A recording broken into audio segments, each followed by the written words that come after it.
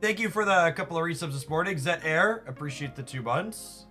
Socratic Phoenix, thank you for the 42 months. Appreciate the 3.5 years.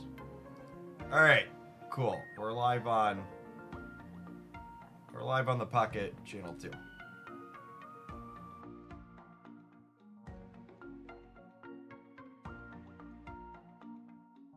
I decided yesterday felt like a good day to try something new, gamers. So we tried something new at the top of the head.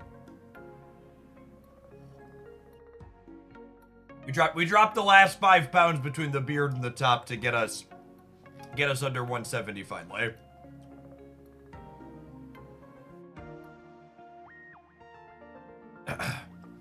I'm glad I waited.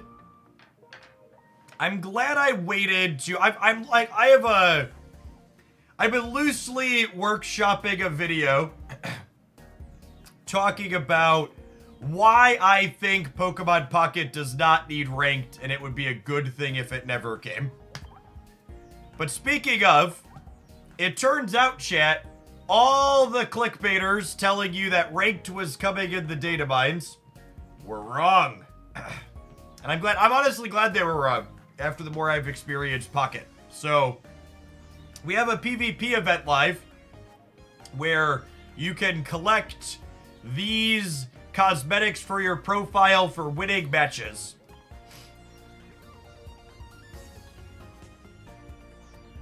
And it looks like this one, it says some of them are going to be about consecutive victories. So that'll be a little bit more challenging. This first one looks pretty casual. So and I think that's a good thing. We have the primary reward here per day. I assume this is going to be per day. Well, I guess it just says one. I wonder if this is going to be, is this every time? No, this can't be every time with hourglasses, right? You get a pack per 4 games. It increases as you win games. It goes up after you complete it.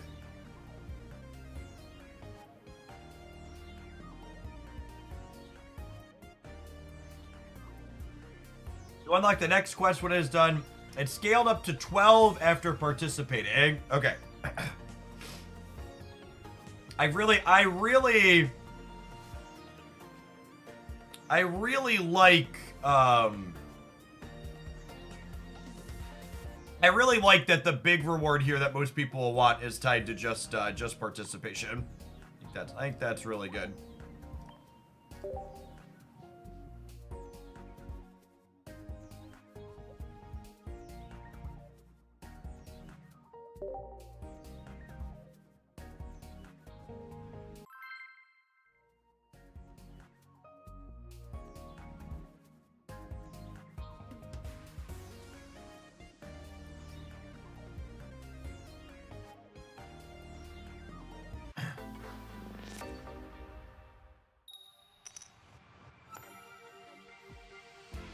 How is viewership for Pocket compared to Snap? For me, it's actually been almost identical. That's funny. I'll share a fun graph after this game.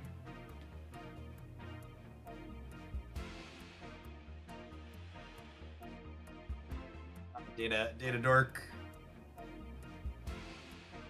Absolutely love talking metrics.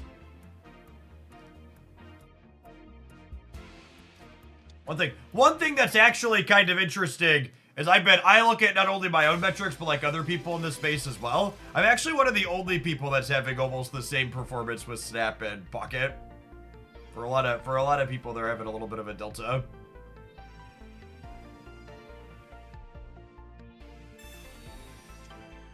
I think true viewership for Pocket will show after the honeymoon period. I agree. Pocket's viewership is likely going to increase from here. Spellslinger, thank you for the 69 months. A lot of other creators are actually having worse Snap performance than they are Pocket performance. Mine's mostly level.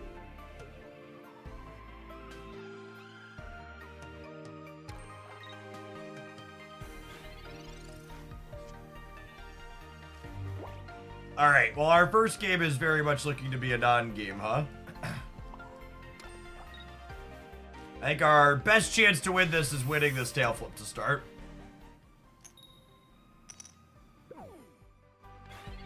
That'll do, pig. 6 basics and 2 Pokeballs later.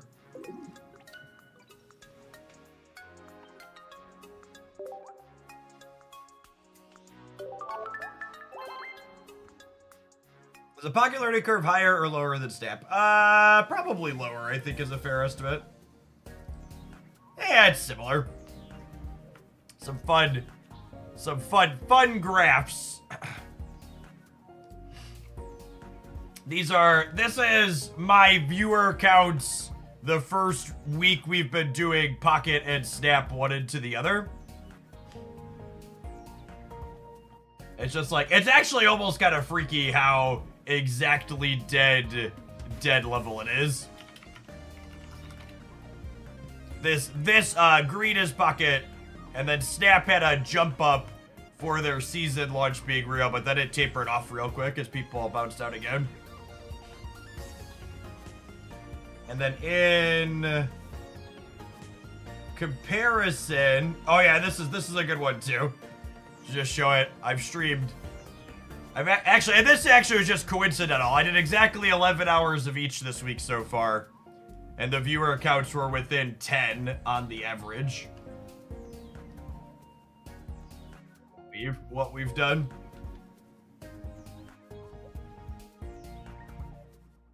And then in comparison, this is another creator, their Pocket versus Snap. And then this was another one, someone who's done Pocket, Snap, and Bizarre. Pocket has the edge in all 3, but has the edge by less in my metrics so far. I think this was Ordinary Harry, and this was Dexter, if I recall. I'm clicking around a lot of. I need to run a Twitch ad. We'll see you in 120 seconds. No, I'm streaming Pocket from PC today. In fact, you can see it right here. I'm using LD Player like I have set up. We streamed it all day yesterday from LD Player too.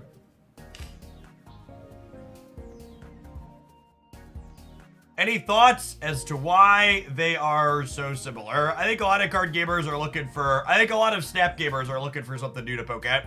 I think Snap's a kind of a low point for sure. I think also an interesting slash amusing anecdote. No security concerns with LD Player. What security concerns should I have with LD Player? Are they going to steal my Pocket monsters?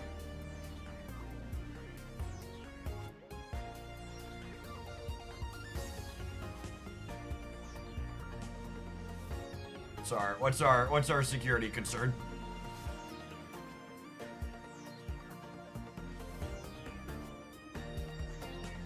Oh, I'm still tiny. I was tiny from the other. Let's make me bigger. She's been fine with it, Quarth. Are the devs actually Team Rocket? Asking the real question.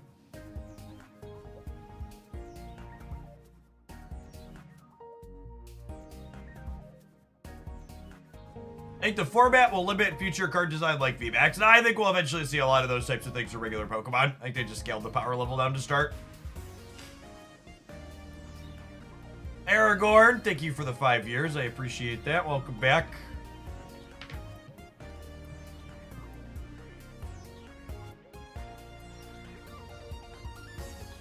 If you're someone who's a stats junkie like me, and you haven't seen it before, Sully Gnome lets you access all those metrics I was showing on screen there a second ago.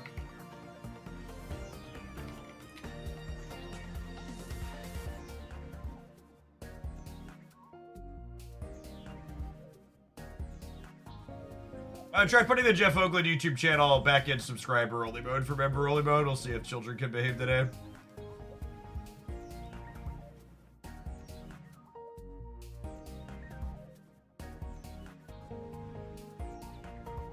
Mitch, thank you for the 15 months. I appreciate that. Welcome back. I got it added. I didn't like it. Yep.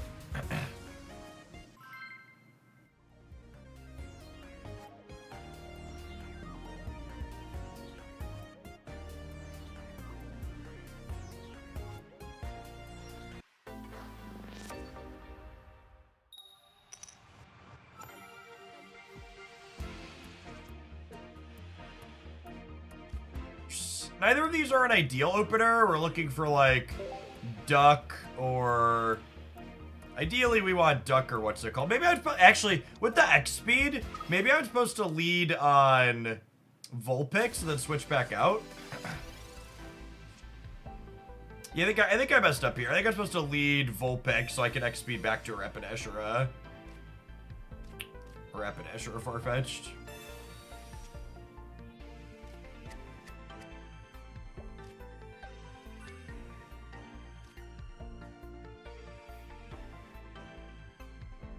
Player on red card.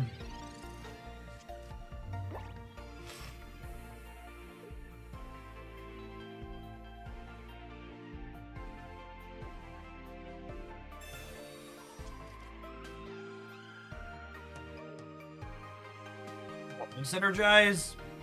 Home. Thanks for the 2 months. Welcome back.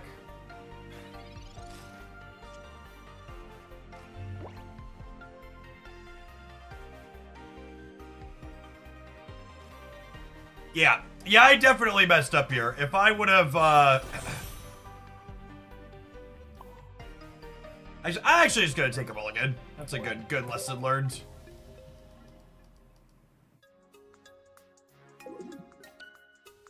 I think one of the most truly incredible things about gamers is they can sit there and hear me talk about how I made a play mistake and my card is awkward because I made a bad choice.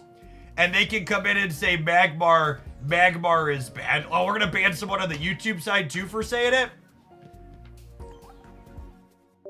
Gosh, if I've evaluated every single card in a card game from the perspective of I evaluate it at its absolute worst case scenario when I also made a mistake playing it, no card in any card game is ever playable. Magmar is a very solid, reasonable inclusion that has spots where it wins and no other card wins you the game. Was it good to lead on there? No, it was atrocious to lead on there when we were going first and I had the X speed set up in hand. But rather than writing the card off, I can take a beat and think about how my play impacted the power level of the card.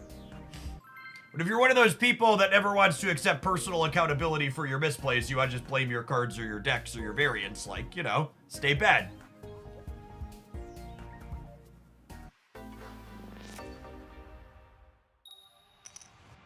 Yeah, trimming the beard and the hair makes my weight loss more apparent, which is nice.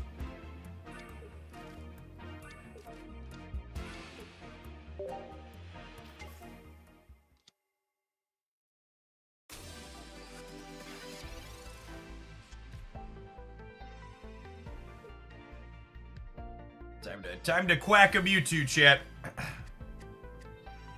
Magmar is ideal if you're going second. It's better if you're going second. Usually you don't want to lead on Magmar. He's like, they're your follow-up after you Rapidash.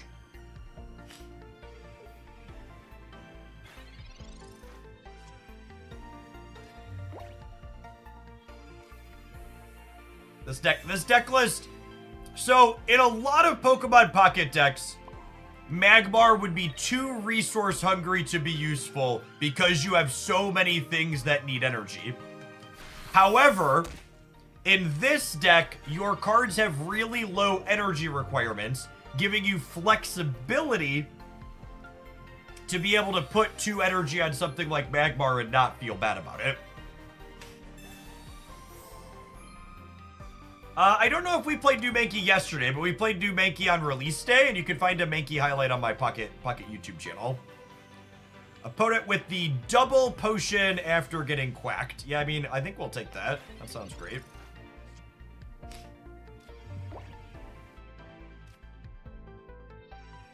Looking for a Ninetales here.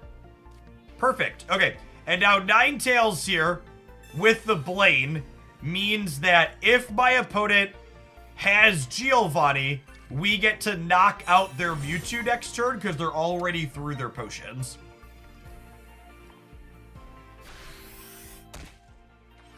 New Mankey is contained in the promo packs you get from playing in the Lapras PvE event.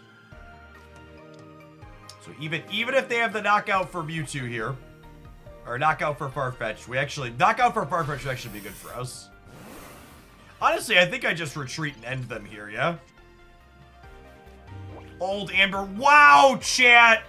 Don't laugh at my opponent's Old Amber. There's a YouTube video with 100,000 views that told my opponent they could win more like a pro with one easy trick of playing these fossils. And I think it's really rude to imply that that YouTube video would be lying to them for the sake of generating clicks. You just don't want my opponent to win more like a pro. That's why you're laughing at their fossil. Fatizo, thank you for the brand new Prime. I appreciate it. Welcome back. How do you determine if a card is good to play based on the initial turn order? So, Rapidash is a good example of a card that's good going first. Stage 1 Pokemon that have 1 energy attacks tend to be good going first. So, regular Marowak, Rapidash, Weezing, Executor.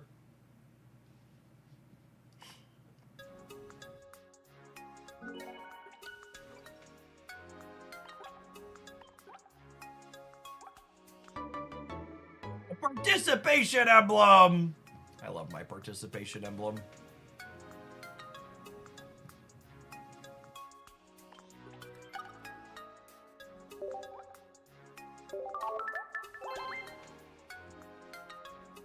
We did a thing! Best booster pack! Check out this video breakdown for my thoughts on the best booster pack.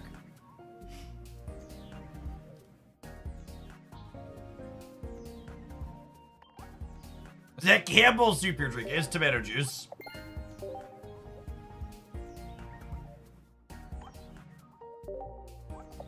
Is the haircut here to stay? I think it's gonna grow back eventually.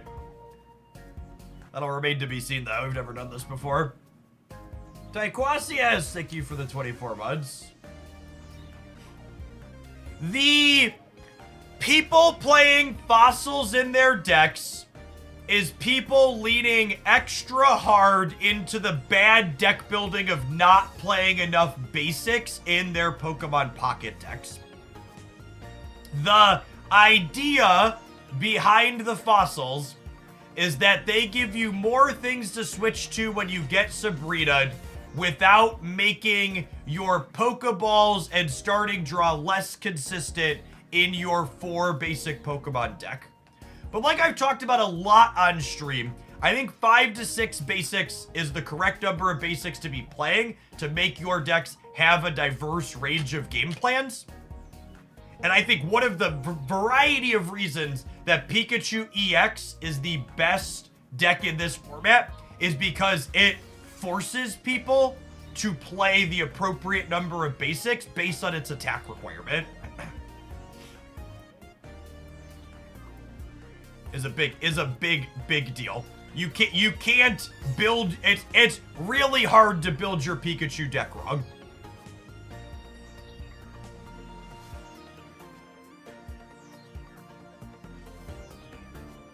Because Pikachu makes it clear you should be playing a bunch of basics.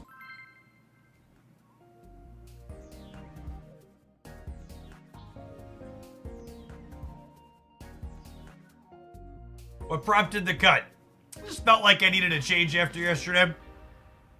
Control the things you can, chat. Control the things you can.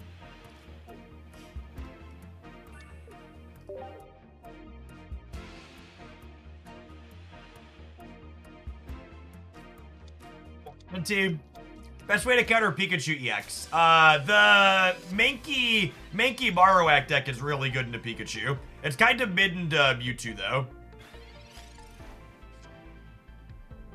Are 2 Zapdos needed for the Pikachu deck? I don't think so. I think you could definitely get away with less than that.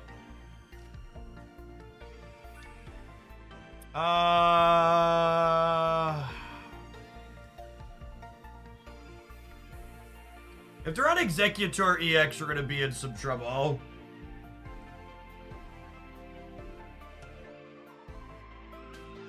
They likely are. I'm trying to decide, do I want to put the energy on Vulpix or I want to put it on Magmar? It's probably Vulpix and up to hit the Tail Whip, yeah? If we hit the Tail Whip, we're in a good spot. We miss on the Tail Whip, we need them to flip some tails. Oh, the Tail Whip actually doesn't matter because the evolving clears the debuff, yeah?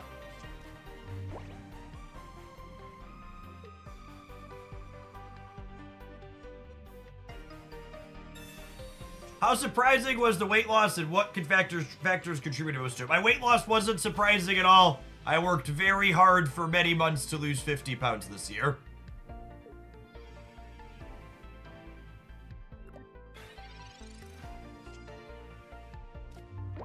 There's no deep, dark secret or get thin quick trick that works. It's just you run a calorie deficit. You stop eating as much. I'm an American who does very typical American things like going out to eat constantly. A really easy tip for you to implement if you're someone that eats out with some frequency and you're looking to lose some weight is stop clearing your plate when you go out to eat.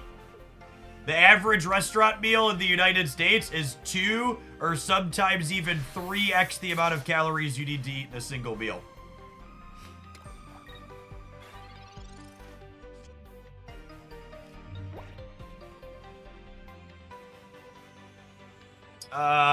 So we're gonna, I would say, well, the Sabrina means we're done here. We're gonna lose the Ninetales, but, we get to pull the Bulbasaur up and knock that out, and then just their last one can't do it. What 5th basic would you suggest to Mewtwo and Charizard decks? It's either Kangaskhan or Farfetch'd. I think if you want to hedge Pikachu, you want to play Kangaskhan. If you want to hedge Mewtwo and Charizard, you want to play Farfetch'd.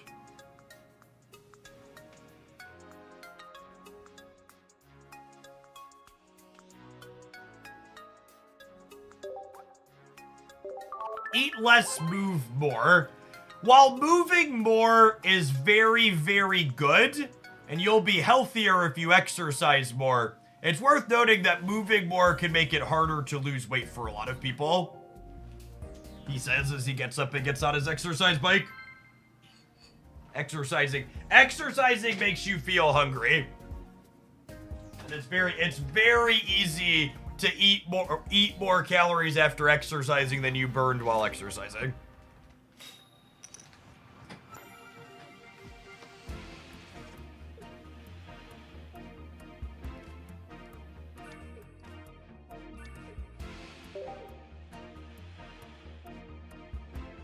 Morning, Al. Thanks for the over 3 years. Welcome back.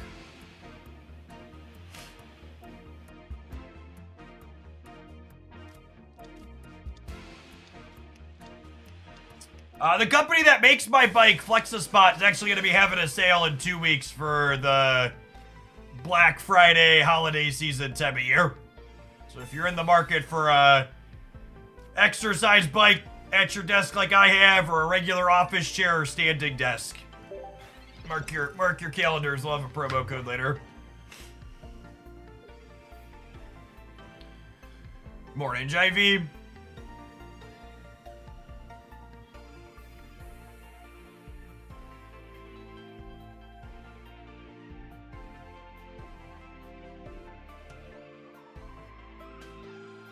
I think one of the biggest deck building mistakes that happens in all card games, that happens a lot in Pokemon Pocket, is people don't spend enough time thinking about their average draws and spend way too much time hyper-focusing on how good their best draws are. And that's why we see people making bad deck building choices, like only playing 3 and 4 basics. Because only playing 3 and 4 basics means that you get your absolute best draws slightly more frequently while making your average draws markedly worse. Yeah, I've been working with Flexispot for a long time now. I think, gosh, it's probably been over a year. Oh, you know what? I'm gonna have to put my bike picture somewhere else because I took my Twitter account down. I'll have to make a note to log in and get that. Finally parked my Twitter.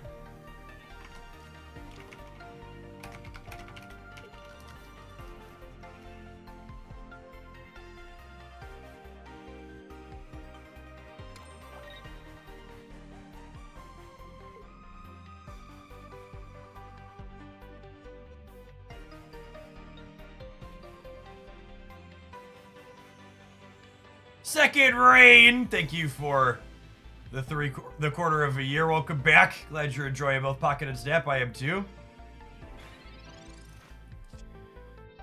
Okay, so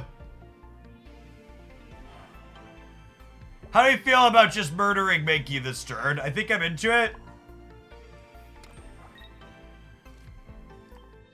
I think it's bounce this back, use Blaine.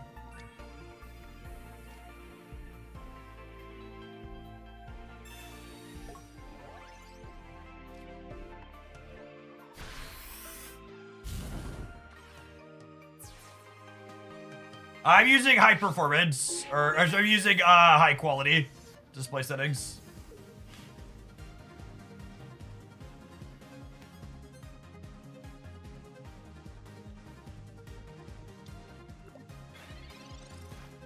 Hey, thanks, Hod. Yeah, the Arbok Weezing deck is super solid. I like that one a lot.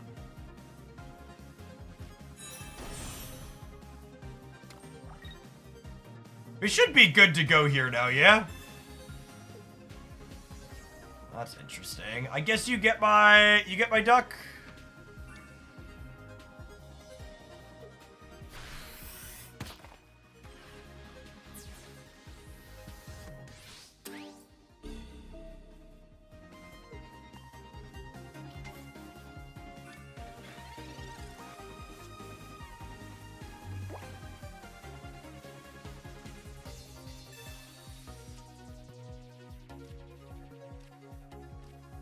Magmar, there's a Pokeball. My wife and I both got Flex-a-Spot chairs and they've been great. Yeah, we actually just got another one of the OC6 regular office chair that I sit in every day for Christy for her office upstairs.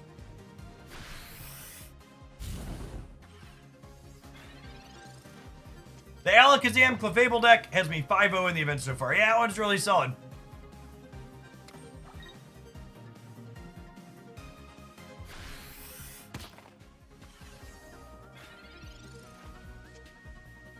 Yeah, my Flex-a-Spot code, I think, has sold about $21,000 worth of products so far in the Hooglandia community. I've never had anybody tell me they've had any issues with it.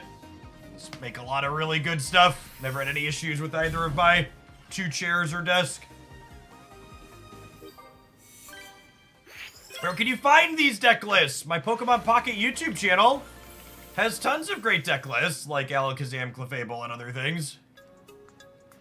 If you're looking for a constant flow of off-meta Pokemon Pocket decks, that's the place to be.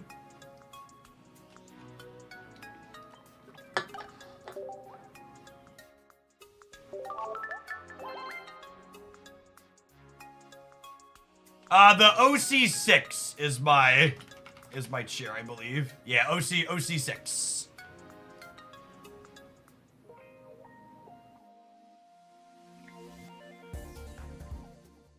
I haven't covered a ton of the EX Pokemon yet, but I actually have an EX Executor Wiggly one in the queue for later.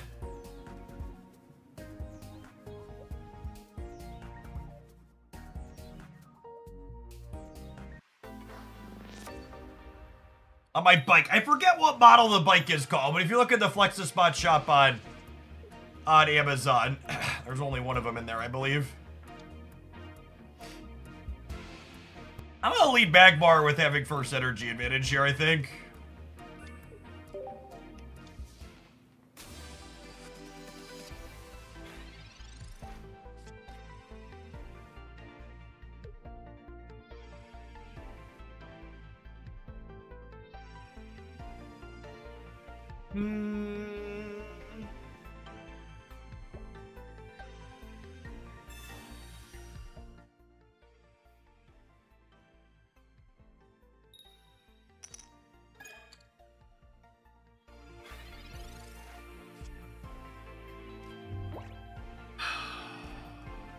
Alright, I think against...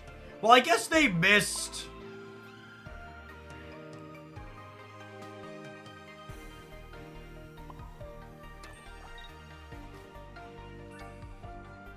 I think we just let Magmar take the hits. Because I would put second energy on, hit for 50, and then they'd clear me. So I think I want to just build the bench here.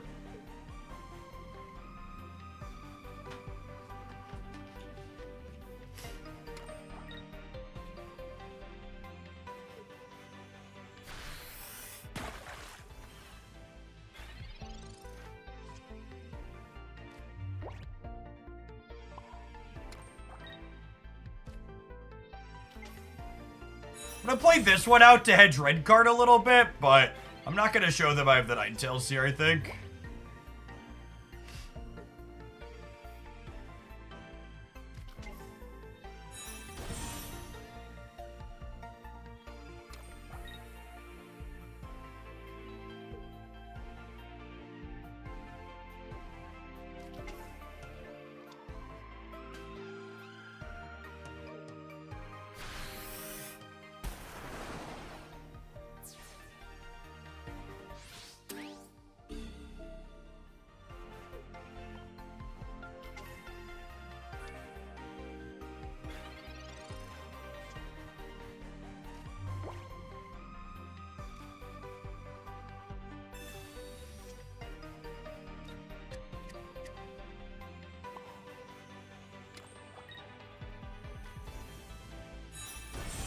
I am not offering you legal advice. If you are uncomfortable playing the game from PC, you should read the EULA and interpret it for yourself.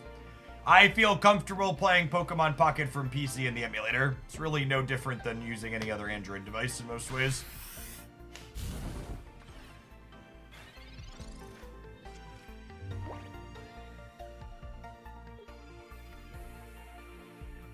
But no, I will not give you an answer that allows me to pin if something happens to your account on me. Not playing it. Not playing that game.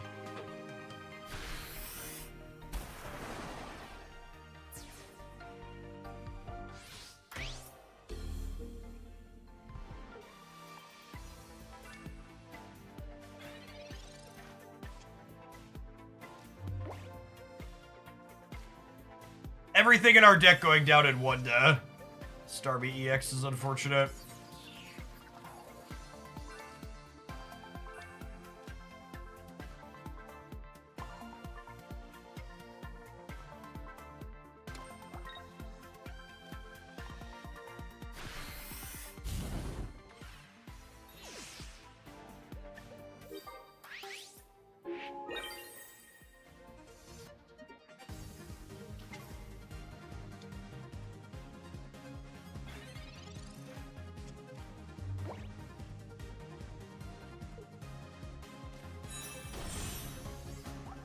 We need no Starmie and then one of our two Sabrinas off the top. So we're a little more than 20% to win here. Just not gonna do it, gamer. That's close. If we'd have led on Rapidash, we'd have won this set. We'd have knocked out the Starmie before it put down the Rapidash, or knocked down our second thing.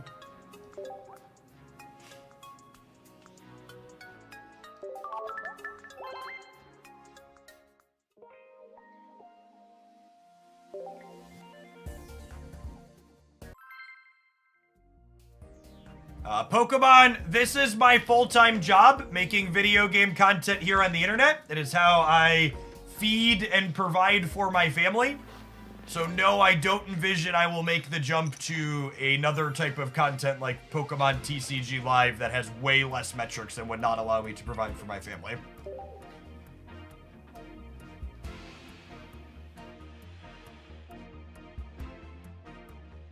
Morning, Axiom. I don't know if you can log into your Apple account on Android. You could definitely link a Nintendo account on your Apple as well, though, and then the Nintendo account will work on Android. So if you're playing on an Apple mobile device, go into your account settings and link a Nintendo account, And then you'll be able to use that linked Nintendo account to log in on. You can link Apple or Google on Android. And can you link? I have no idea, chat. I don't use fruit hardware.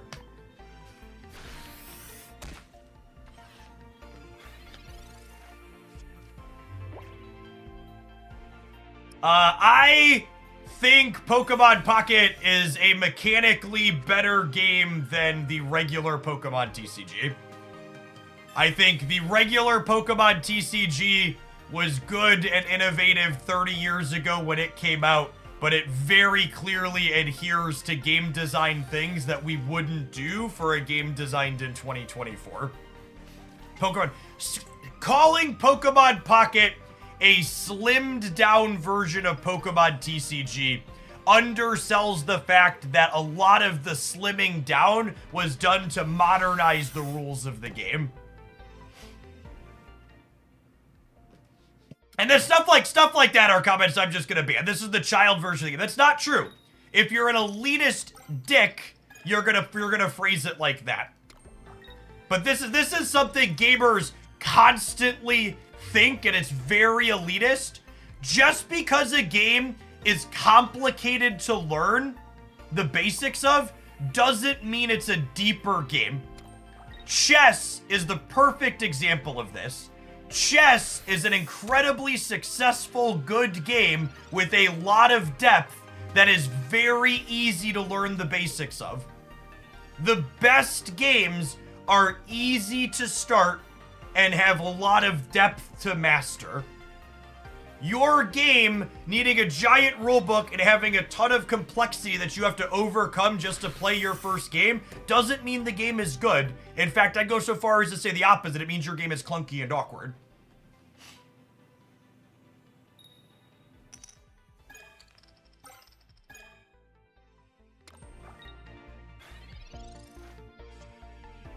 That is not the Blaine I wanted for Christmas, gamers. Blaine or Giovanni in 3 live draws there to knock out this Moltres. It's really unfortunate.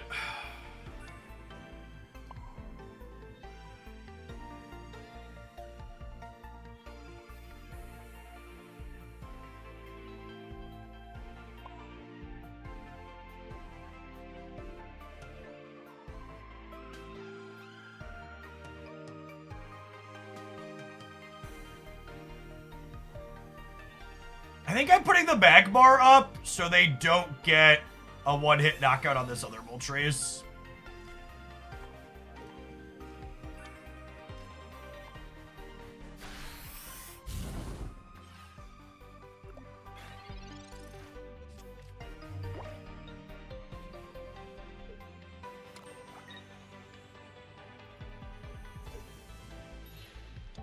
Yes, I am playing a 1 Magmar, 1 Farfetch split here. Oh, this is a good play from the opponent.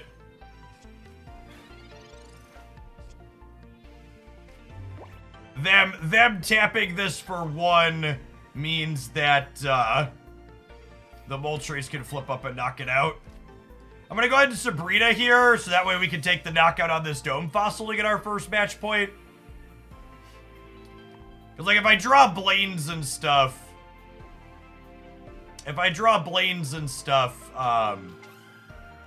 Really? You put the Moltres up? That seems good for me, yeah?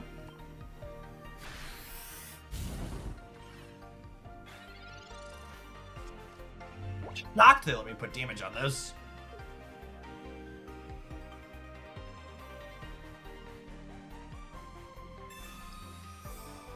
I don't know that Pocket has good one-to-one comparisons to Magic. I think the best tempo-y deck is probably something with Wheezing. But it's also a little specific. I don't know, it's a good one-to-one comparison there.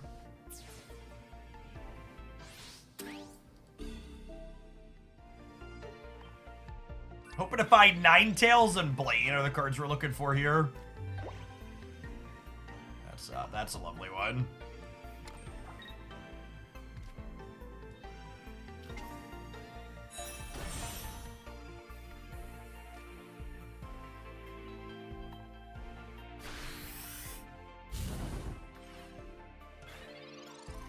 So if they... If they Sabrina... Okay, they're not Sabrinaing. They already burned one potion, yeah?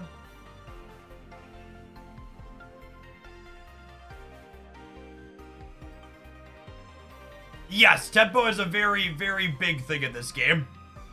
Taking knockouts with energy on them is a big deal.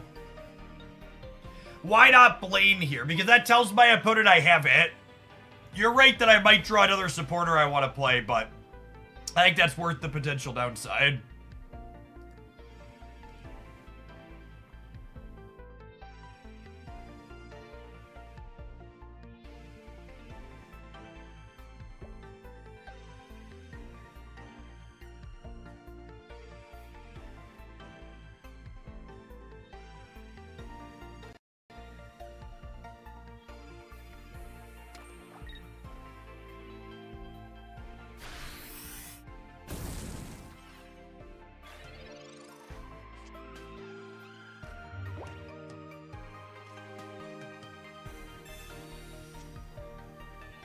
Ponyta sounds lovely.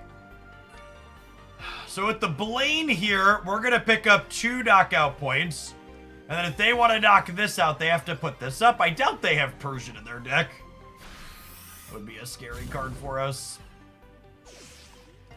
Then I've got 2 Ninetales, 1 Rapidash, and 1 Research and 8 cards. So a lot of good draws here.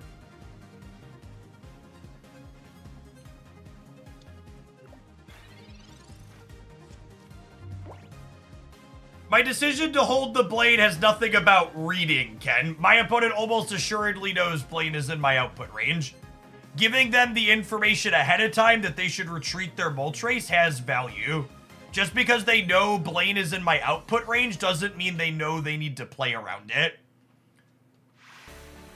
Or they might take a play with the assumption, oh, I could hope they don't have it here because they haven't played it yet. Like, wholly expect my opponent knew we were playing Blaine there.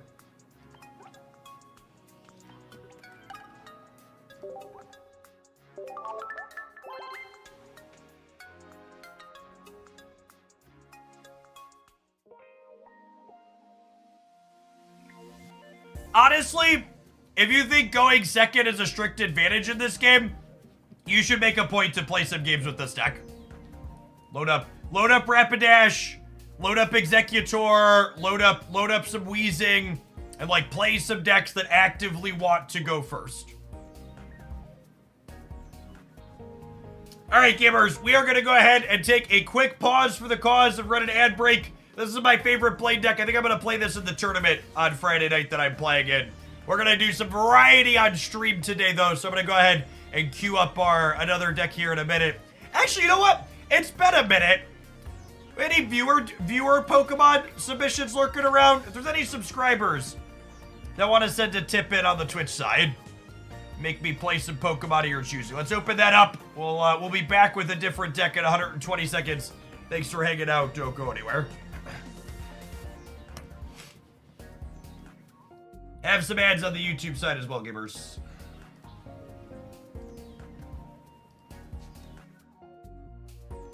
Can you play this deck if your Blaines are not full art? You can, but you'll draw them less frequently.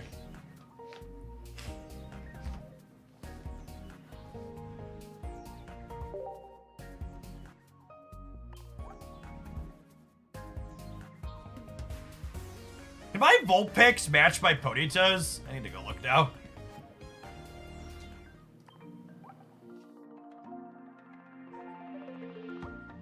Aren't all of the same cosmetics? Or the flares?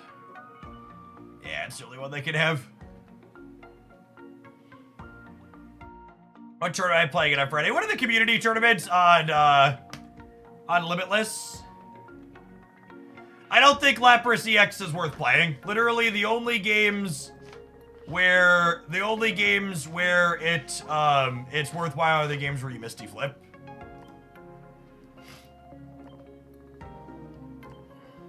Which I don't think is compelling.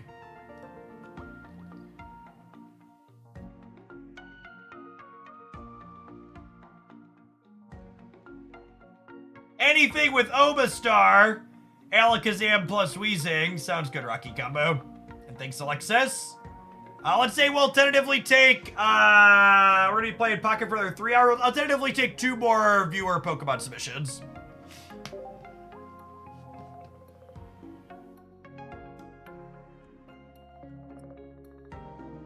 I liked this Jolteon Omastar last time we played, but part of me wants to build a... Maybe we'll play some more of this. I got a full art Misty from a Wonder pick the other night. I haven't played with it yet.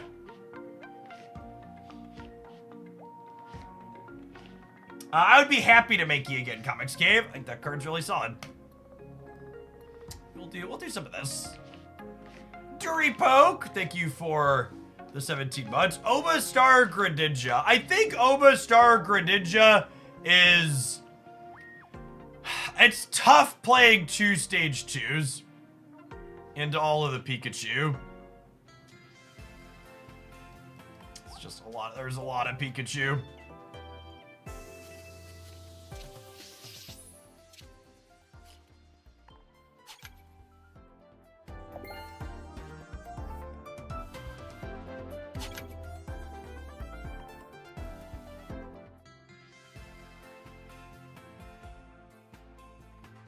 I did see they finally fixed Wall of Roots 9 years later. In the literal sense, 9 years later.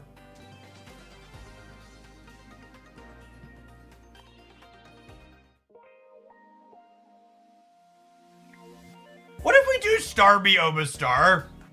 Yeah, I tried a bit of that. That might genuinely be good, honestly. Let's build that.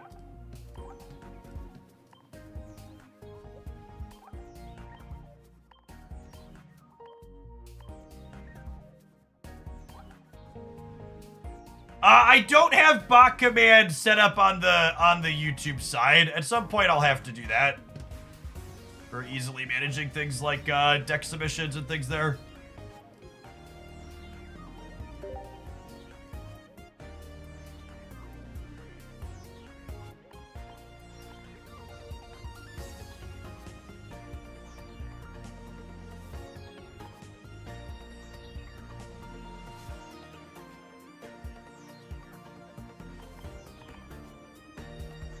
What's Omastar? Omastar's a pretty solid finisher. During your opponent's next turn, the defending Pokemon can't attack.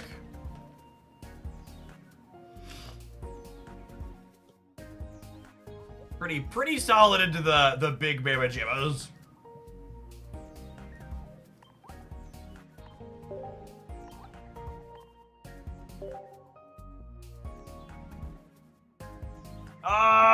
Socratic. I don't think I saw anything came through. I have Alexis, I have Rocky, I have Comics Cave. Let me refresh. I don't think I have a 4th one.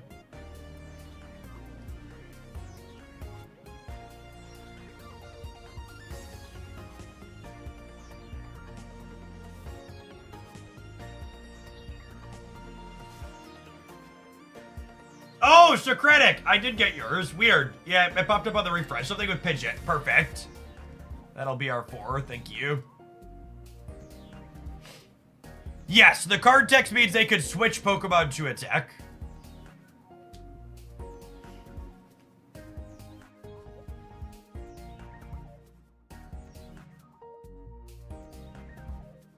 Do we want to be greedy and be just Starmie?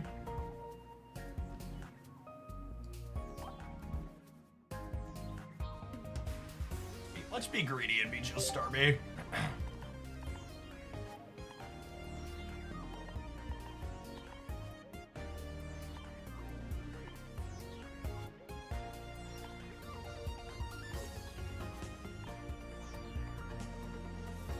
I probably don't need the X speeds, being a Starmie deck.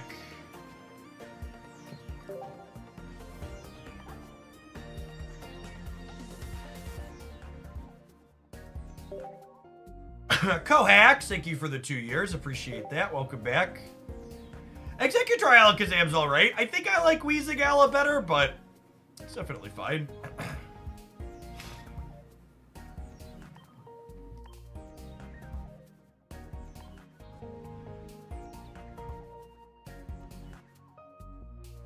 You can always find the next OTA information for Marvel Snap by typing !OTA in chat.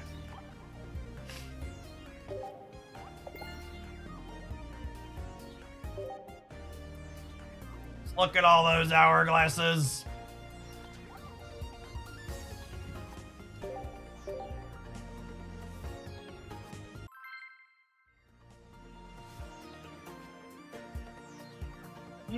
That's the upside to Executor. Yeah, Executor Alakazam is all Charizard packs. It's a good shout.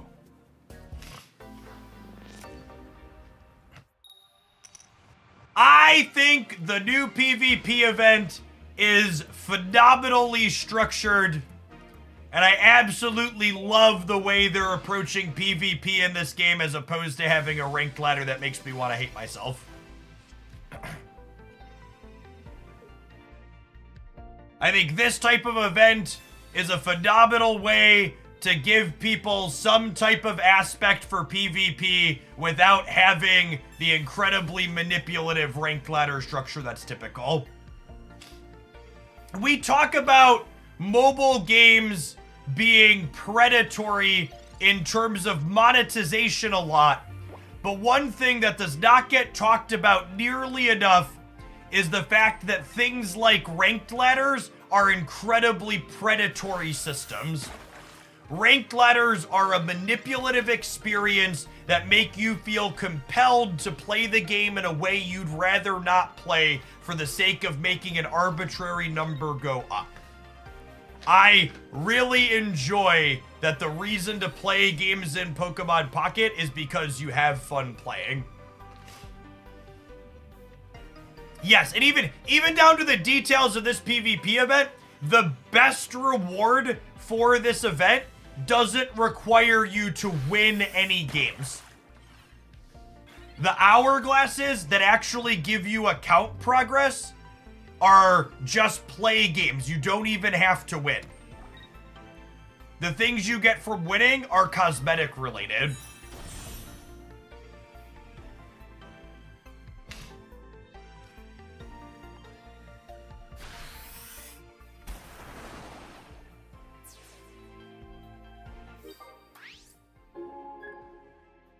Thanks, Celestrix.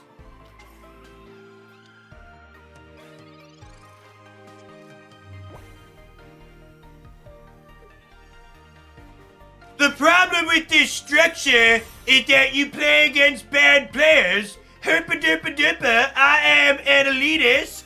Only the people that I determine are good at card games are worthy of gracing the digital game board with which I play. These peasants who barely know a Misty from a professor's research, why are they in the same matchmaking queue as me? This is an offense to every sensible competitive gamer that's ever existed.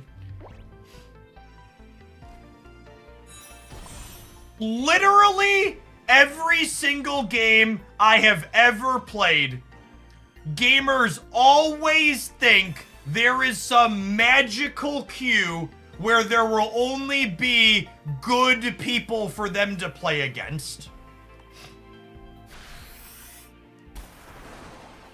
I would bet dollars to donuts that there is internal MMR in the matchmaking for this queue. I would bet significant amounts of money the matchmaking is not purely random and is based on an MMR matchmaking inside of your thing. And for reference, the MMR on the new account, all these new accounts while the game is new, is going to be a little weird as people start to finally start to play enough games and get assigned a reasonably strong MMR.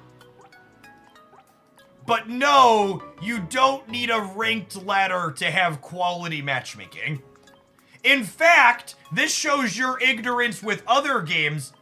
Unranked queues in almost every other game that exists like this use MMR-based matchmaking too. They're not purely random.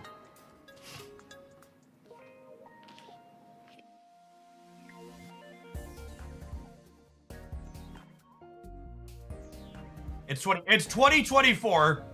they're making a ton of good design decisions with this game. That's almost assuredly a design decision they've made.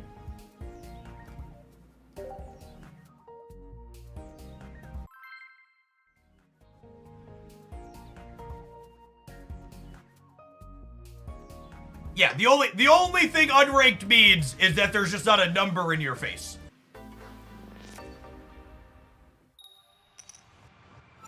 Do you have a preference over whether people watch on this channel or the Pocket specific channel? I don't know that the YouTube stuff really matters. I'm only doing 2 streams over there because I wanted to see how it would go.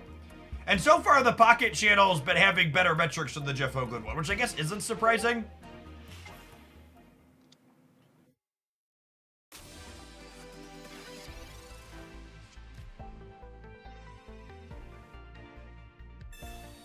Every online TCG should be like MTGO, where you have to pay $2 to play.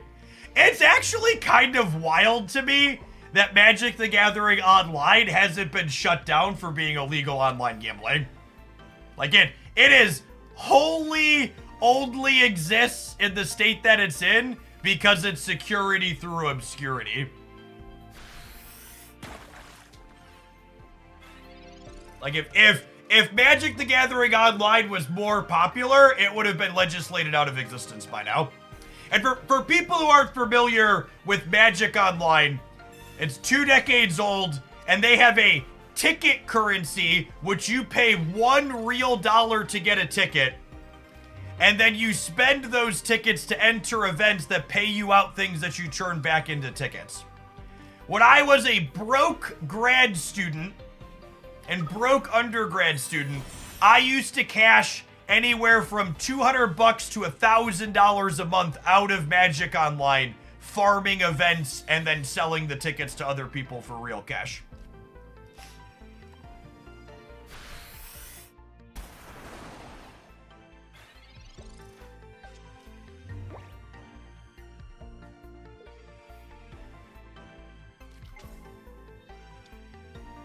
I think this deck is probably fine. However, I think playing with Starmie EX makes my brain kind of glaze over, just because it's so straightforward to smack people with. So I think I'm gonna play the Jolteon Omastar deck a little bit, because the viewer just requested an Omastar deck, and this is just killing people with Starmie. Like, maybe Omastar would do something eventually, but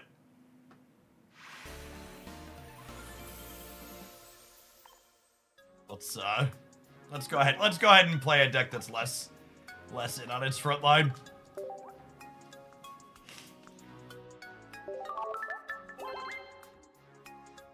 Magic Online tickets, the original cryptocurrency. Yeah, basically.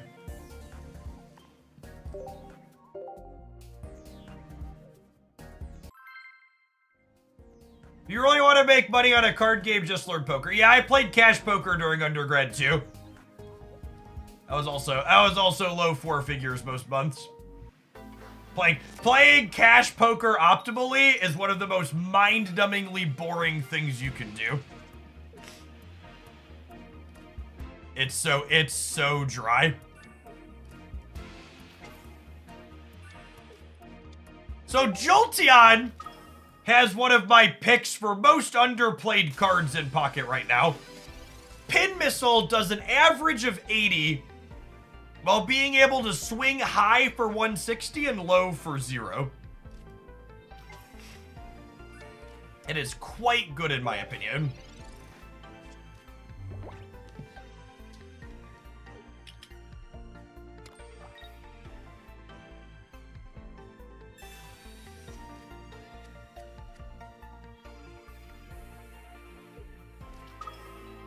Man, we got 1,500 people in here for Pocket already this morning and barely been live for an hour. That's awesome. Appreciate the early crew that's here.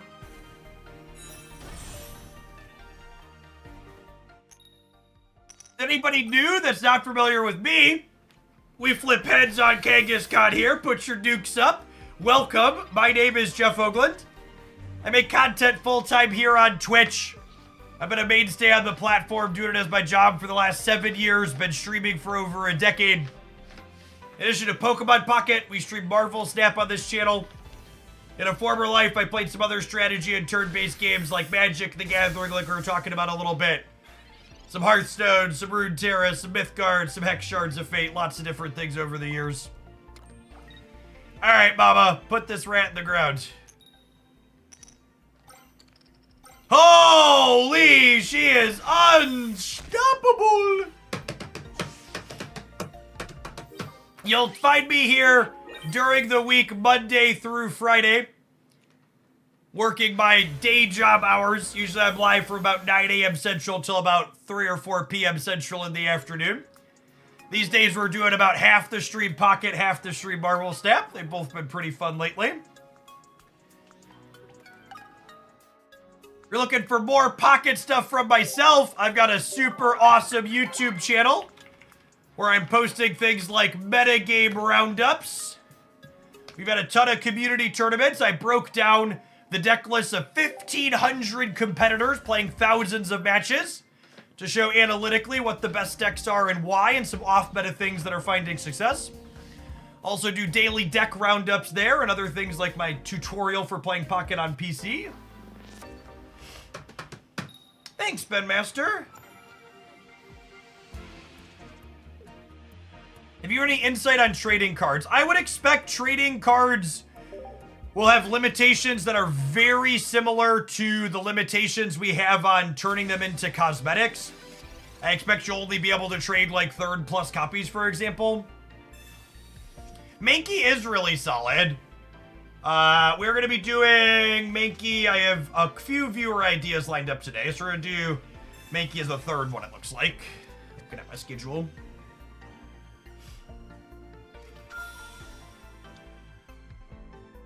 You can find my deck list on my YouTube channel. There is not an automated deck list updating tool like Untapped for Pocket. It is a mobile game and not a PC game. Awkward. We are about to get murdered by a red card. Oh, Mama's tired from the last game, chat. She's feeling sleepy.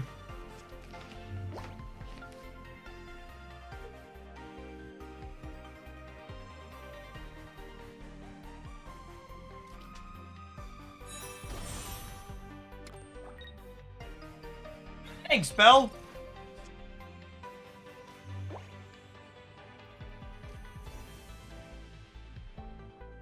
I think we researched because I do really need to find a fossil to get the Omastar line going, ideally.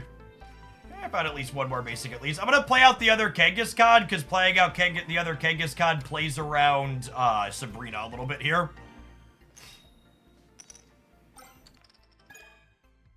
I do not think red card is a good card. In fact, one of the videos I need to finish putting together is showing mathematically how terrible red card is in most situations. So I can have easy numbers to reference for people.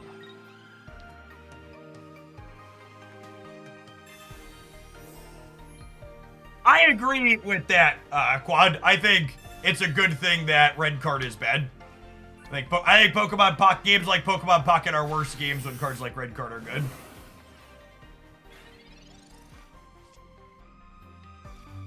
Praise Helix.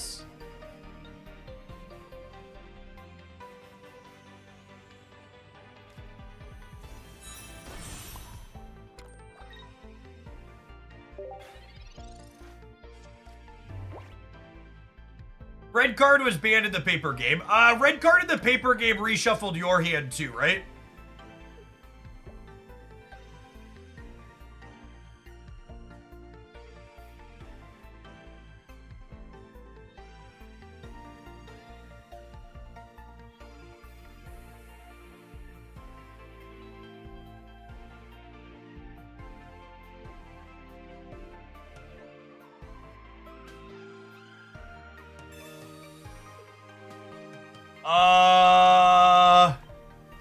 Thanks, I think.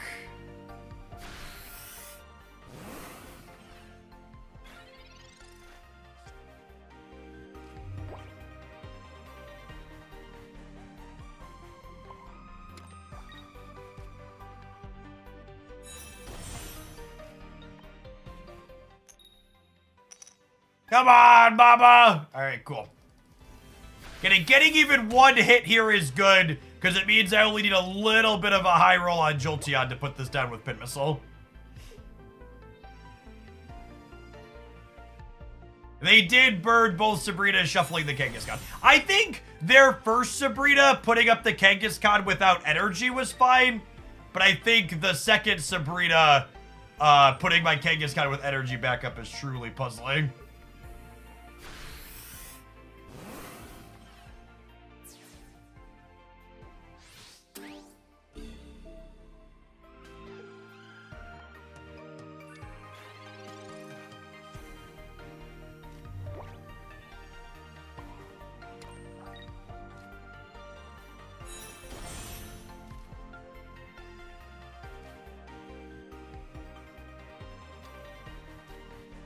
We had 3 heads here, the game is over.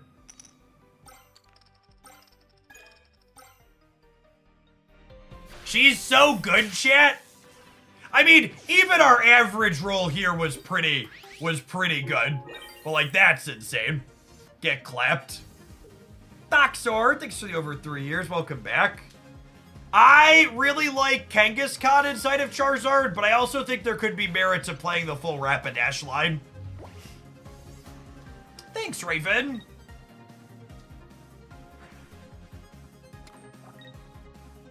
A lot of compliments on the shaved head and beard today.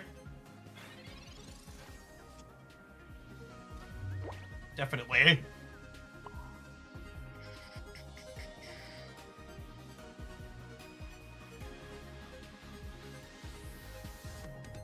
Very aerodynamic, as one way to put it. I think I'm gonna switch here, yeah? Or do I want to just attack with this? I can't decide.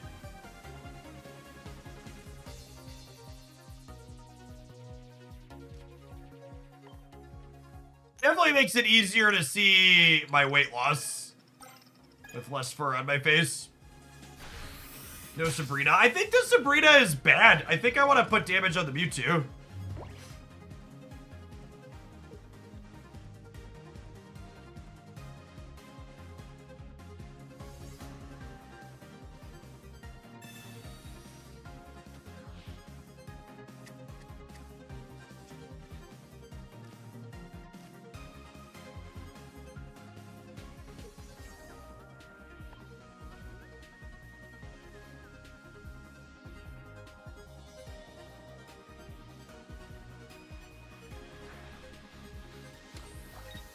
What do I need to start Pokemon Pocket? Just your mobile device. The in-game tutorial is really solid.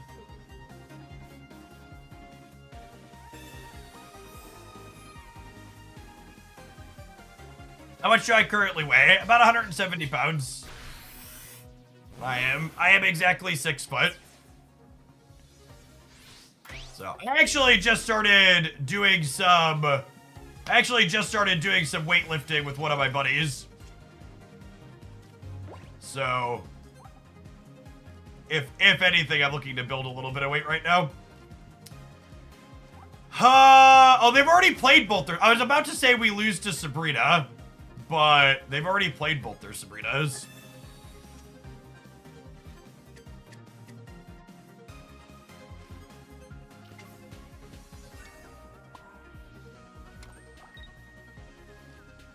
They use both potions. They have... So we're done here.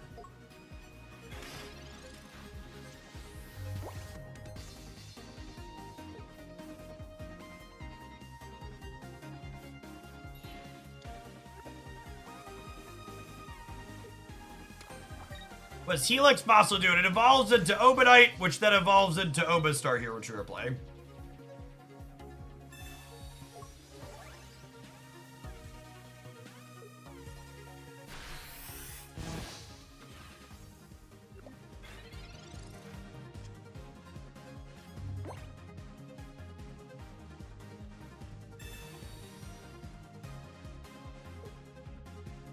No, you don't have to flip a coin to cancel their attack with Obastar. It's really strong.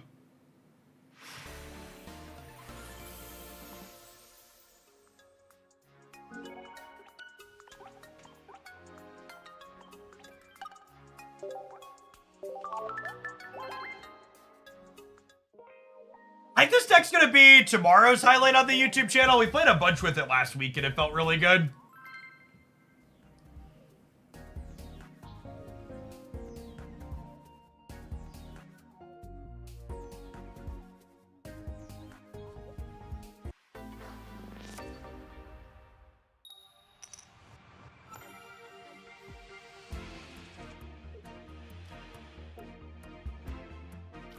The way the cards snap to a spot on the left that's invisible here makes me wonder if they've got some code for stadiums in the game already. Oh god, Makey's about to put hands on us, chat. We are super dead to that dork, huh?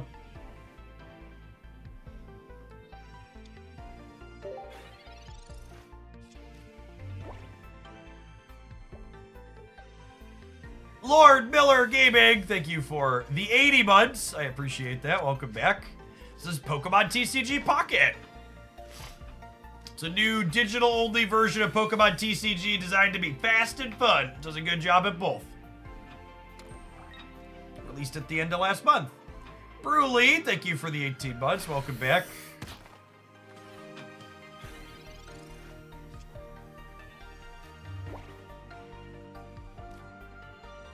So, you're saying there's a chance.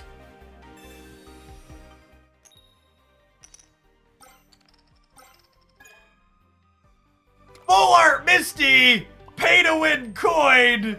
Thanks for the red card, opponent. This wouldn't have been possible without you. Good night. Good night. Singleton Misty bringing the pain.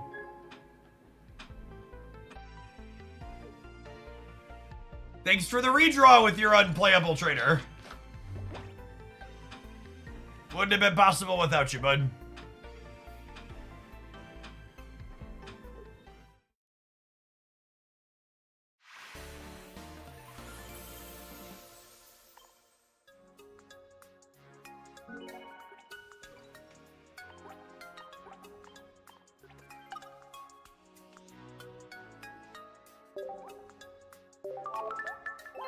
Thanks for the red card. Am I pedaling? I am pedaling, yeah. I should grab my bike image off of Twitter real quick here.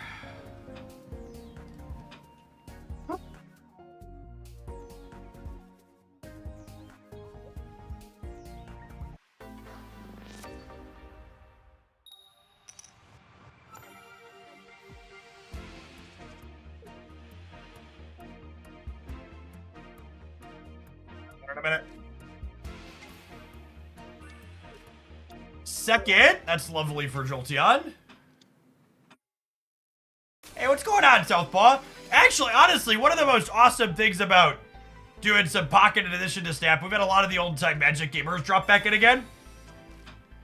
There are a lot of folks who used to watch my Magic stuff that didn't just quite click with Snap that are enjoying Pocket, which has been great to see those folks come back.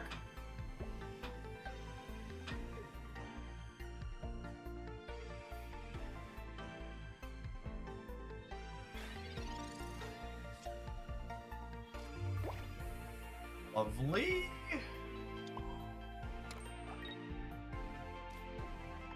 And honestly, that doesn't surprise me a ton. Marvel Snap is a game that I enjoy, but it's very different from a traditional card game.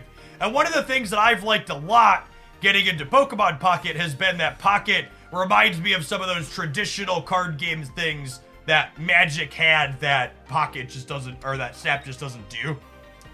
Things like playing for tempo. The best example of that.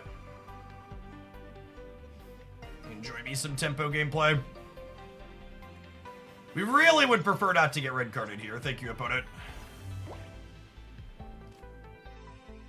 So, having another water energy guaranteed here means that we only need to hit 2 heads on this Jolteon to, we only need to hit 2 heads on this Jolteon to be able to knock this out with the Ammonite next turn. And if we hit 3 heads here, the game, ends on the spot. Unlucky.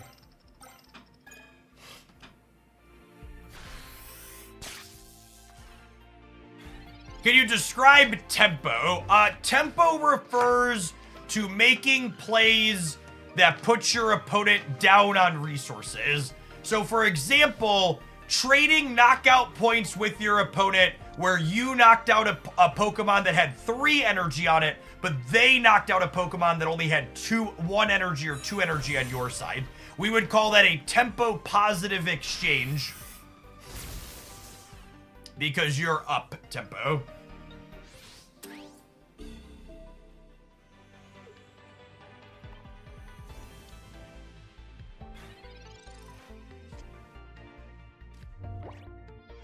It's a shame that Misty didn't hit at least once. Would have been able to almost start next turn. Let's grab some Kanga.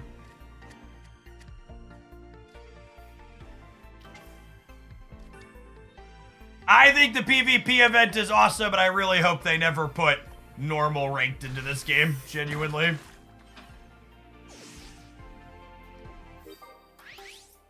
I made the very adult decision that Twitter was adding nothing of positive value to my life. So I decided to make the account private and no longer use it. I can't just delete the account outright because Elon Musk in his infinite wisdom lets people take your handle if you delete your account. And 100,000%, if I did that, some turd out there would take my handle and start posting like they were me. So I just made it private.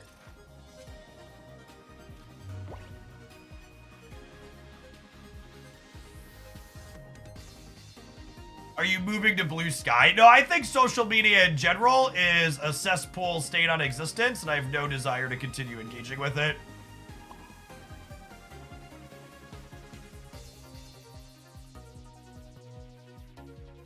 What do you mean they would take your... I mean, if you delete your Twitter account, someone can make a new account with the same handle you used to have.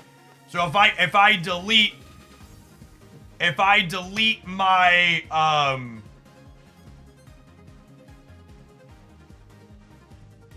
if I delete my Twitter, someone else would be able to make a new Jeff Hoagland account. I think it's this. I don't know. This might be wrong.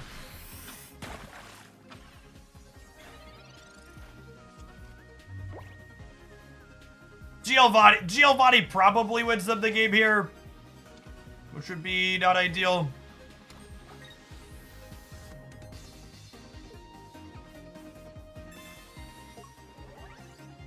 Okay. Think we're done.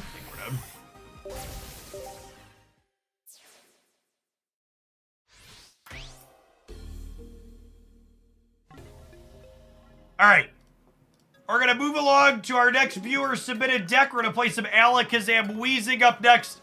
We need to take a brief pause for the cause and roll some ads before then. I'll throw this Omastar Jolteon deck up on screen for people that want to borrow it. I graciously give you permission to steal this deck list off the internet. Everyone else, we'll see you in 120 seconds. Thanks for hanging out. Don't go anywhere.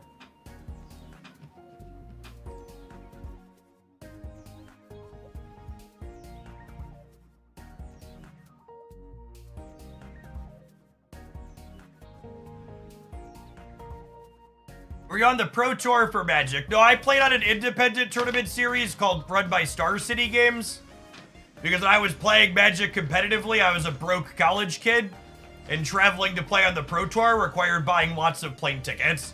There's a reason why a lot of the most successful people on the Magic Pro Tour have like professional jobs like hedge fund managers and lawyers and stuff. Or if they're gamers, they have money from playing poker because it's incredibly expensive to travel to be on the Magic Pro Tour.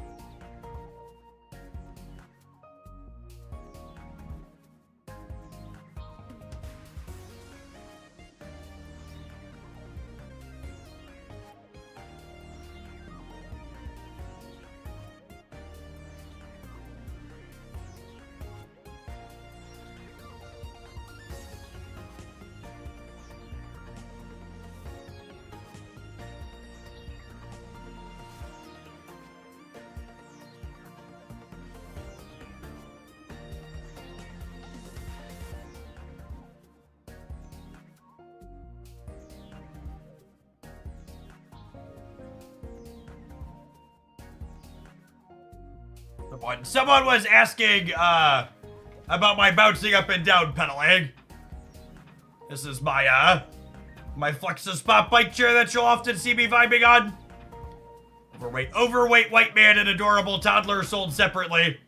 That being said, I've seen my user demographics. I am confident that many of you at home could provide your own overweight white man for the chair.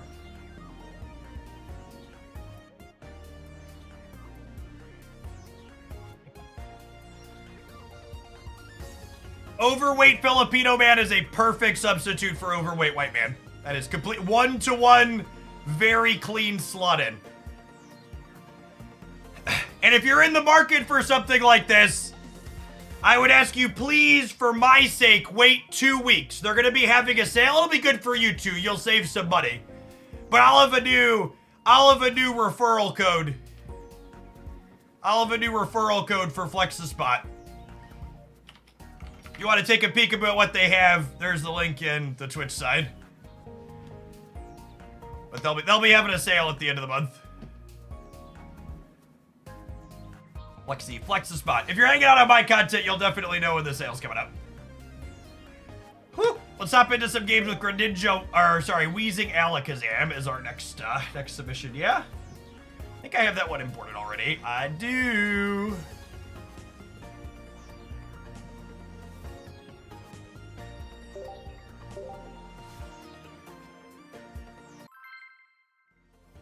Truly, to pre-show the sponsor a little extra, if you're someone who, like me, who spends 6, 8, 10, sometimes even 12 hours a day in your home office, and you don't have gear like a standing desk and or a bike chair, they're life-changing.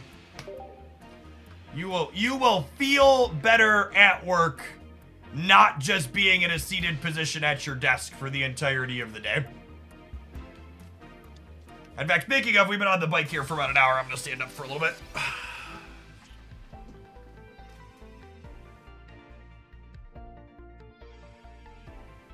Have you ever been to Roanoke to see the physical Star City Games location? Yeah, so I played in 2 of the 3 Star Cities Players Championship tournaments, and they flew us out to Roanoke for that, because that's where it was.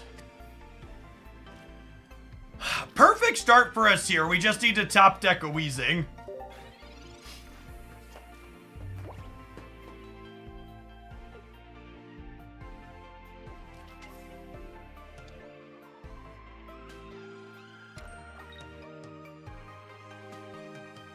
Now, one thing that is a scotch awkward here is them going second lines up pretty well with Staryu Starmie into the Coughing Wheezing, because they get to do 20 and then the Starmie does 90.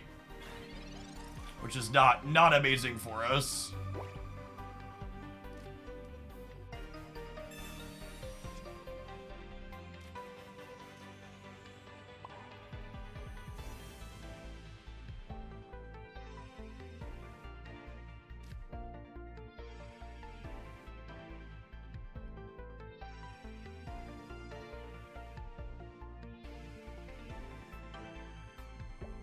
What do we think of Wheezing, Toggle Poison Gas, Koga at back, Energy on Abra, teleport back to the Coughing?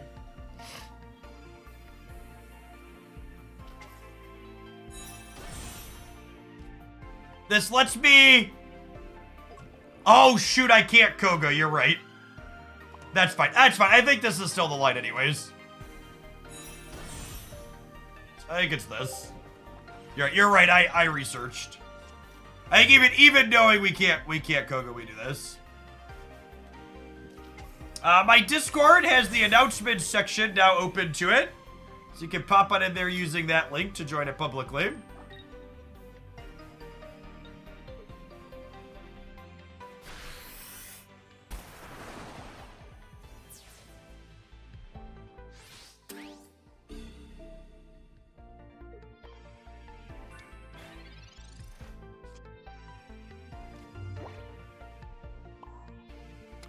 Yeah, worth noting, I do not have it in me to moderate a fully public Discord server.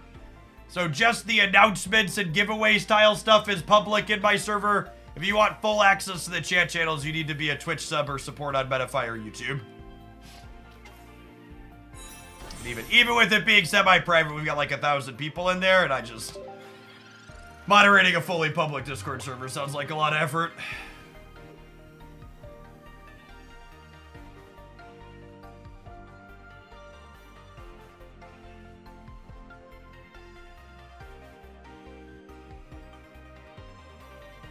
I think a lot of the decks, like Blaine or this deck, Rock, that have a lot of single knockout Pokemon are the more complex ones. Do they have Potion? Here's the question. They have Potion, we're in trouble. I assume they do based on the Switch.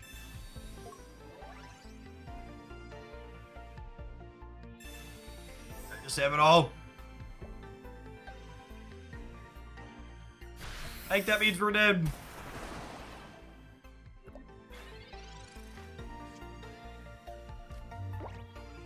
And Dark Energy underneath here is good for us.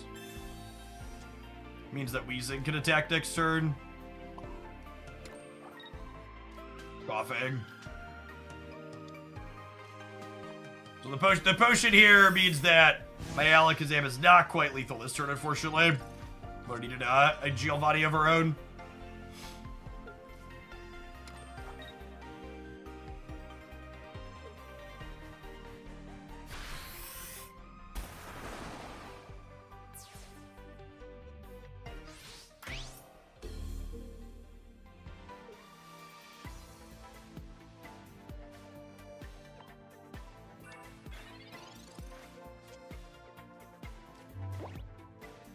I had 7 Dark Energy a row in this deck earlier. Yeah, that'll happen.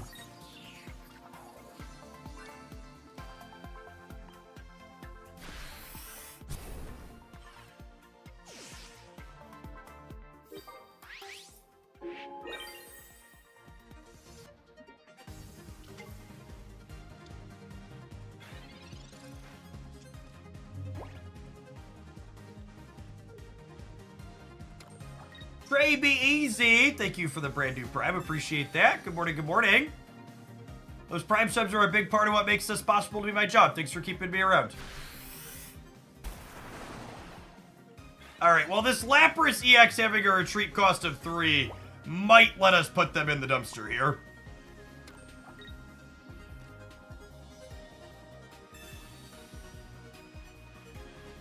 It's a shame I don't have my other Weezing this turn. Other Weezing would have let us put a ton of pressure on right away.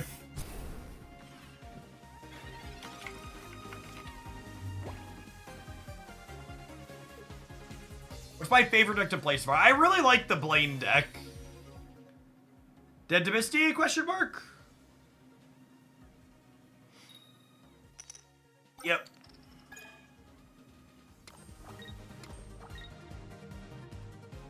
They have X speed too? They have it all? Just a red card. Imagine red carding your opponent after they brick on their Weezing, chat. Couldn't be my opponent.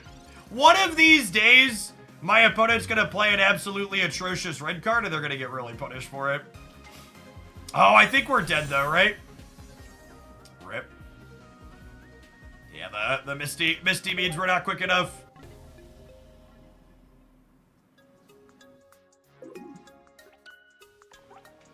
Slow. I had someone red card me with 2 cards in hand earlier. Yup. Sometimes they want it real bad. Hey, Zax, welcome to a live one.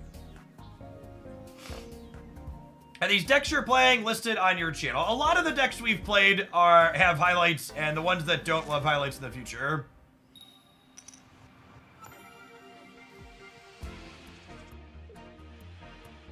Second. Farfetch'd is absolutely quacked when you're going second. We also have Psychic Energy as our first tier, so don't want to lead on coughing. Mankey is actually going to be the viewer deck submission after this one. We're going to play this one for a little bit, and then we've got a Mankey deck and then a Pidgeotto deck.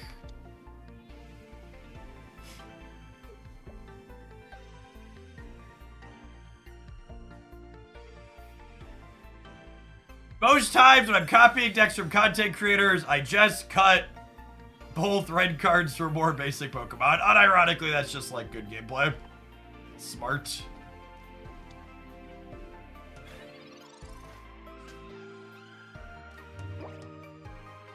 I want to draw non-basics with my research, so let's Pokeball first.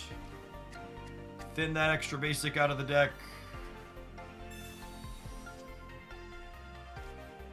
Neither of those are the Weezing I wanted for Christmas.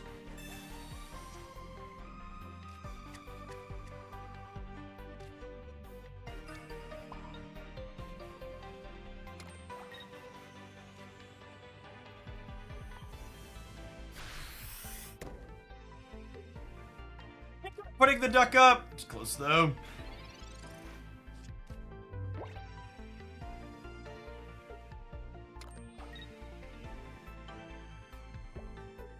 You can store up to 2 daily packs at a time, so you need to log in once per day to not lose value.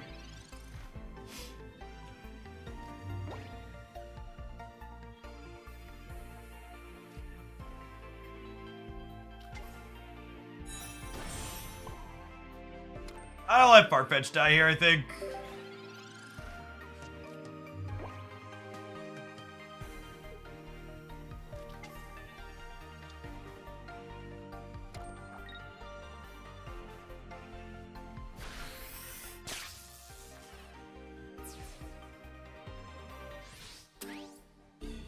Looking for Kadabra and Alakazam here.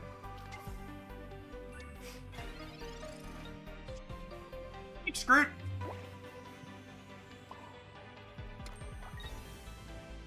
This is only 40 total, so with Giovanni, that would make it a total of 50.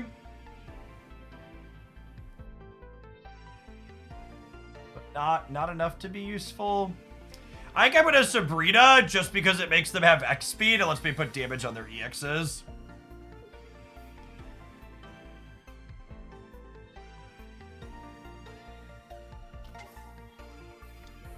I think both Pokemon Pocket and Marvel Snap have games where you have no chance to win. I just think those games happen and are obvious in Pokemon Pocket earlier, which feels worse for people psychologically. In Marvel Snap, you always get to play the same number of turns, which impacts the psychology of that experience.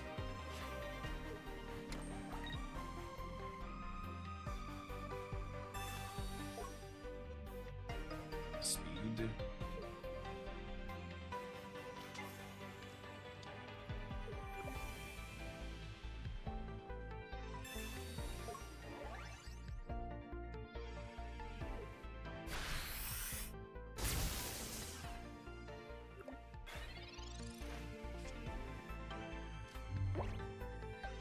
Not the droid I wanted for Christmas. I think I need to just buy some time here.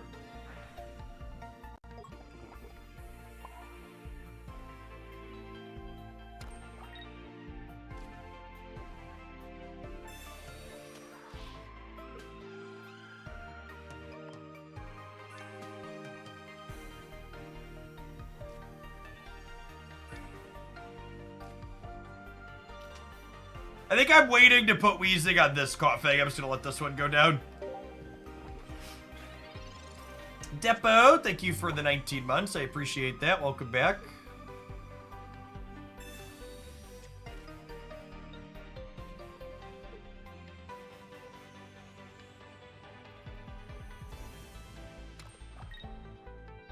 Thanks, Torres.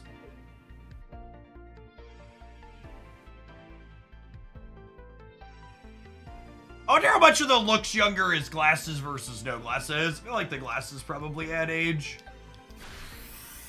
I think my glasses aren't for helping me see. They're blue light filtering.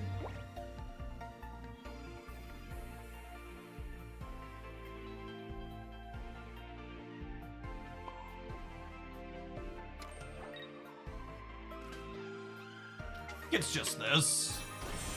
I'm gonna let them take the hit on this.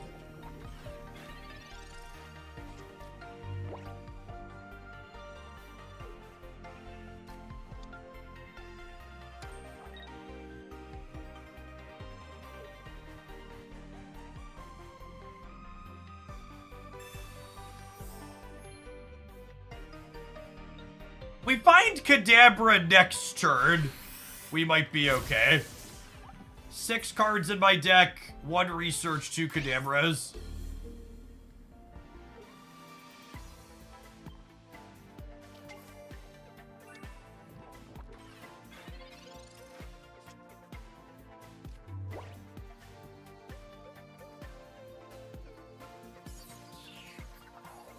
I think bricking this turn means we're dead.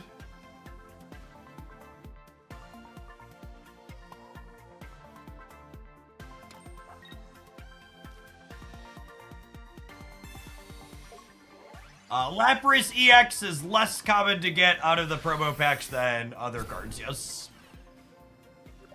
Kawazia, thank you for the prime, appreciate it.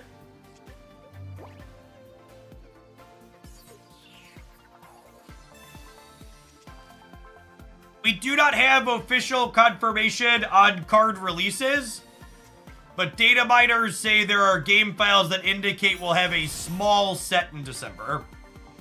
Data mines also show we'll have another mini card event style drop at the end of November. So there'll be Promo Haunter and Promo Jigglypuff as mechanically unique cards, then 3 cosmetic promos coming at the end of November.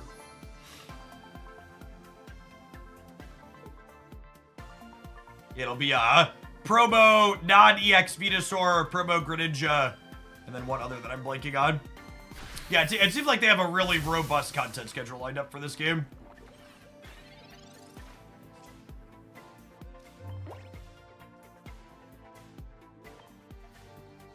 What a freaking tilt.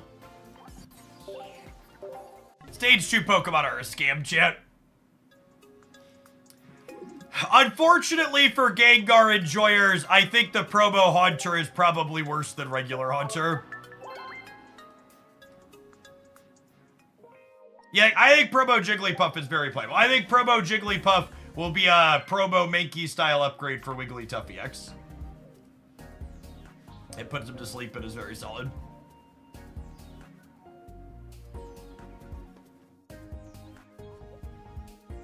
Picked up to almost 1,700 people here for some Pocket this morning. You love to see it.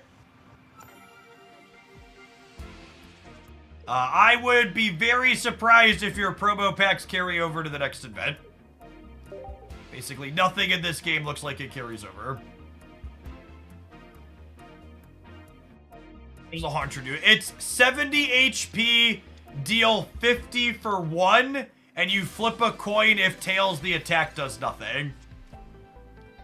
So it's 25 damage on average with a nominal chance to high roll. It's an all or none seeking style effect.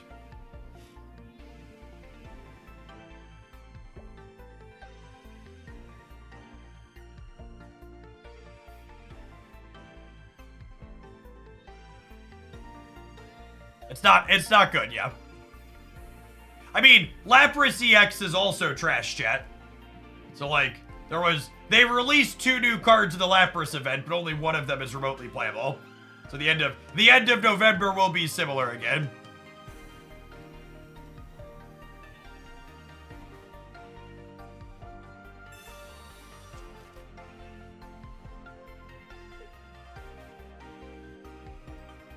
Be two new cards with 1 being relevant. Yeah, but people that are coming into Pocket from Snap, you'll need to understand, unlike Snap where they try and have a lot of cards be playable, regular card games like this have ones that are just like, they're bad, and they're supposed to be bad. They're pack filler.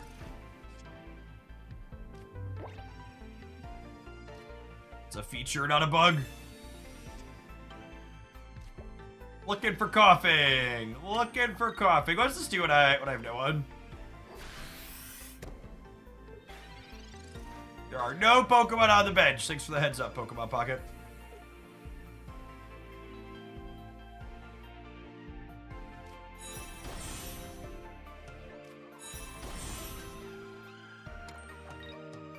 Yeah, Greninja easier at the end of the month is the promo event I mentioned. So Greninja will be in the promo packs at the end of the month.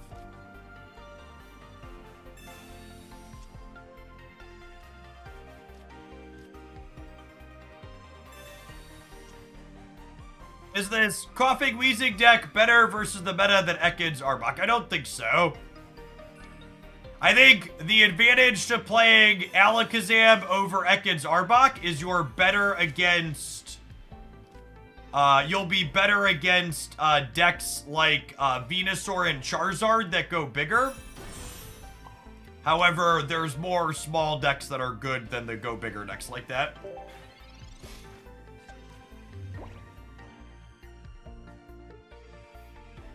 What feature does pack filler serve in a digital card game? If every hit is good... Oh, shoot. I missed this was charging up. We're dead. I missed this. Actually just dead to a Slowbro. Unironically, Slowbro seems kind of sweet in their deck.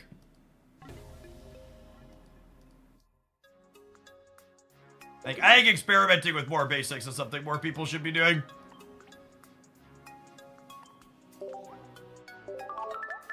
One of the key facets of gambling, chat, is that high rolls can't feel good if there aren't low rolls they're balancing out against. So the purpose of pack filler is the bad stuff is there to feel bad. So that way when you hit the good stuff, it can feel good. Packs are just loot boxes. Hey Jeff, long time no see. Looks great. You've lost some weight. Congrats. Thanks. Yeah, I'm down about 50 pounds this year. Went from a little over 220 to about 170.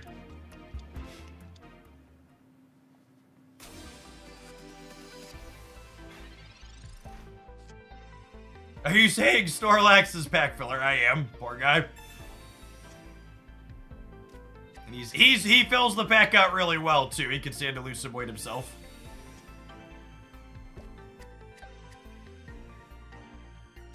Yes, I think that's a good point from Mob2 Summit too. I think the pack filler exists in this game to forward the collection aspect of the game as well. While this game has good competitive gameplay, and the gameplay is fun for a card game enjoyer like myself, it is also a collection game as well.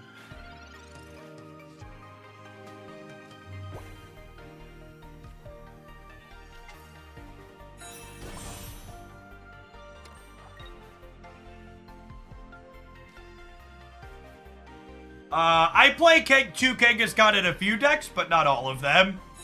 But I also think, like, if you're not currently looking to play a deck with two Kangaskhan, you can wait to craft it.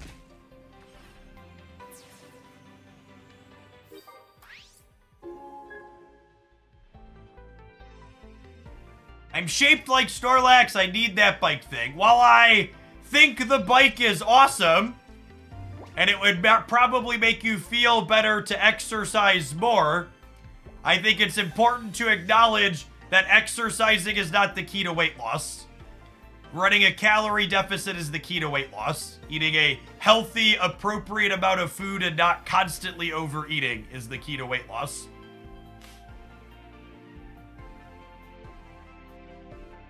These are the three big things I changed to drop 50 pounds this year. I stopped drinking calories. I stopped eating my entire restaurant portion's worth of food when I went out to eat. And I stopped eating a fourth meal before I went to bed at night. When it's 11 o'clock, chat, and you feel hungry, don't eat another calories worth of meals. Go to bed. When you're not sleeping enough, and there's a good chance most of us aren't sleeping enough, you're more likely to overeat.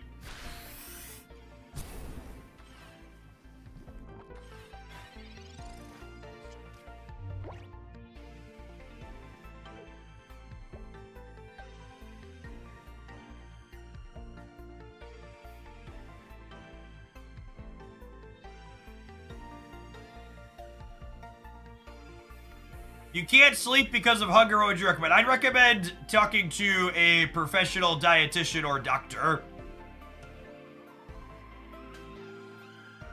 You need to make sure you're eating a healthy amount of calories per day still. But I will say there's a big difference between feeling hungry and feeling like you're idle and want to eat or put something in your mouth because you're idle. Eating more filling calories is a good suggestion too. 100 calories worth of fruits and vegetables is gonna make you feel way more full than 100 calories worth of a candy bar.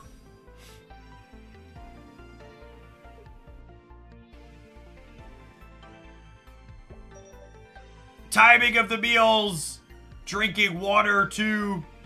All of those things are. Our opponent is just pushing buttons here, it looks like.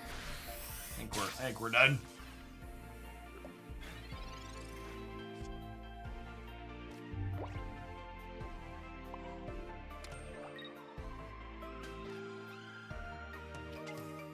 Baby carrots, bananas, bag of apples, all great things to consume.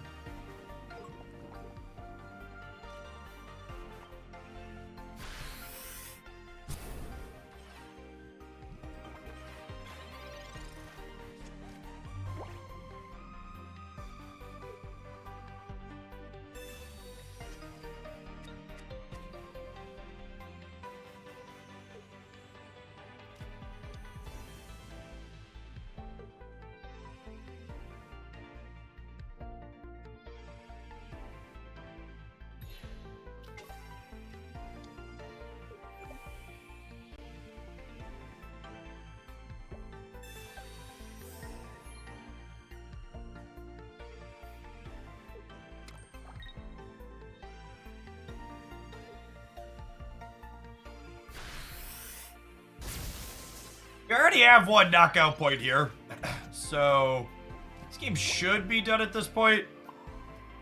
We put this on here. Alakazam threatens to put this down in one.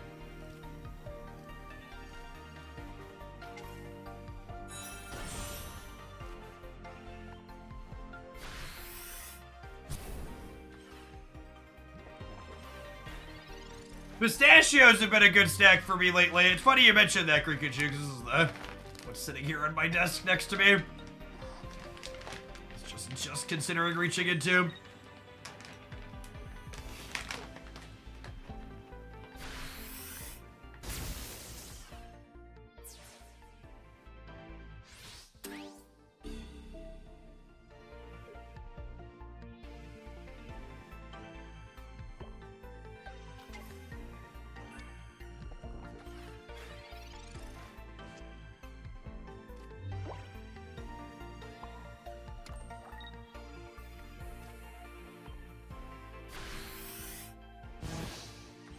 Wellness check on the pretzels. You know, it's funny you mentioned that.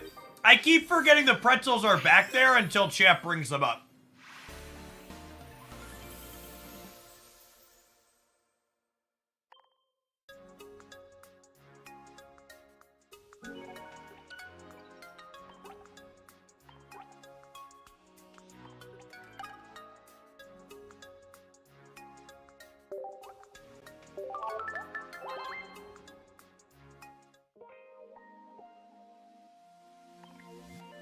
Swapping Farfetch for Kang and Arbok Pigeon sounds very reasonable. Get all these rewards, chat. So many prizes.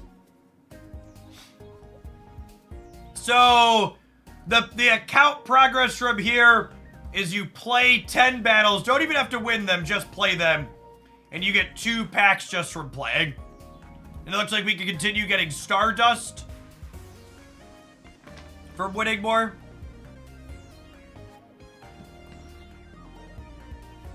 I think that's a really good structure. Expecting casual people to just play 10 games to get 2 packs over the course of 20 days seems super reasonable.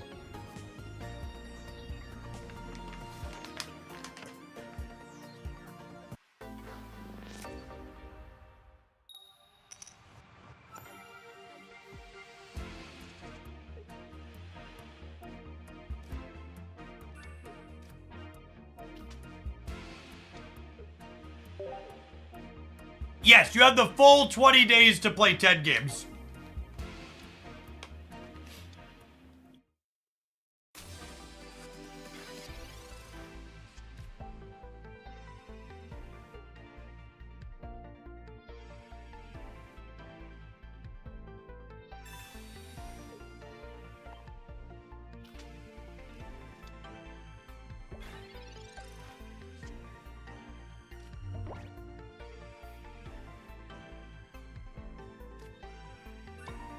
Joke's on you, opponent. My Ember can teleport.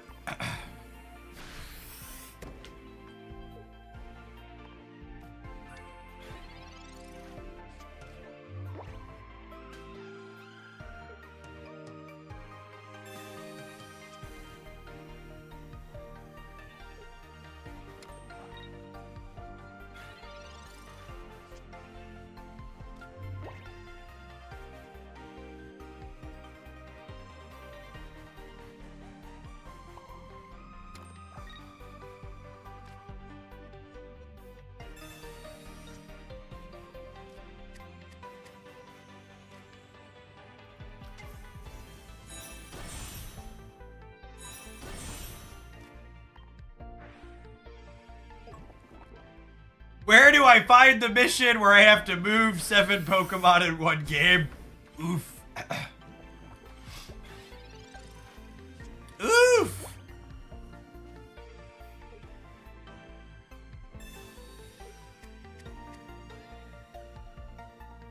No quantities of 5 for damage. We purely have an extra 0 on all the numbers because bigger numbers are fun. Makes people's brains go burr.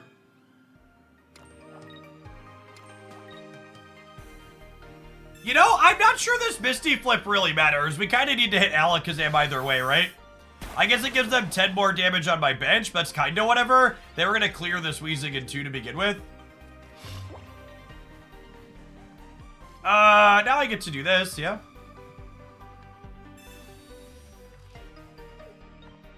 Retreat 5 times to get a point, please, dear Gondo.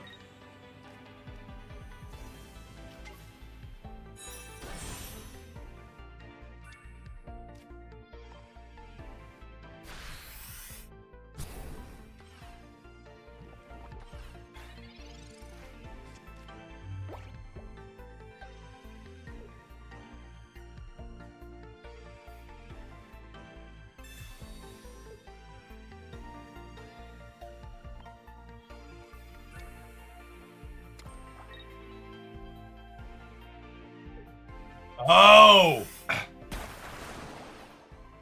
This Sabrina means that Giovanni is lethal next turn now, right?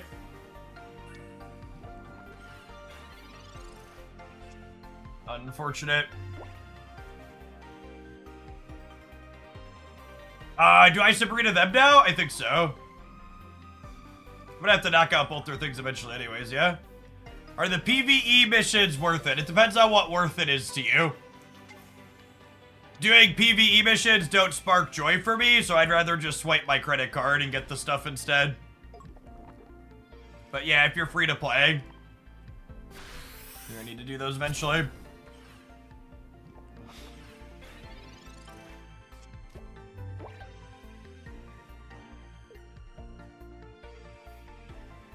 You can let them auto-battle. Yeah, but some of the higher difficulty challenges, you're definitely not going to get through with the auto-battle feature.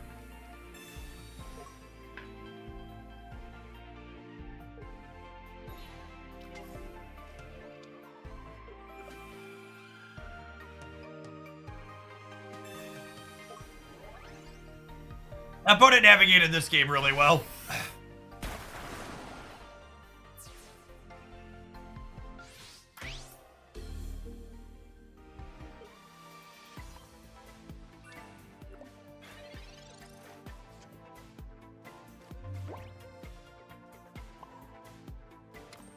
Alright, we dodge second Giovanni, we can dodge a ball. I have to say, playing this deck after playing things like Blaine, stage 2 Pokemon are such a risk. We'd have won way more of these if Alakazam would have just showed up. Or Kadabra would have showed up on time. They are a 2 Giovanni deck. Yep.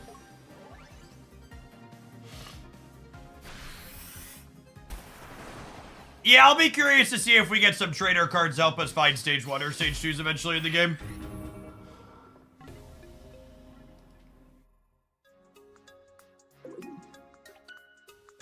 You have any thoughts on playing certain stage 1s without their stage 2s? The Dragonite deck that I'm going to post in a highlight today has like 1 Dragonite in it, but in general, I think you need... In general, I don't think any of the stage 1s that evolve into stage 2s are worth playing without getting the stage 2s. Electric is like, fine. But Electros is better. Like, you're still playing it for the Electros. Alright, what are we doing next? Ooh, we're gonna return to Mankey. Alright, we need to take a brief pause for the cause to roll some adverts. But after we take our scheduled break, we're gonna have a return to new Mankey here on stream. Some Primeapes and friends. I'll see you in 120 seconds, gamers. Thanks for hanging out. Don't go anywhere.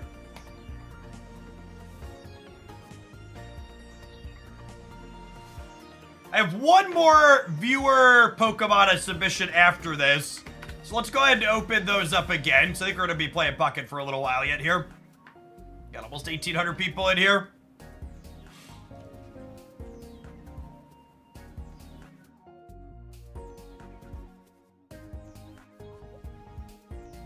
Mogwai posted this exact list on YouTube. I, for one, am shocked that another skilled card game player figured out the ideal way to build this deck. This deck very much bullies Pikachu. Agree. Bullies Pikachu, decent into Charizard, struggles a little bit into Mewtwo.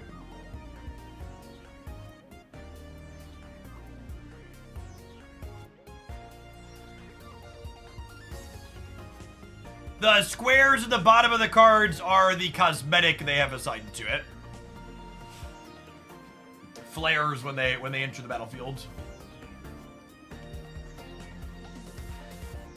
Hey, speaking of enters the battlefield, if I could yell at a cloud for a moment here.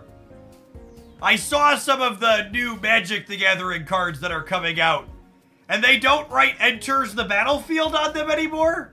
Apparently it just says enters now, and my sensibilities were completely offended by this idea.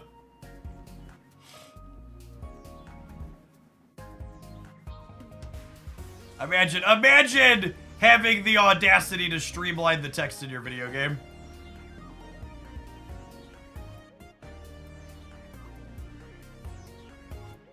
Alright, I think we're gonna do one more segment on the bike pedaling. And then it's gonna be lunchtime. We gotta get our cardio in before I stuff my face though.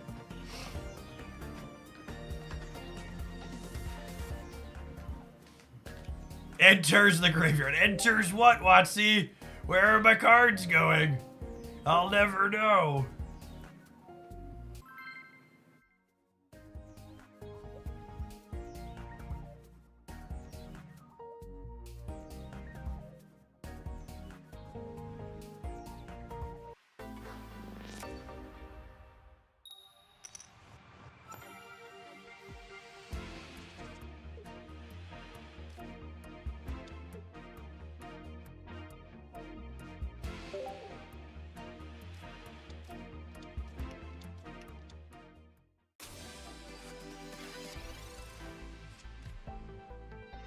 I'm playing the full 4 Marowak in this deck. Yes. Classic 4-whack gaming.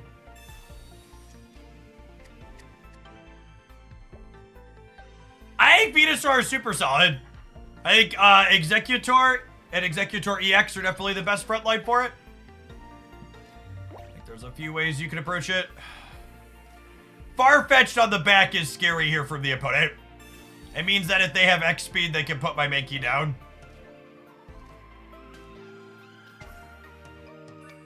I'm not here to not reckless charge though, so giddy up, cowboy.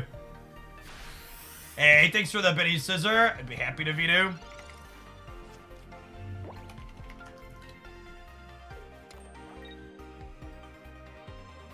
Rip.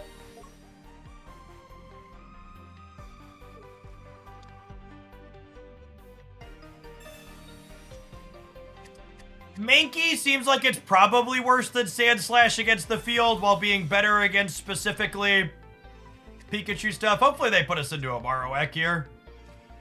Would be great. One of these days my opponent's gonna red card me and get punished. As opposed to us just drawing the exact same bad hand again.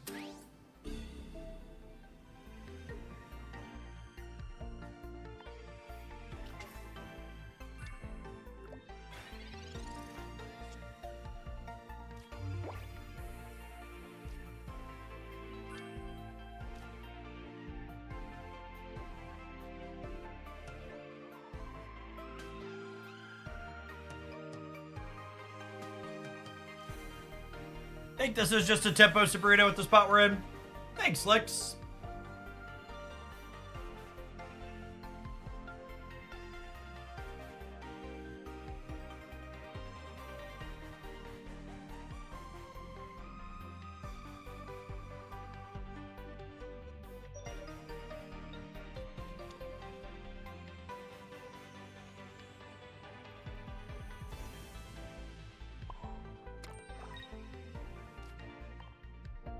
Playing Kanga, Executor, Venomoth. I think that a deck like that just suffers too much from not having a big burst. Blaine's upside is that Ninetales can give you that big solid burst damage.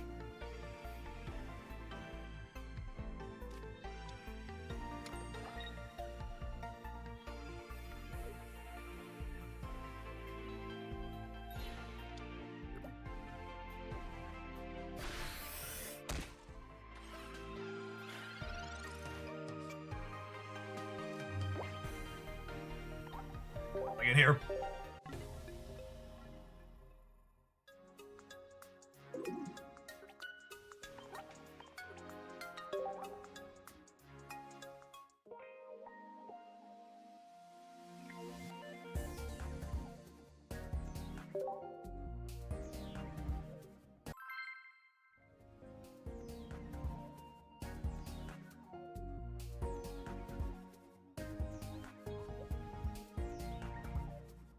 Yeah, we just got done playing Wheezing Alakazam. It's okay.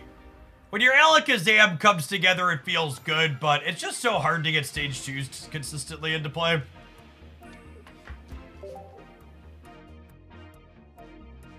Can Charizard work without Moltres? Not very well.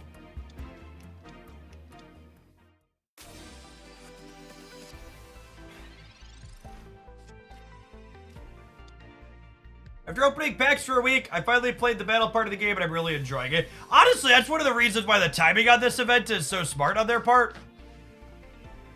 Like, they were like, oh, give people a week or so from the launch to build some cards up, and then we'll give them a reason to finally start playing. They've been really clever with a lot of the details in this game are just so well done. Yikes. I was hoping to get 2 basics onto the bench here.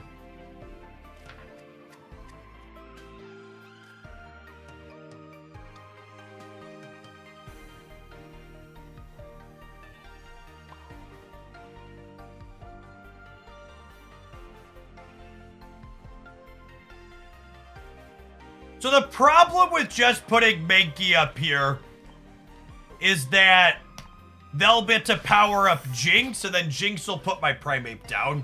So I think I'm going to start by Hitmonleeing the Jinx down.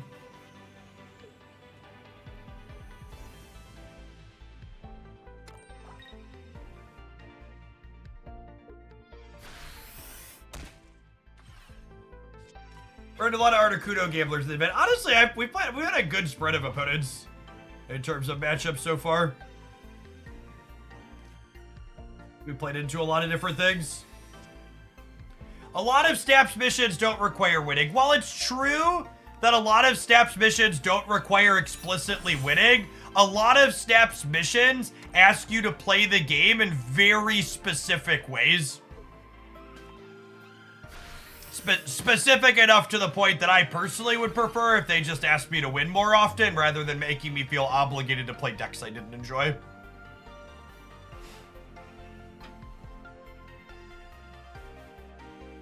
What's the best deck with no coin flips? The Pikachu deck doesn't have any coin flips in it, right?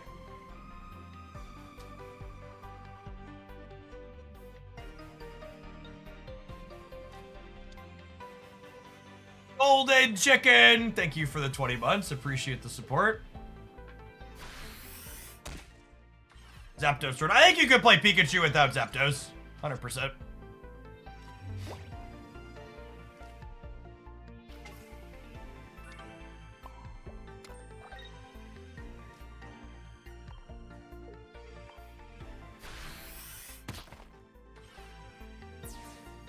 Yeah, I agree with that, Sakstra.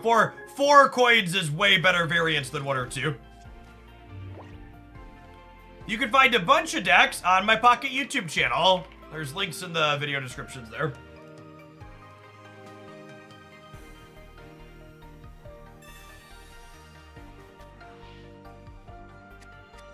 This is a pretty good red card for them. We were pretty hard. It's fine. I redrew the Marowak EX. It actually just doesn't matter.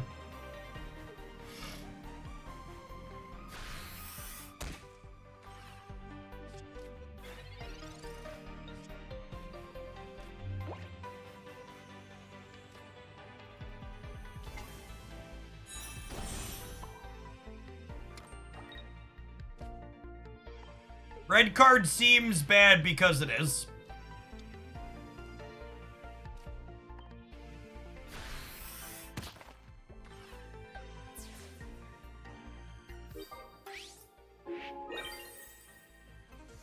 Is fighting ground the best type of this game? Not at all, Nick. If you're new here, a lot of what we do is playing a lot of off-meta and things that are off the beaten path, trying to find new decks. Today, we're taking viewer Pokemon submissions to build decks around on the Twitch side. So someone asked us to play some Primeape, so we're doing that. The objectively best deck in the game right now is the Pikachu EX deck.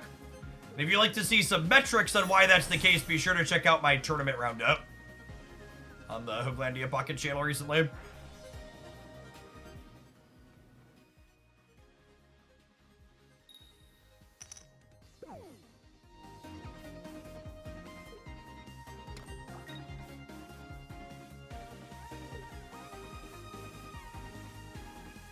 I mean, the odds of being stuck on only Hitmonlee as your starter is incredibly low. So the idea that, like, you shouldn't play one copy of him because of you don't like that possibility is very silly. Also, starting on Hitmonlee is one of the reasons why we play 2x speed, so you can fix it quickly and consistently.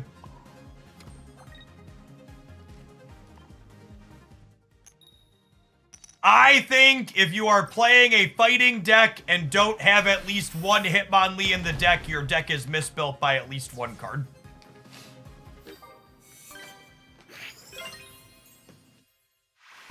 I wanted to say I appreciate you being vocal about your weight loss journey. It got me to start mine in June, and today I hit 50 pounds down from 250. Hey, that's awesome, Sergeant Pepperhands. Somewhere in that 7 to 10 pound range is a sweet spot. Doing things healthy.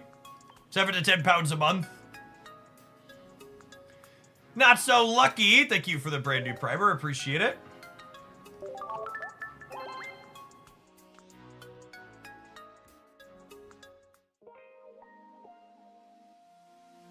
Flexispot is the company that makes all of my ergonomic equipment, my bike, my standing desk, etc.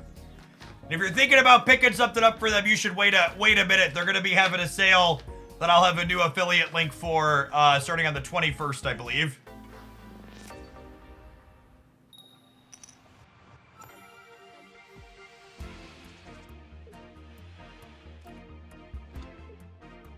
We don't have a current Manscaped sponsor, but I definitely use my razor from them to do the top of my head.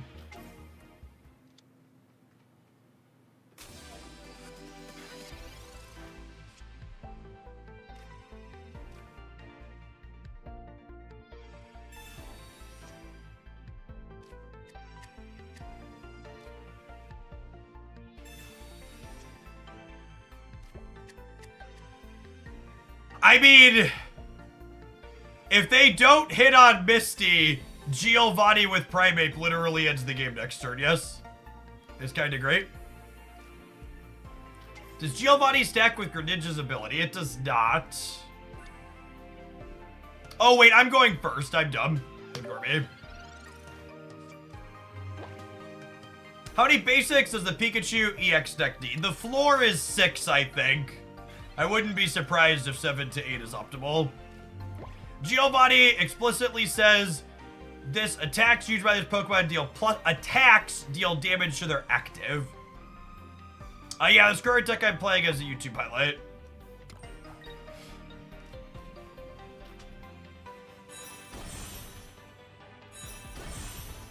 Come and get it, buddy. Dinner's ready.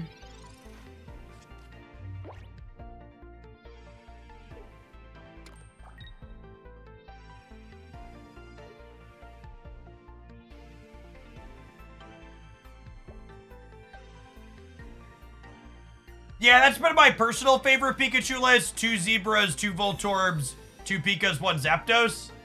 But I think it's also worth acknowledging that I don't really have a super strong opinion on the topic.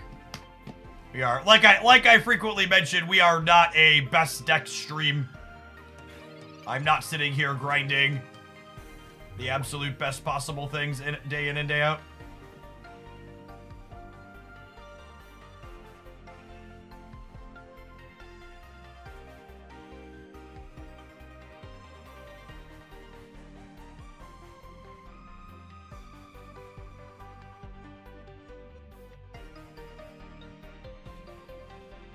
So they have Giovanni next turn?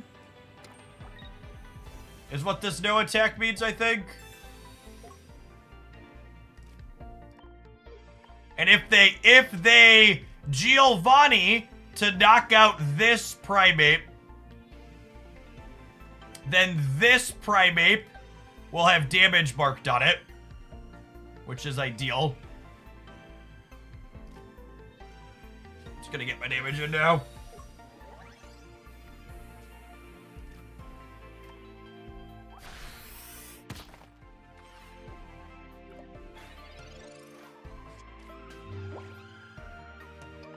Hopefully, we draw regular Marowak next turn.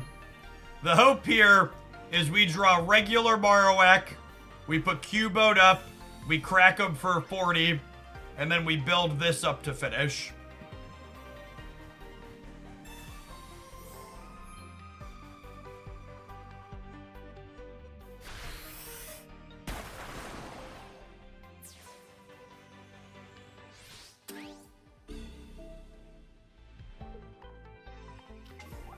Alright, 1 research and 2 Marowaks and 8 cards here. 2 Marowaks and 7 cards, statistically a favorite. There we go.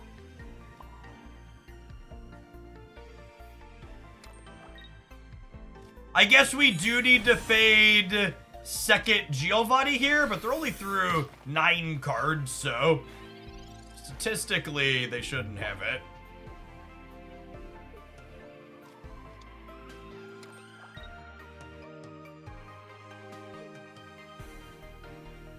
An anonymous gift sub. Thank you for the support. Appreciate it.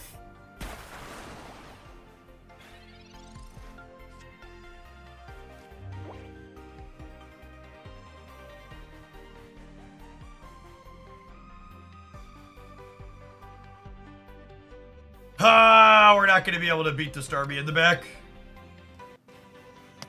I'm playing the full 4 Marowaks here.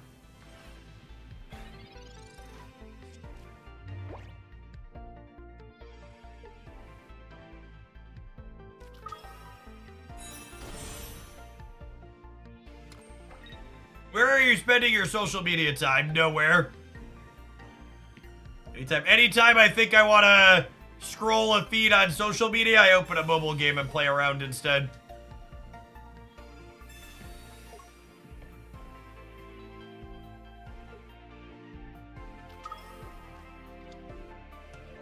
I parked my Twitter account. That was the only one I really had. Yeah, Discord is as close as we get, and I turned off the politics channel in the Discord server. Just need to... just...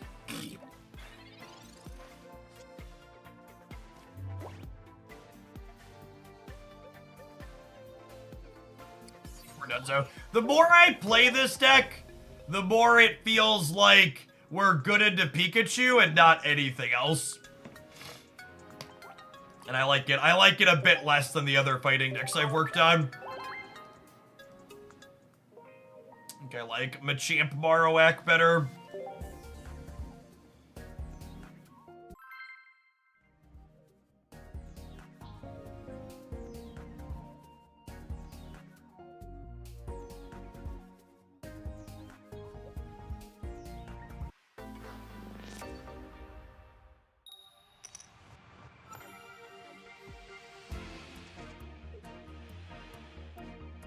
Please explain to me when you would want to go first versus when you would want to go second. Cards that like going first in Pokemon Pocket are ones like Rapidash or regular non-EX Marowak or Executor or Weezing. Going first means you have the evolution advantage. It means you're evolving first. So stage 1 Pokemon with 1 energy attacks or stage 2 Pokemon with 2 energy attacks both like going first.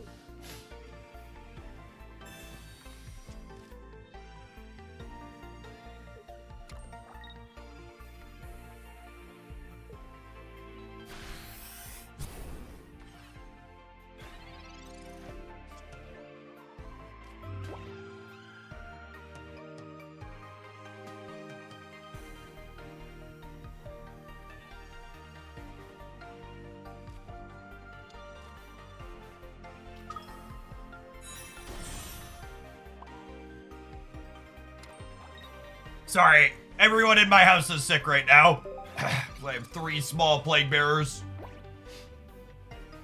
If you want the camera to stay on while I blow my nose, you gotta subscribe to my OnlyFans.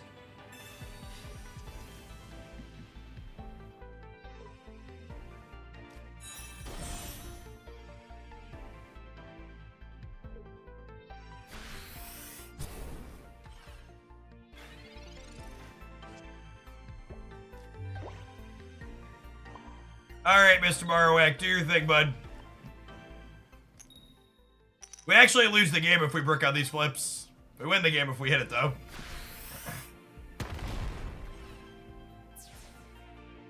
When I was a teenager and in my early 20s, I just assumed I had a good immune system and that's why I was never sick. But it turns out the reason why I was never sick was because I didn't live with people who sneezed directly into my eyeballs. Turns out when that's the case, it's a lot easier to catch things.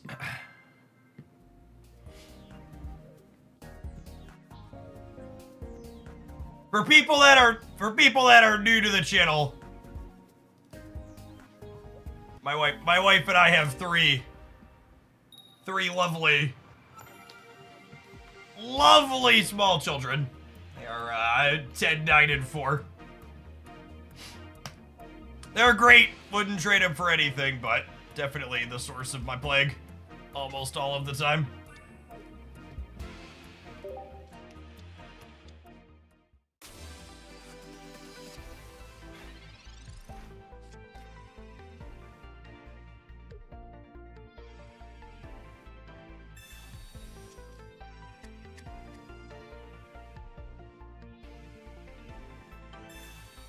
Quit telling me their ages. Yeah, some of you have sub 10 years that are older than Haley.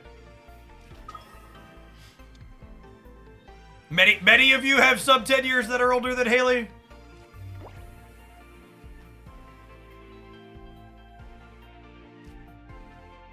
Woo! We were talking about this deck being cracked against Pikachu, chat. We're going to show that off now.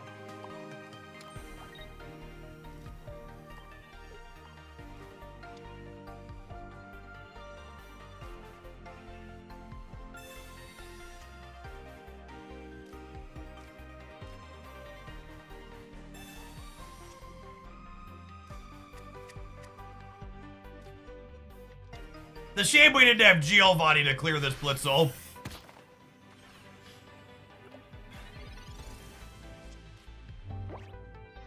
What do you think of Arbok Pidgeot? I think we might actually try some of that as our next deck. I have a play Pidgeot request. It might be okay with Kangaskhan as a front line. You definitely struggle a bit into Pikachu's aggression.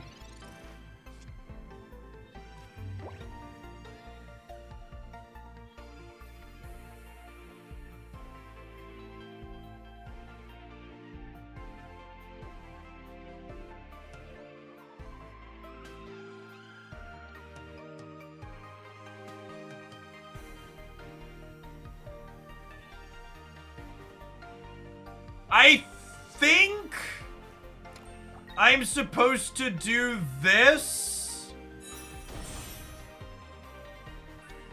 because if I put Primeape and Attachment Energy here, any bench Pokemon from them lets Pikachu clear the Primeape. So I think it's leave Mankey up, let them clear it with Pikachu EX, and then hope our Marowak EX goes toe-to-toe with it.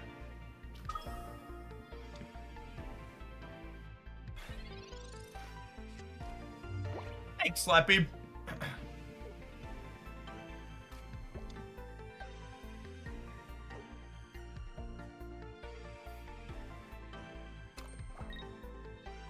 I agree that the promo symbol is a little bit visually displeasing. Concur with that.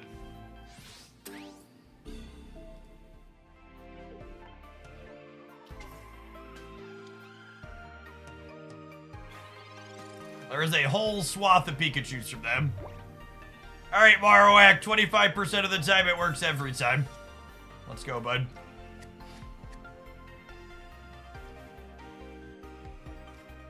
Are the two normal Marowaks helping more than they are clogging things up? So, this isn't a stand-up in your office where we're doing our daily check-in on how agile our software development is being. Rather than using a buzzword like saying clogging things up, be constructive and specific as to what you actually mean you think the card is doing or not doing.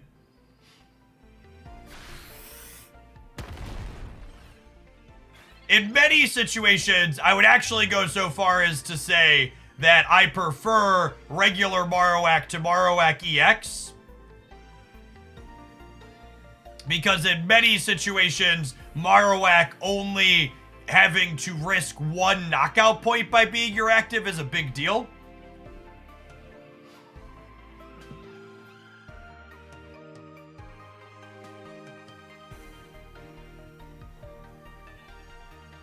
Yeah, I'm gonna, for folks asking what we're gonna do Snap this afternoon, we've been floating around 1,800 people for Pocket. If that keeps up, we might start Snap a little bit later. That's a really solid viewer count for Pocket. So if we're running high on the Pocket side, I'm gonna go longer doing Pocket stuff.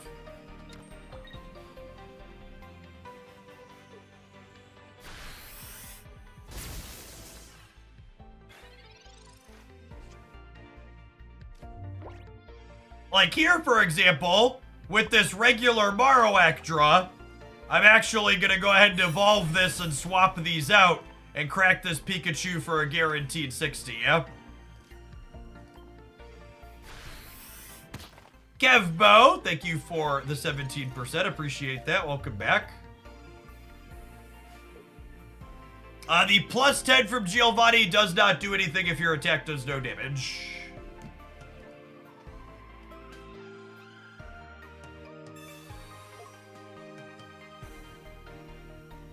Alright, do they have Giovanni along with their X speed here? Yes, normal Marowak is a very good card when you are going first.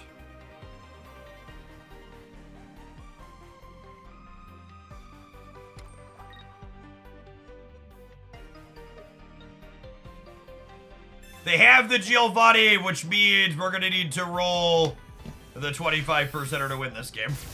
So, if the opponent had been a little bit less fortunate, or if we had had slightly better variance on this first flip, we wouldn't need to get lucky here, but the way the cards have fallen here, we're going to need to hit the double heads to close it out.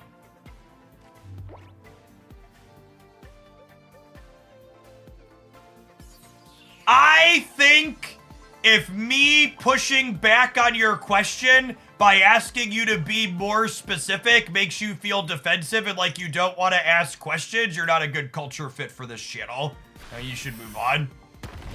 I truly feel sad for people whenever they act like that, because if you're not used to having questions asked in response to your questions, you've literally never had a good teacher in your life.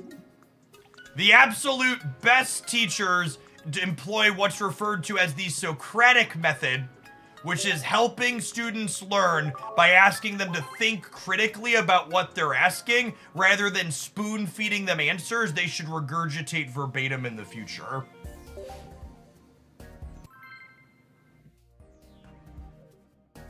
It's a method of encouraging critical thinking rather than simply rough memorization of facts.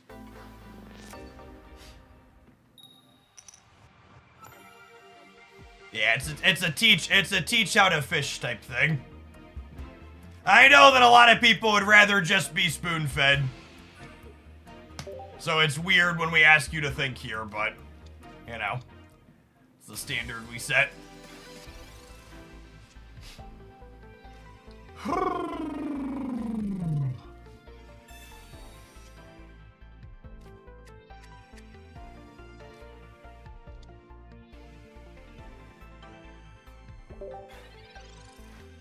Make you looking real scuffed into Staryu again here.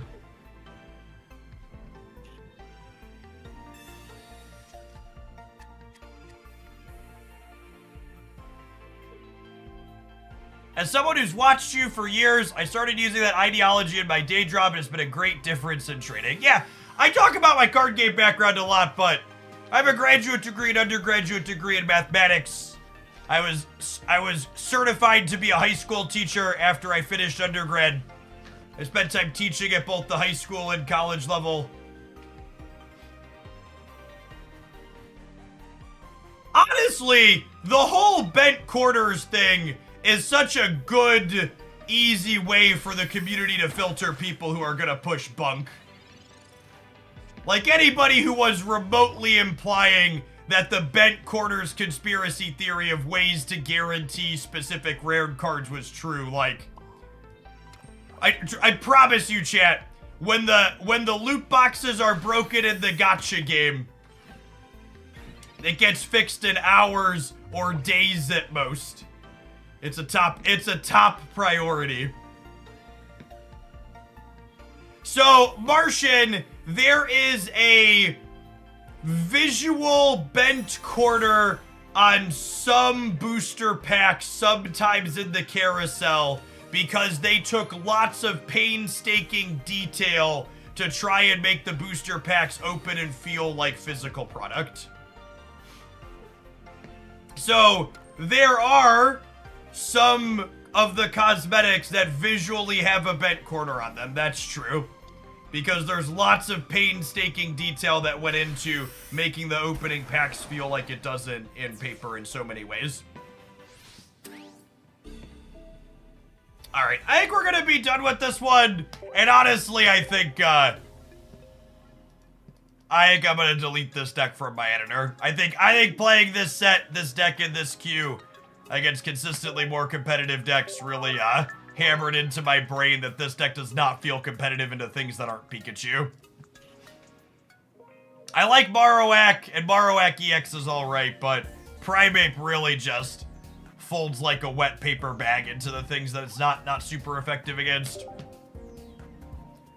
Alright, what are we doing next? I need to build something with Pidgeotto. I think I want to try Pidgeotto Arbok with Kangaskhan frontline. So we're gonna roll some adverts on the Twitch and YouTube sides. We're gonna build that. We're gonna play some of it when we return. Thanks for hanging out. Don't go anywhere. Oh, actually, maybe we'll build it live together. I want to run upstairs and grab my leftover calzone from yesterday. I'll be right back. So it's lunchtime.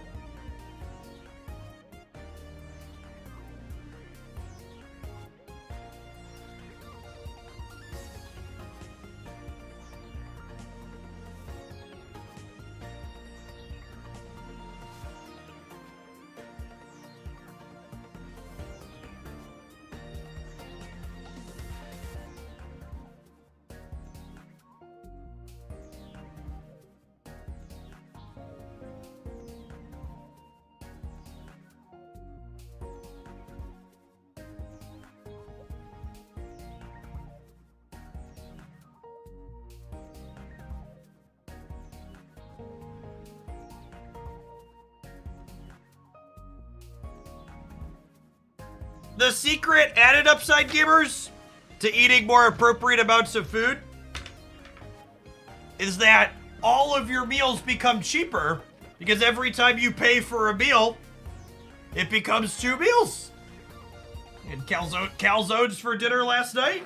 Now I get a second half of a calzone for lunch today. That's glorious.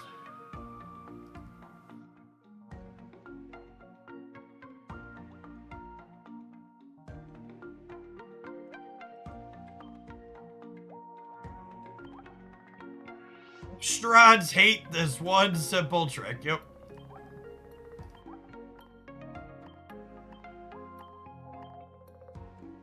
Jay Shed, thanks for the 3 years. Welcome back.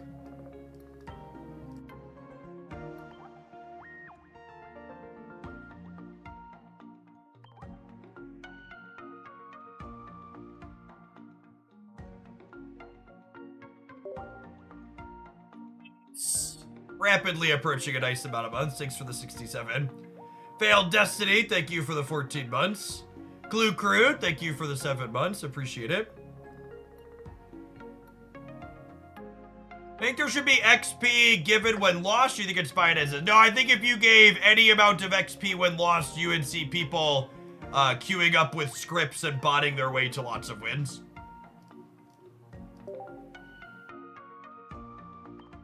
I think giving the small amount of guaranteed inside of the event for your first few you played games is good. I think that's a very good middle ground.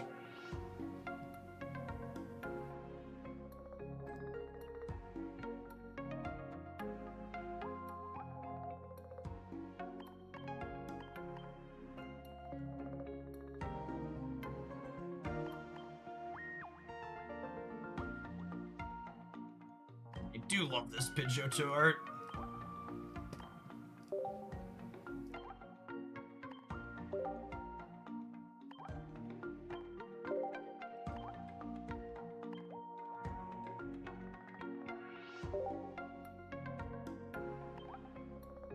My kingdom to be able to assign default flares to my cards per card, huh? That would save me a lot of time. The deck building interface is incredibly cumbersome and could use a lot of quality of life improvements.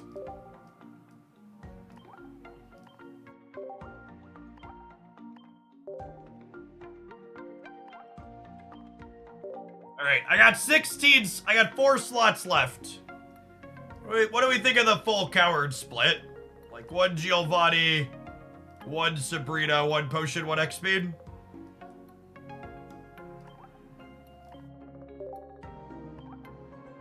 I think even with Pidgeotto, you still want 1 Sabrina.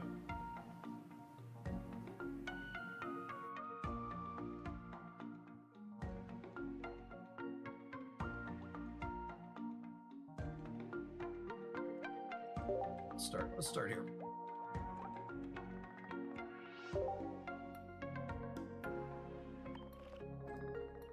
What breakpoints are we hitting with Giovanni? I don't know any specific ones offhand.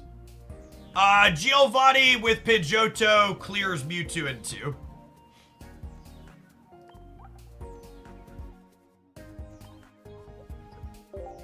Fans. Alright, I'm gonna be a little bit quiet for our next couple of games while I eat my Killzone. I would say apologies, but I'm not sorry. This Killzone's gonna be delicious.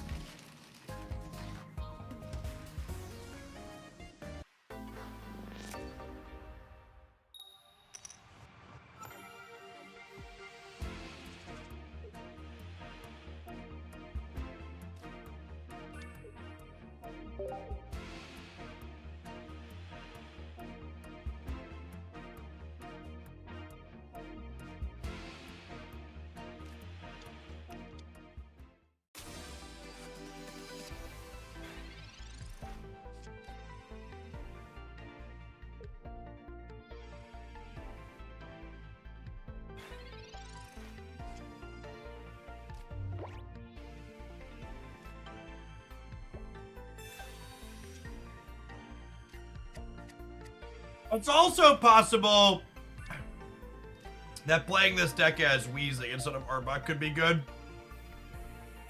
To be better into this.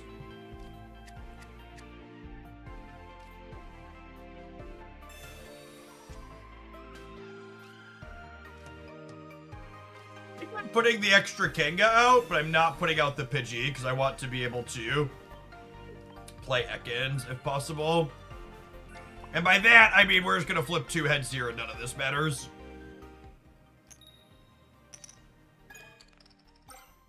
Unlucky.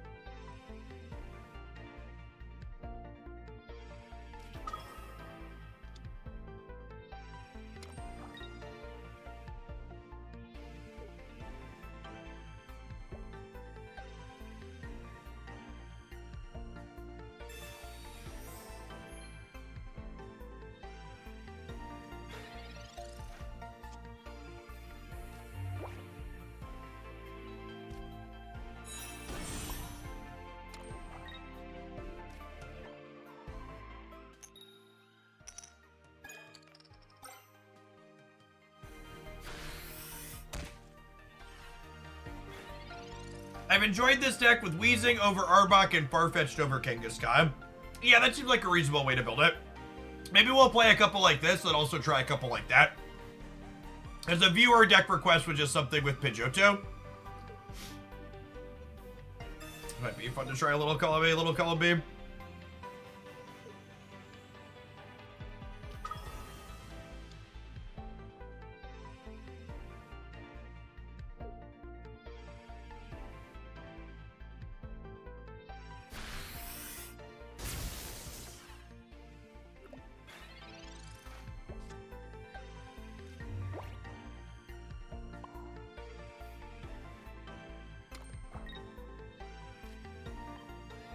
And the 30 damage Pikachu EX hit. Oof, size large.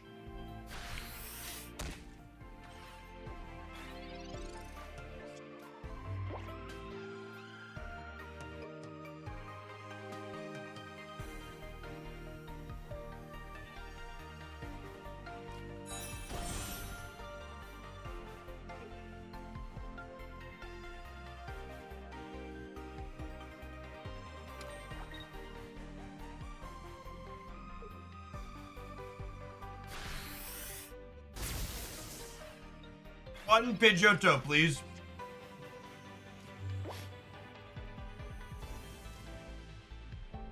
We would have hit our stage 2 here.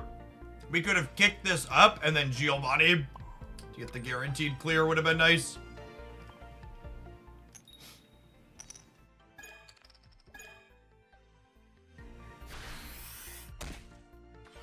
You think this game will add a mode that excludes EX Pokemon? No, why would they need to do that?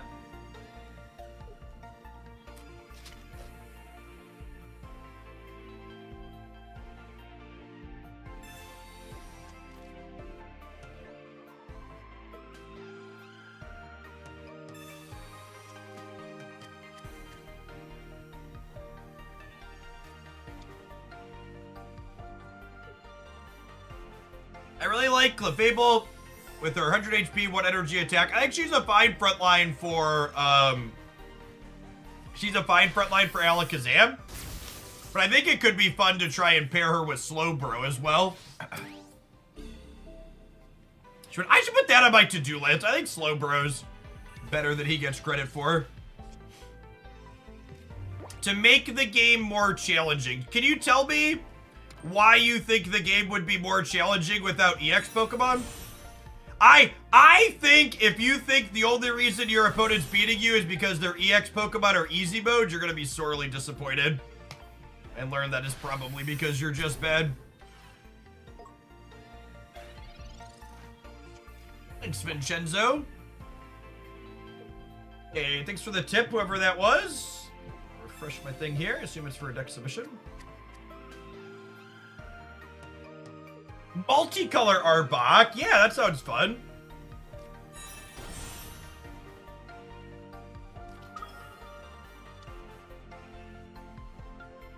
Thanks, Nodim. What's a second color Pokemon we want to pair with Arbok, gamers?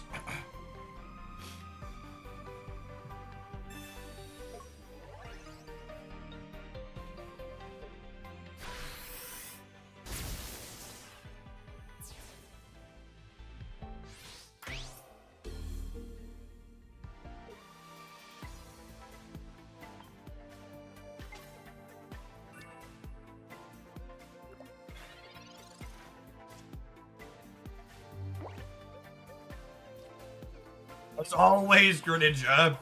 Always.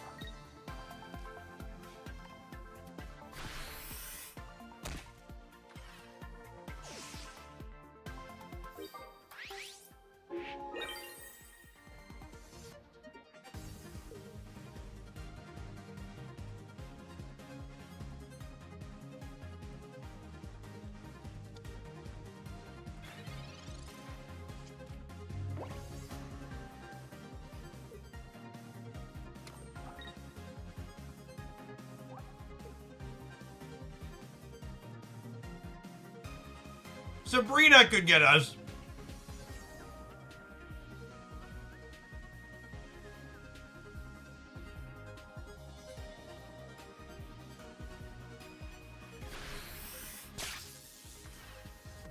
They don't have Sabrina. Giovanni gets them.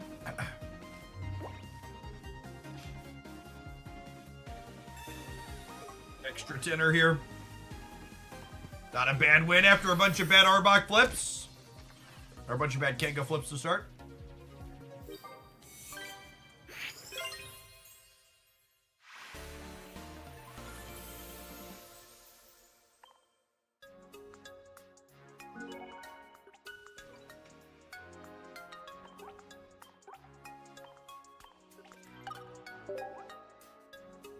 Hey, Rhino, thanks for the 58.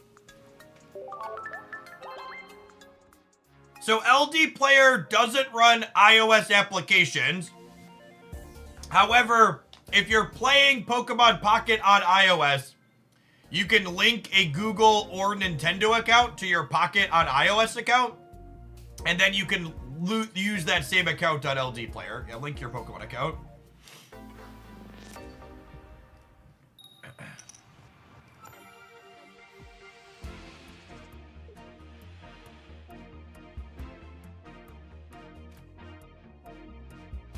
Always can't go first.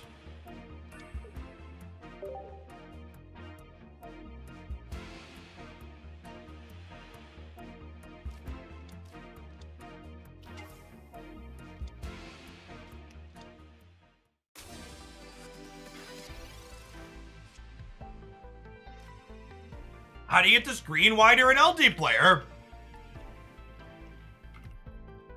That question with some screenshot tutorials is present in my video setup guide. Check it out.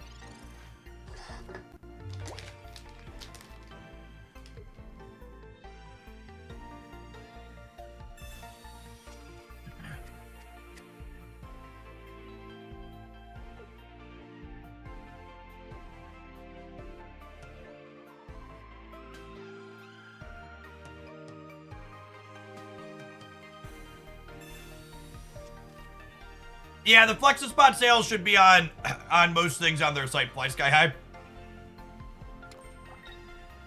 I don't know exactly what it'll be per product, but most of the products should have some amount of discount on them.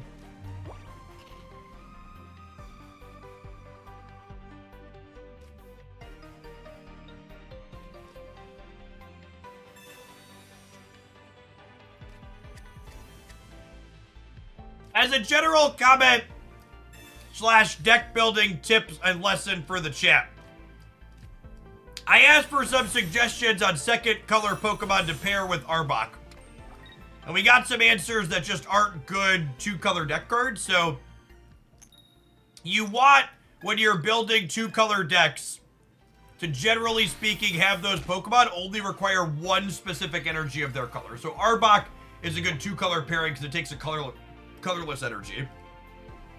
So things like Greninja could be a good example. Tentacool could be all right. Tentacruel's big problem is that because of weakness, it dies in 1 to Pikachu EX.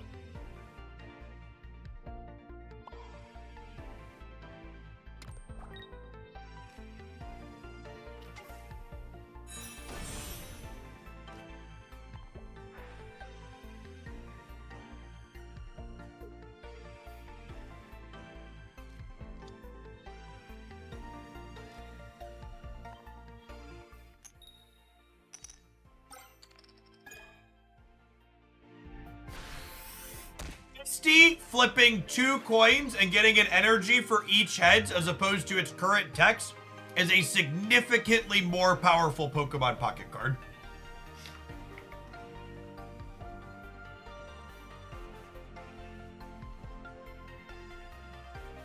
It means you get 1 extra energy out of it guaranteed a lot of the time.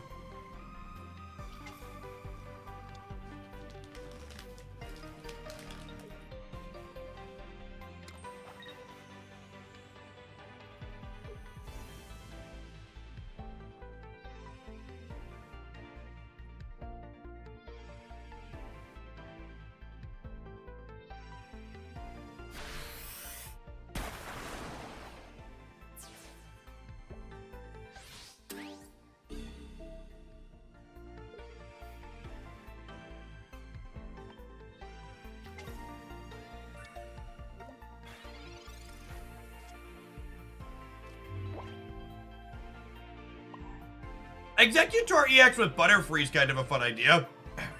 I just don't know if there's a compelling reason for that to be meaningfully better than... There's a compelling reason for that to be meaningfully better than, just having Venusaur as your backline. Yes, it's incredibly strange to me that basically every other gym leader card is restricted to certain Pokemon names, and Misty's just like, yippee-ki-yay, I work with all water Pokemon.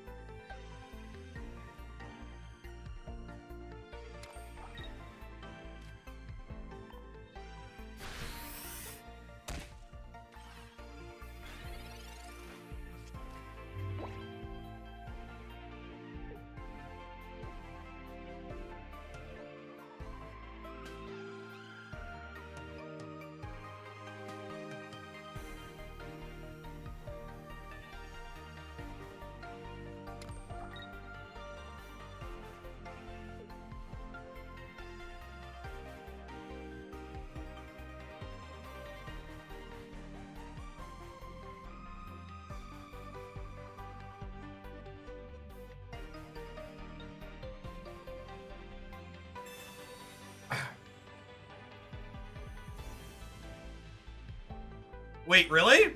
This seems good for me, yeah? People trying to actually be by saying Sabrina and Giovanni don't work with specific Pokemon.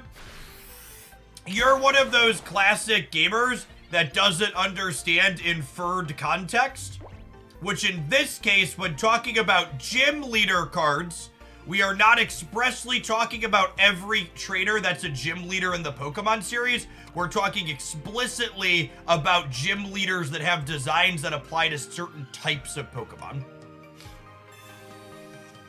I.e. Brocks and Blaines. A better comparison, if you had a brain in your head that was capable of understanding context, would be to say, but Jeff, Erica works with all grass Pokemon. That would be a reasonable comparison. But Giovanni and Sabrina, those are not reasonable one-to-one comparisons of cards in the same classification as Misty.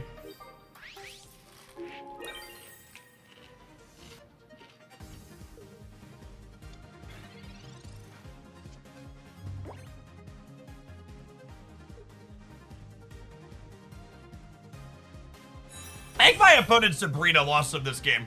Really baffling that they left my Pidgeotto alive.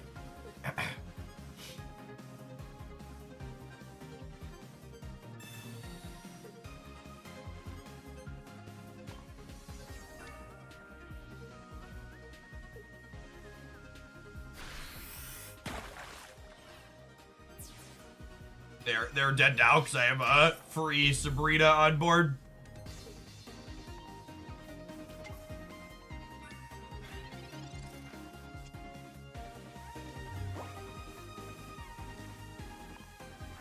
This top deck probably means that we were good either way here. I really wish Brock would be an incredibly reasonable card if you could just use him on Graveler. It's so sad that you could only use him on exactly Golem and Onyx. If you could put a first fighting energy on Graveler with Brock, I think Brock Golem would be genuinely good in a lot of decks. I don't even think it would be busted. I think it would just be like reasonable, playable evolution line.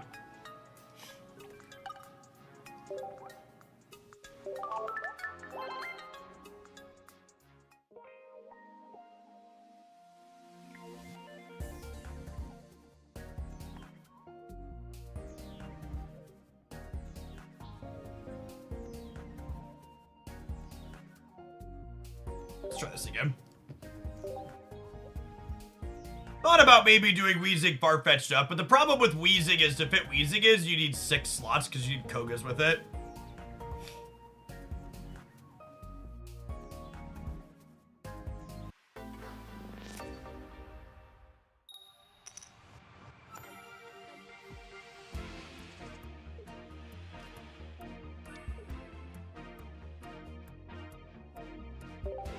Chris X, thank you for the Baker's Dozen. Welcome back.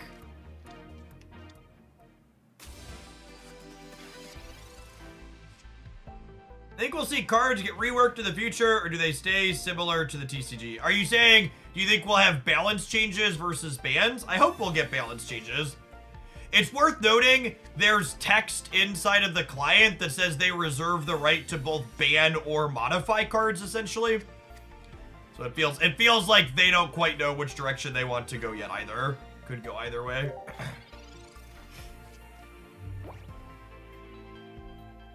There's so much Pikachu in the event. As I covered in my tournament meta roundup, the Pikachu EX deck is the best deck in Pocket by a solid margin at the moment.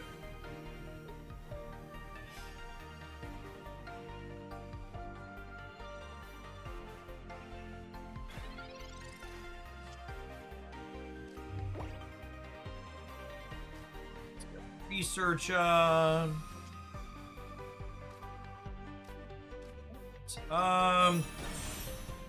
don't think I want second Pidgey building up. I think I'd rather have flexibility to have another Kangaskhan or another Arbok.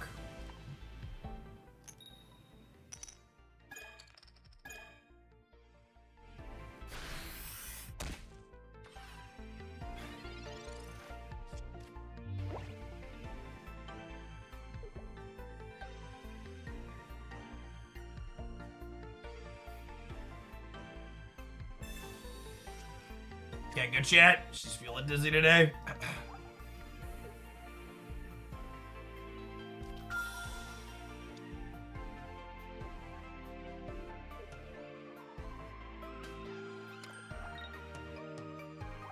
Paralyzes on heads. Buys them some time.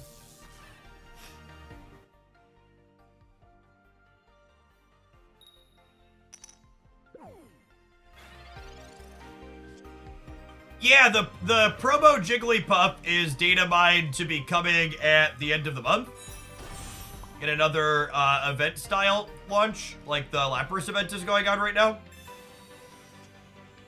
That should be fun. I agree that new Jiggly looks playable.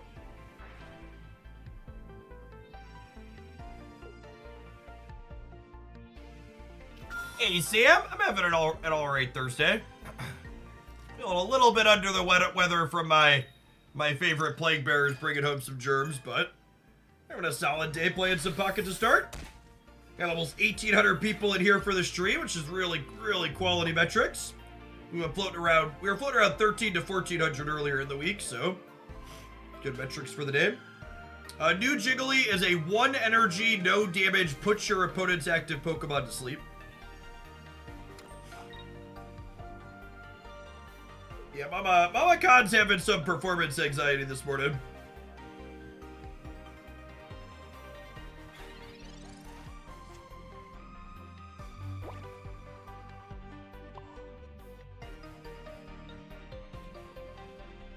Alright, Kenga, just breathe. Breathe and punch. Breathe and punch. My record for tails on Kangaskhan is 9 in a row. So that's 6 in a row.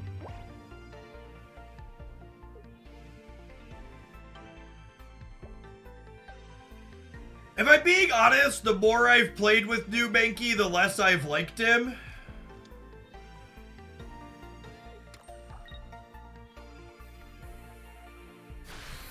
It feels pretty good against Pikachu and kind of mid against things that aren't Pikachu. Hopefully the record never gets broken. Here's hoping.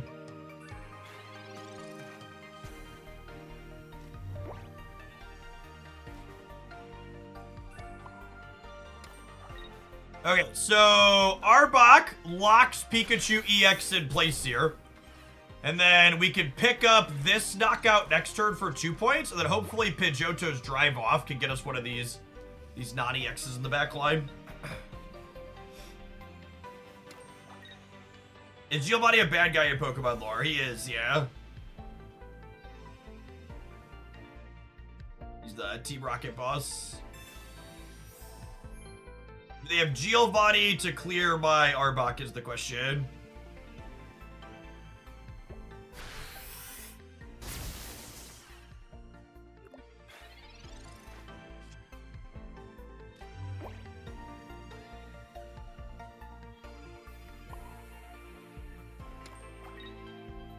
I think we just clear this with the Giovanni, yeah?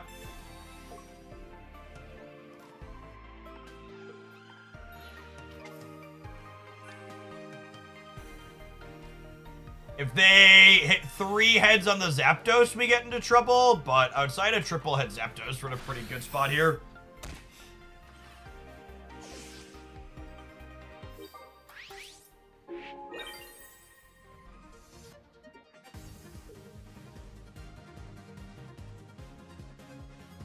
I'd like the record to reflect this incredibly close game of Pokemon Pocket is the one where we flipped 6 tails in a row with Kangaskhan. Just so people are remembering appropriately.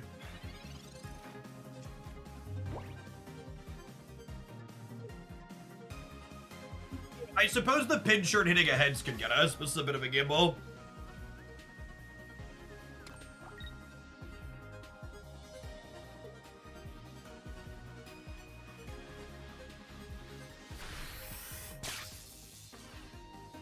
Thanks, Troy. All right, are we done? If they hit tails, they lose. All right, we have to play a game.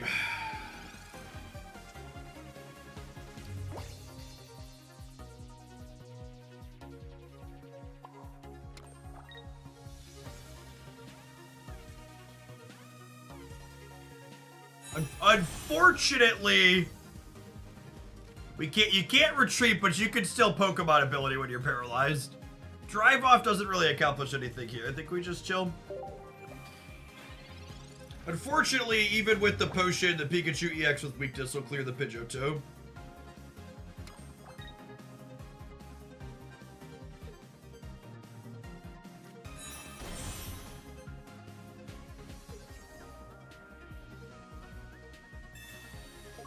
You could definitely play the Vileplume deck with EX instead of regular Executor, but you'll be a little bit more susceptible to, it means when your opponent knocks out your front line, they only need to knock out one more thing. One of the advantages of decks like the Vileplume deck is it kind of forces your opponent to knock out 3 things by being all single knockout point things. Alright, so Kangaskhan lets us play around Sabrina. We are just dead to copy a Giovanni if they have one now. But this at least gives us wiggle room to do I Sabrina and play around there, Giovanni? Is that the line? That might be the line, yeah.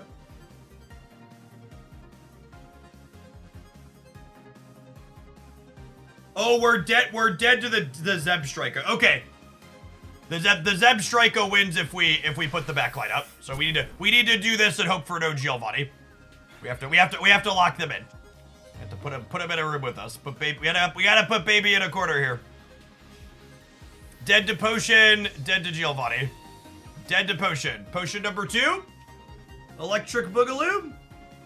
Most of these Pikachu decks play 2 potions. There's only 4 cards left in their deck. Crazy how close this game was, given we bricked 3 Kanga attacks in a row.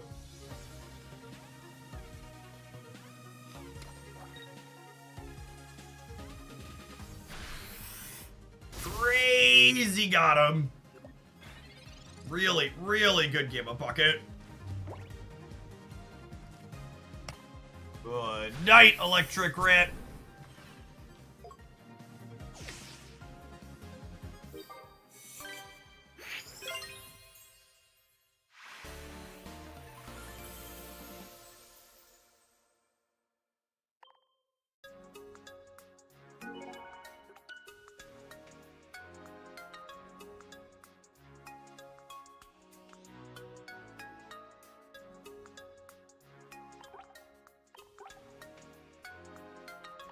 What do you think of the events so far? I think the events are fantastically structured.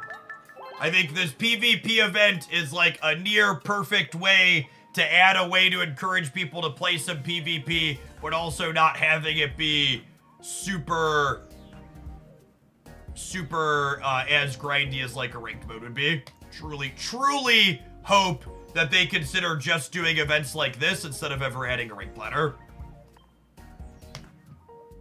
I think ranked ladders burn people out and are often very frustrating.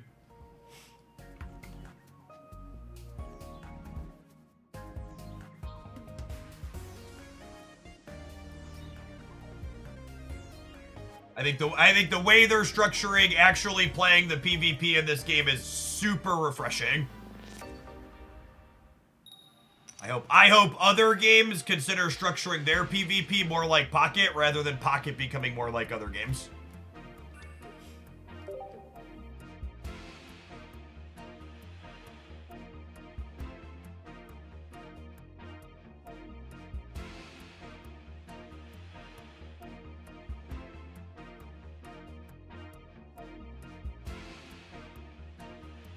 Someone in chat musing that Ekans is Snake backwards and Arbok is Cobra backwards. There's lots of that in Pokemon, especially in the Dark Pokemon in the TCG. Look at Muck backwards, for example. Give you a little insight into what the character is.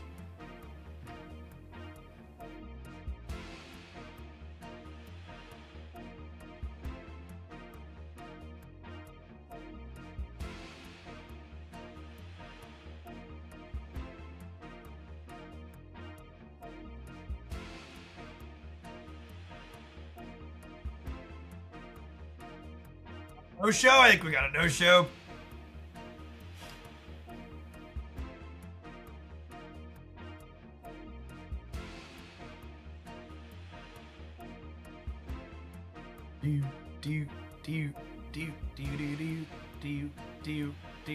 Do. I'll never look at Muck the same way again.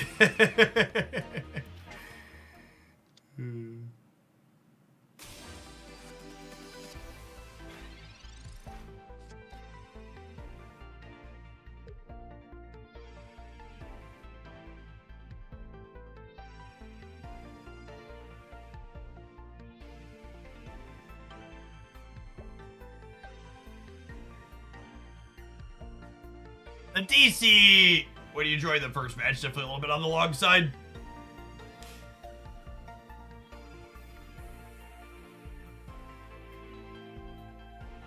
It's a shame too, because Sneck is pretty good against Mewtwo.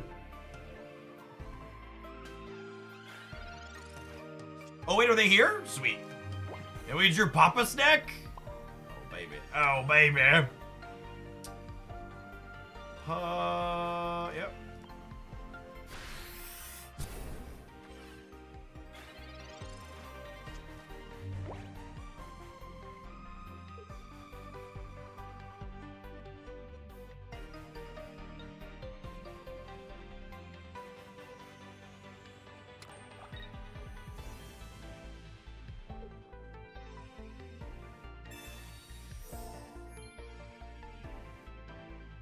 Does not matter against Nick. Clear him for 80 real quick here. 1 crack, 2 crack.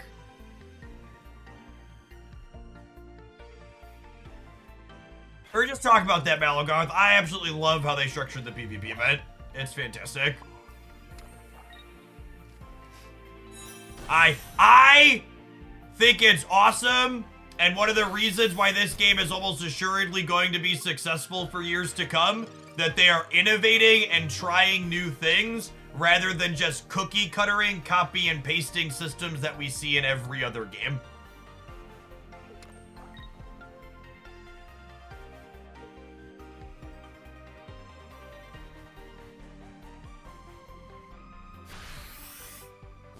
Gosh, going second is actually unbeatable for the Mewtwo deck. And for my next trick, I'm gonna solo you with this Arbok.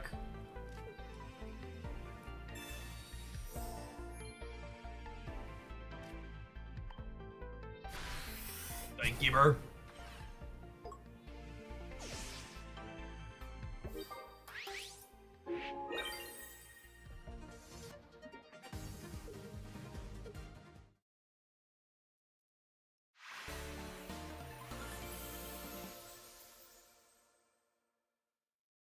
Hey, the Monster Puss, thanks for dropping that Prime support. It's a big part of why I'm able to do what I do as my job, and I appreciate the 13 months. Welcome back.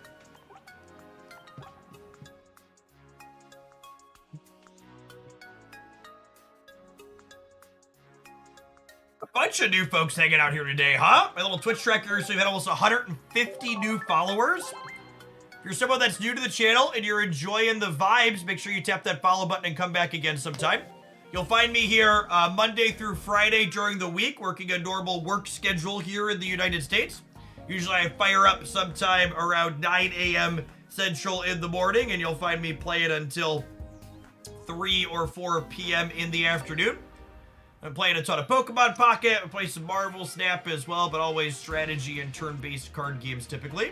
If you enjoy seeing a wide range of decks, usually we change decks every 60 to 90 minutes. You get a lot of variety when I'm streaming each day. I like to work on a lot of off-meta things. On a number of days like today during the week, we also take some viewer submissions and send in Pokemon ideas that we should try and work with. How do you get the Charizard avatar? The Charizard, Mewtwo, and Pikachu avatars you unlock when you have all of the cards in Genetic Apex. Glad to see you're not losing viewers like Pokemon. Yeah, honestly, in fact, I think we're gonna run. Normally, I plan to switch to Snap a little bit after noon, but we got a really good viewer count for Pocket, so we're gonna keep doing Pocket today for a while yet. Over 1,800 people in here.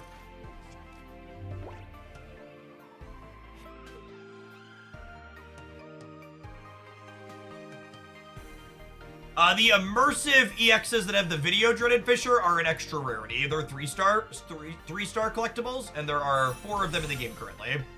One of them in each pack at the moment.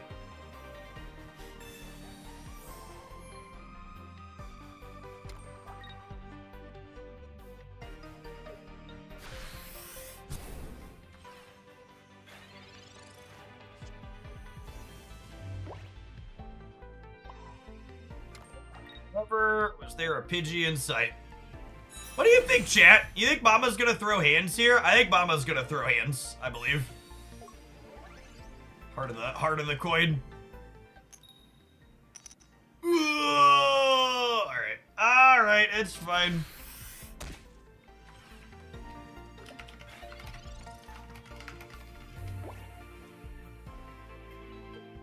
Don't stop believing, yep. Hey, what's going on, Shadows? Yeah, anytime I'm live here on the YouTube side, you can find me live on Twitch as well. Whichever platform is more comfortable for you. Okay, if we can hit 1 heads this turn, Arbok will be able to come up and finish the queen off. But if we brick, Queen's gonna plow through us. And because we don't have another basic, we're gonna be in trouble. Oh no! Alright, cool. Do they have second potion? Yeah, I'd take a couple more submissions today. What do I got? I've got 2 up after this. I'll take at least 1 more. The Starmie deck better with Greninja or Articuno? I prefer Greninja personally. Nidoking looks almost playable, prove me wrong. Perfect. I actually been meaning to try Weezing Nidoking on stream. Weezing Nido sounds lovely.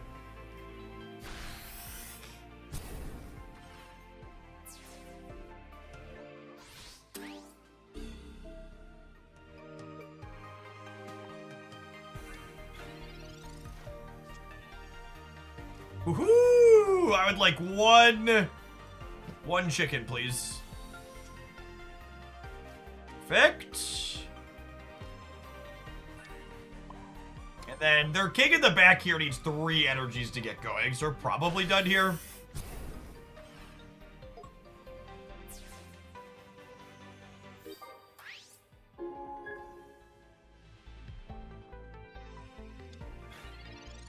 I didn't realize. Yeah, that's part of the reason why I decided to start doing the YouTube side. Let people know that. They can pop over to Twitch when they want.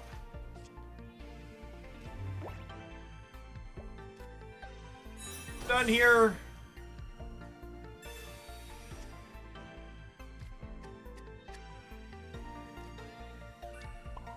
Might as well get that going too. Yeah, big tempo difference here. Their Nidoqueen knocked out my Kangaskhan, but that only took 1 energy off the board, right? So like when we take the knockout back, we're talking about tempo gameplay earlier, and those are the types of swings that generate tempo versus not. Where you're like, okay, this knockout was worth so much more than my opponent's knockout because of the amount of energy involved in the exchange.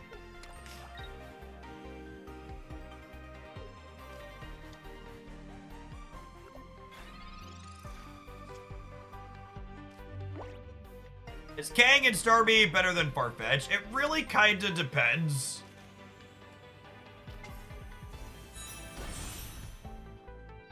How do we feel about murdering their backline Nidoran? I think I'm into it.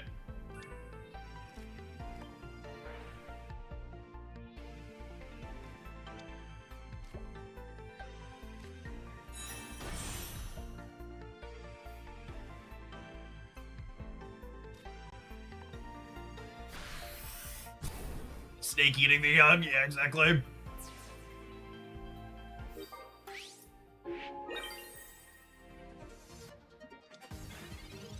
Hey, Sir Missalot, thank you for the submission. That sounds good.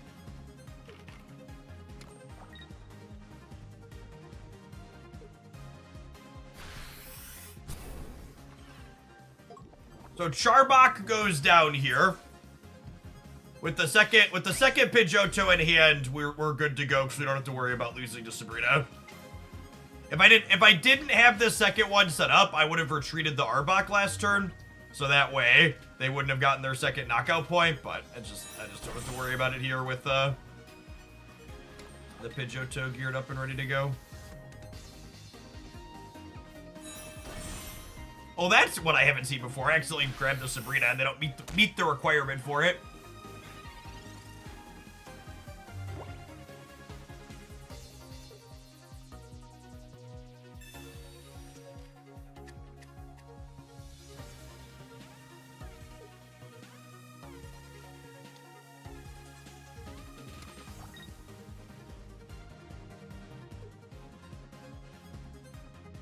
Yep.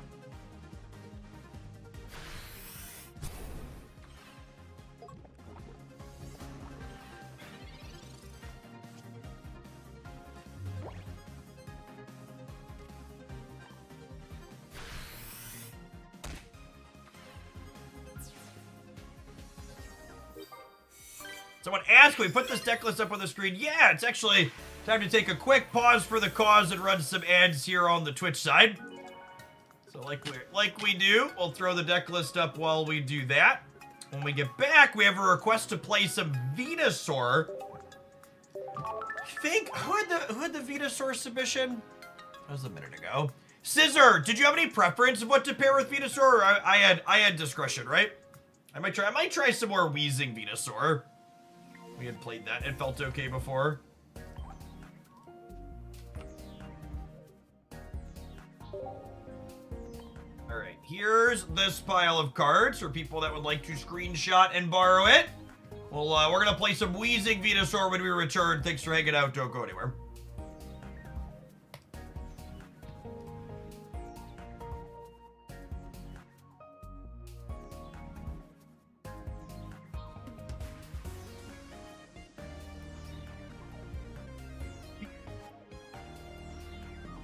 Giving you express permission to borrow this NFT.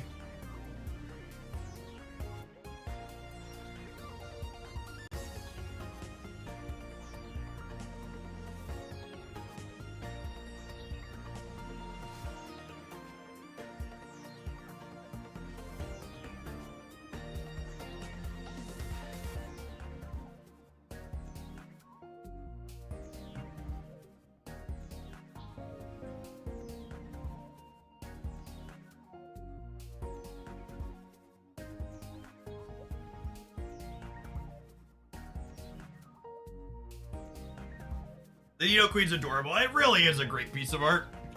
I wish she was more playable. I really like that. Nidoking and Nidoqueen full arts.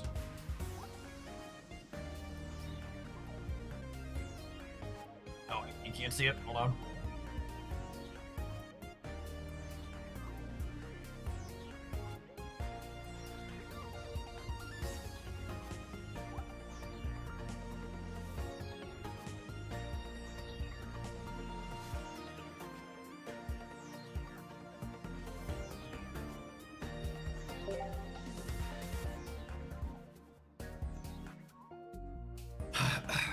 So you can sub Farfetch for Kangaskhan when you're missing a Kangaskhan, but you should just be aware that your Pikachu matchup's gonna be a lot worse without two Kangaskhan. Kangaskhan hits the very important breakpoint of surviving a 90-point hit from Pikachu.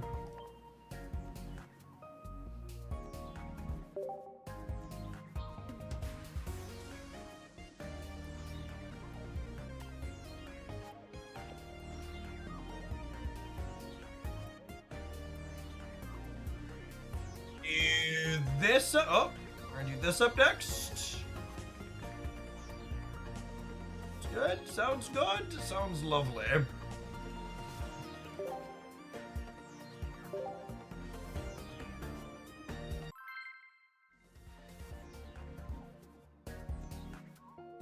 I think if you like strategy card games, you will enjoy Pocket a lot. I think it is a genuinely good strategy card game. Thank you for the quarter of a year. Welcome back.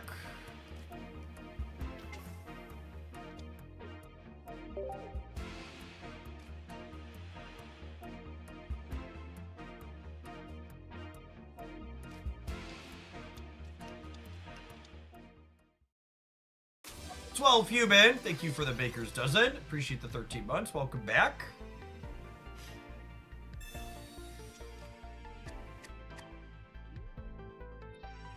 Stellar start for us.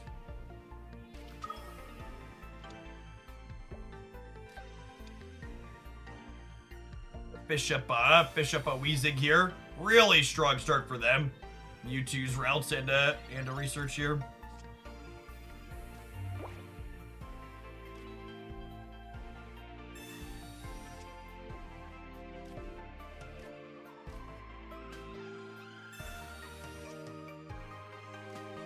Unlucky. I think I'm setting this one up to deal damages.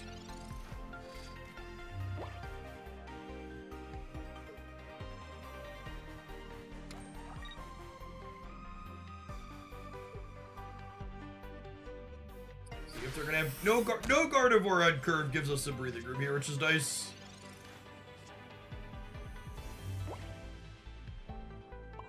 There are Dark Energy in our deck for our Weezing, because it's noteworthy that Venusaur's attacks take 2 colorless, so you have a little bit of flexibility in which energy you can play.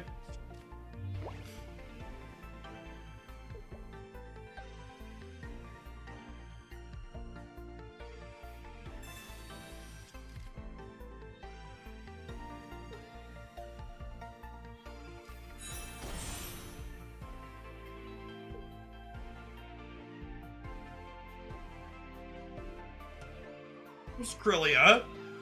So we could start getting Mewtwo charged up here real soon. Ideally, we're hitting Ivysaur next turn. No Ivysaur and no Weezing line is pretty unfortunate.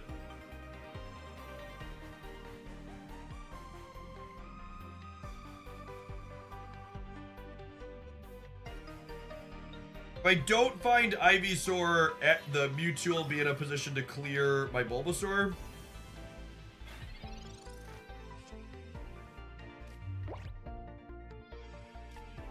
This is guaranteed to be coughing, which is nice.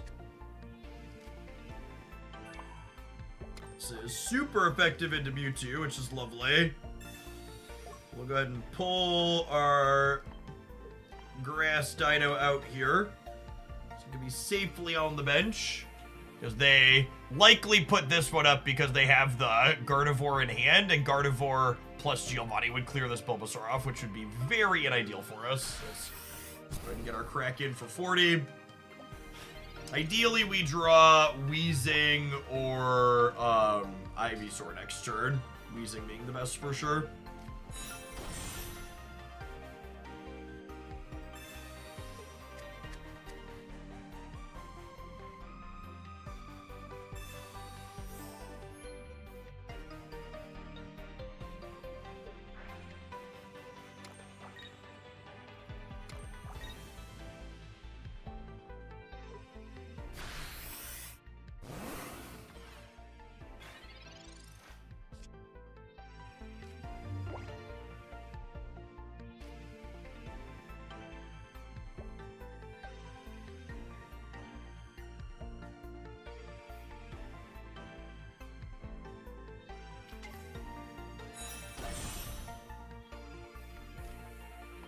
Poison, which puts them to 120. Tackle puts them to 70. Then Poison puts them back to 60, which means Ivysaur would be lethal next turn.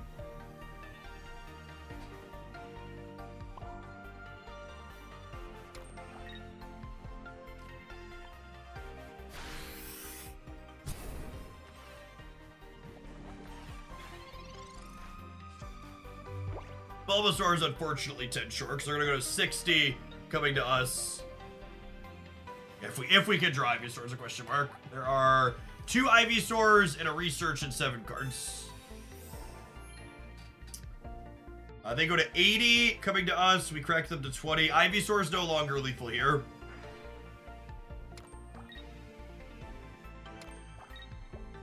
Actually.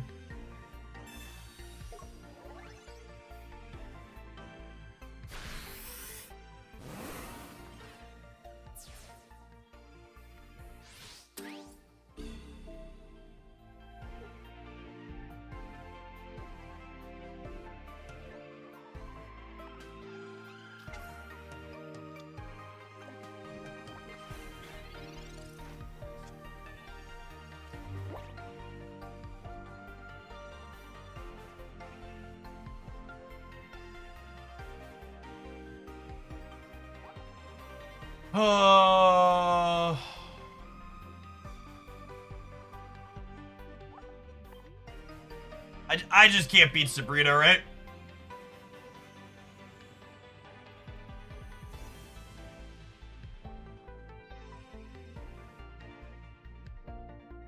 Ivysaur just came too late.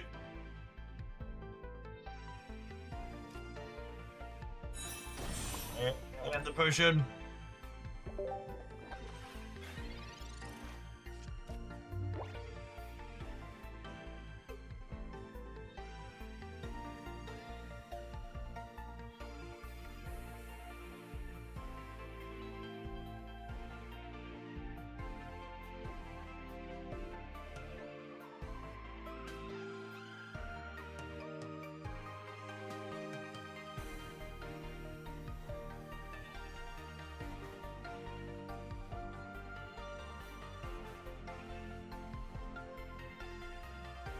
Line feels like it takes too long to set up. I mean, this game was exactly like literally any other Stage 2. Like, Stage 2 Pokemon are inherently inconsistent and have risk associated with the power payoff that they offer. Like, sometimes you just don't have all three until, you know, you're 14 cards deep in your deck. Long take, I assume means no Sabrina, yes? Maybe their Sabrinas are buried in their bottom three? They have Meowth in their deck. Maybe they don't have two of them and their single one is buried.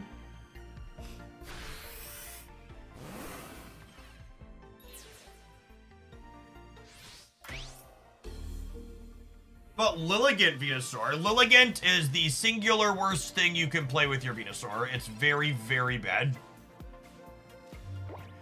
Lilligant, a lot of people look at Lilligant and think that Lilligant is an accelerant, like Misty. However, Lilligant is not an accelerant. Lilligant, in order to be an accelerant, would have to live to attack 3 times, which is basically never happening. The best way to think about Lilligant in terms of its impact on the game is Lilligant is a card that gives you a discount on how much energy, gives you a discount on the energy you put back on, or a rebate afterwards. I'm not sure that Weezing is optimal in this deck, but if Weezing's not optimal, Executor EX certainly is.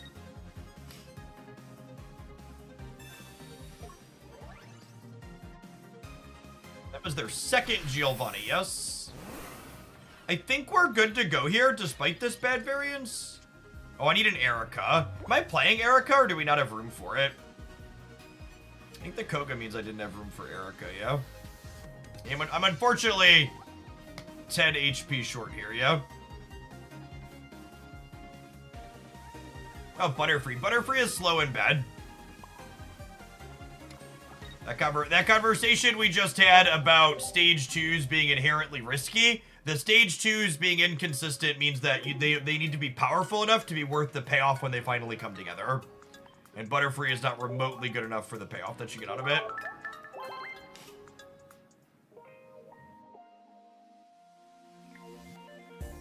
Yeah, that game was a little unfortunate for us. We're giving up Erica to Koga in the late game. And the upside's supposed to be that it buys us more time, but we just didn't draw the Weezings that time through.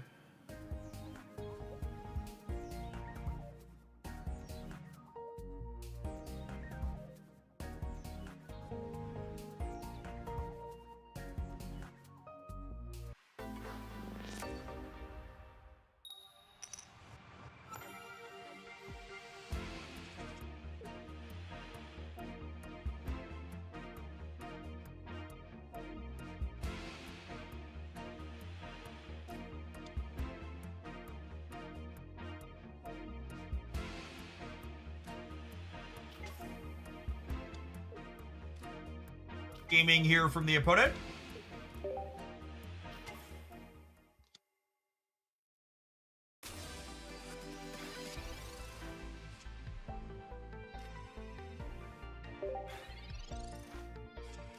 The Altar Bulbasaurs are very good, yeah. All three, they do exactly what they're doing. The collecting aspect of this game, all the Altar Kanto basics look stellar. Should I use pack points on EX card? You should use pack points to get cards you would like to play with.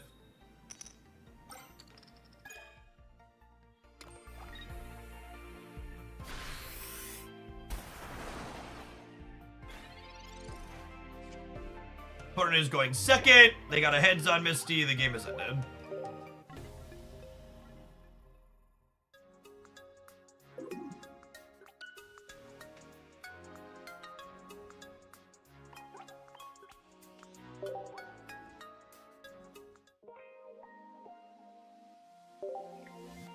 Yeah, Blastoise EX really feels like one of those cards that's just like a casualty of Misty. This card is doomed to mediocrity. What happened? And the opponent was playing a high roll deck and they got their high roll. So we went to the next game.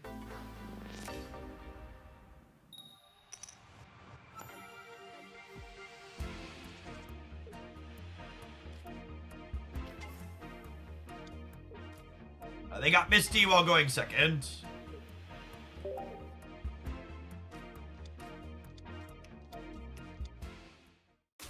Yeah, I definitely think Misty is the singular biggest design mistake in Pokemon Pocket.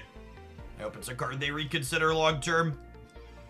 It'll only restrict their design space long in the terms of longevity.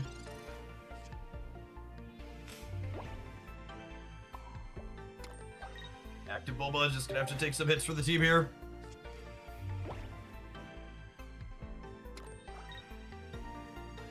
Truly, it is a reminder that I am thankful that average Twitch chatter is not a game dev. Because every time I hear someone suggest Misty should just always flip 2 coins, I die inside. Misty always flipping 2 coins makes the card significantly more powerful than it is now. Significantly more powerful. You, generally speaking, especially when going second, only need 1 heads to run away with the game. And Misty always flipping 2 coins makes you way more likely to get 1 heads.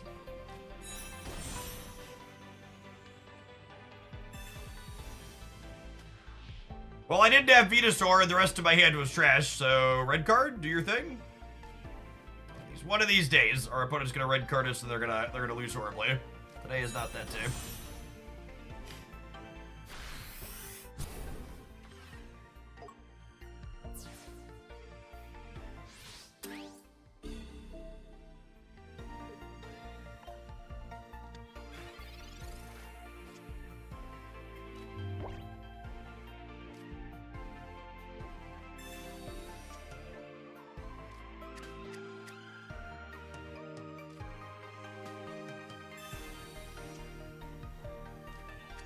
I do not have a strong desire to continue talking about reworking cards in Pokemon Pocket. I'd like to please move off of this topic. It is not constructive or useful. Please and thank you.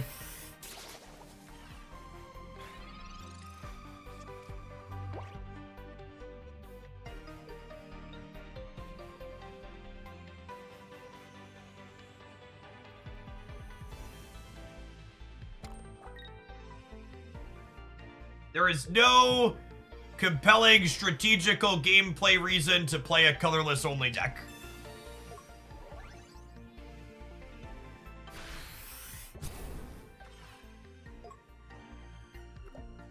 I genuinely can't tell if I'm being trolled by another person suggesting she flipped 2 coins. Like genuinely losing IQ points. Just like, what is a Twitch chat? What even is a Twitch chat? Truly, I must be getting punked, right?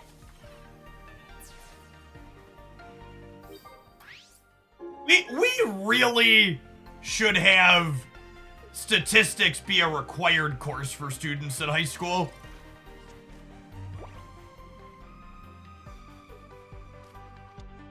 We would be so much better off as a society if people were obligated to take statistics classes.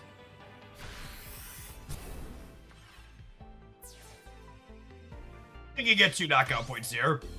All right, I think I'm gonna shove Weezing Vito in a trash can, and we're gonna play that Executor version.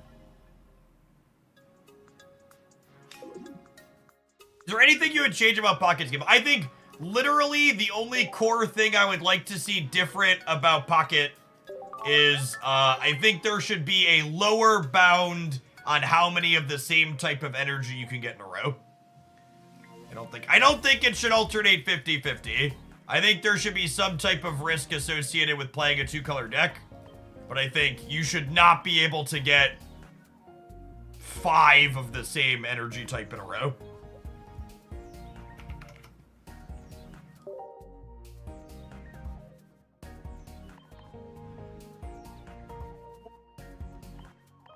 I think it's just the EX in here.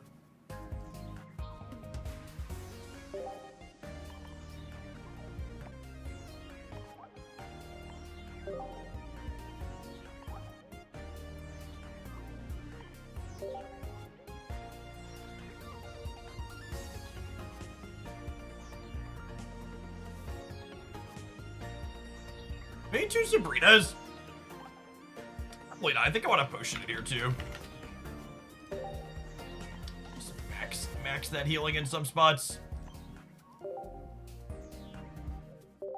I haven't played a ton of 2-color. How does it work currently? It's literally 50-50 every turn. Change the deck to him.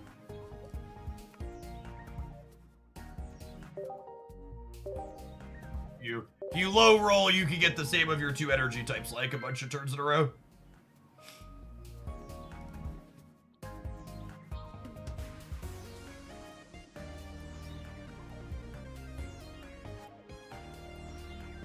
I think going first and going second is probably appropriately balanced if they give us some more cards that like going first. I think there are more cards that like going second right now, and I don't think I would change the balance of going first versus going second so much as I would just like to see them make more cards that reward you for going first. So I would go so far as to say it's even good design that some cards like going first and some cards like going second. We just need a better mix of both of those. Man, it is just impossible for us to draw our non-Bulbasaurs to start in this deck so far. Big grip. Yeah, we need more stage 1s with 1 energy attacks. More Weezings, more Executors, etc.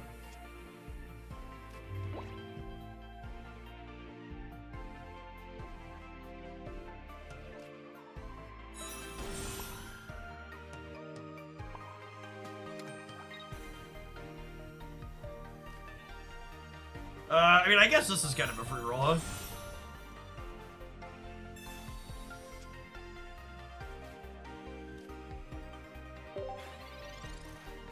Gives it a higher retreat cost, whatever. Yes, the game makes sure you always open on a basic.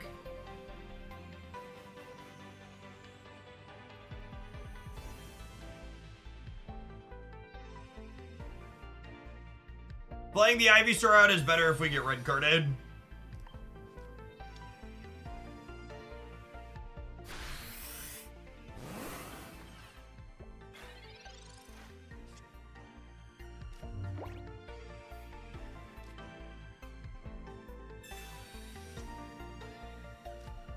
Red card is popular because people who play games are toxic and they like to feel like they're hurting their opponent.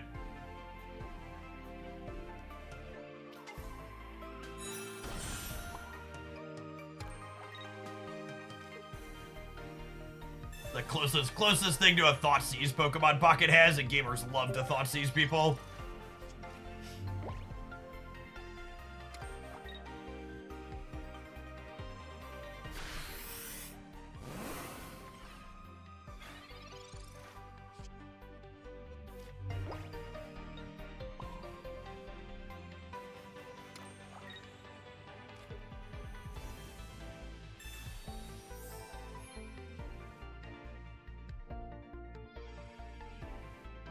What resources do you recommend for finding meta deck lists? I recommend checking out my meta roundup, where I showcase some of the best just dead to Plantino Double Erica.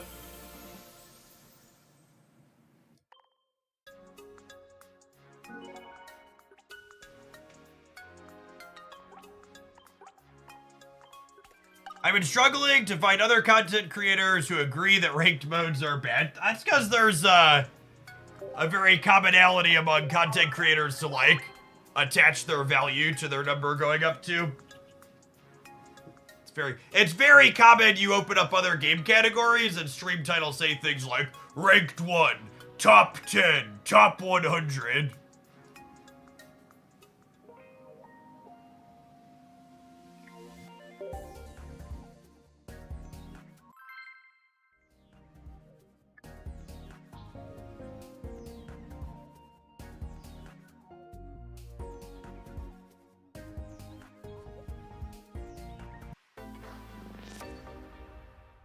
Yeah, truly, as someone who's watched, like, a lot of Marvel Snap content, the people who consistently look the most miserable while playing Marvel Snap are the ones that are obsessed with having the rank number go up.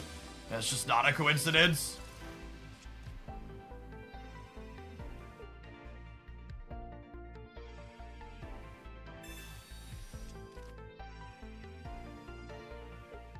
Goes for every ranked game, yeah, for sure. In Snap, it's I think it's a little bit more exemplified in Snap because for people who aren't familiar with Marvel Snap, the turns get played out simultaneously.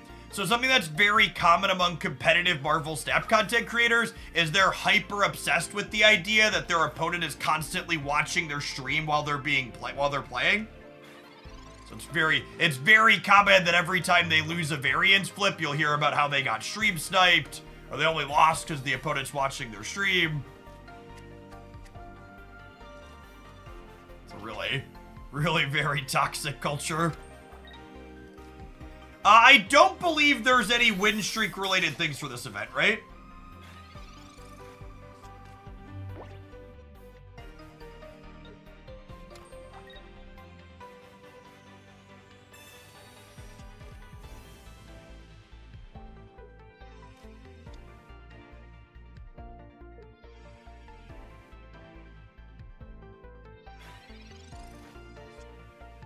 Yeah, that's something I've talked about a lot in the past, is when having conversations about cards that are good, bad, or otherwise inside of card games, something that happens quite frequently when trying to engage with people is when talking about a card is good, the card being good or bad, it's very common for people to simply respond with, well, I'm winning with that card, or well, I'm high ranked with that card, ergo it must be good.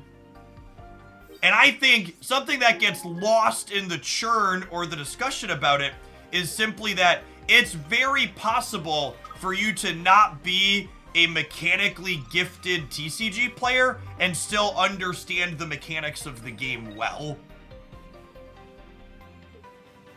And then the inverse of that, it's very possible for you to like be a really good player and make bad card choices and bad deck building choices and still win just because you're a mechanically gifted player.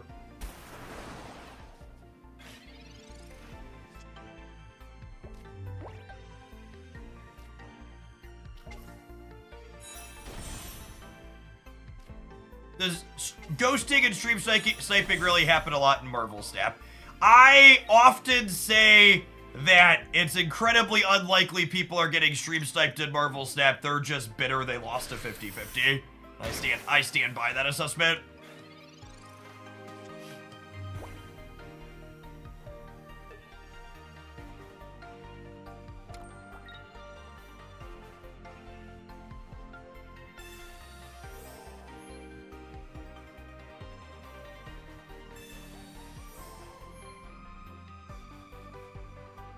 Daddy Plant Dino's getting charged up in the back here, chat. I think we're gonna be good to go.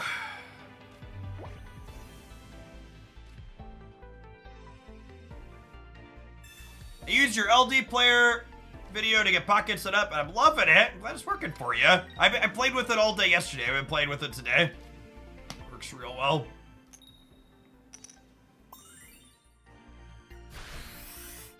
Something like a hand hider not possible to snap. Yeah, the people who are paranoid about being stream sniped constantly block out their side of the play.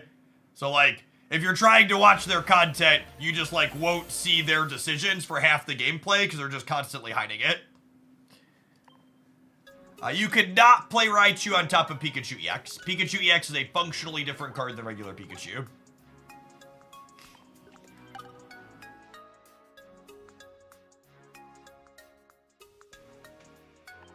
So my understanding is that the matchmaking in Pocket is somewhat based on your account level.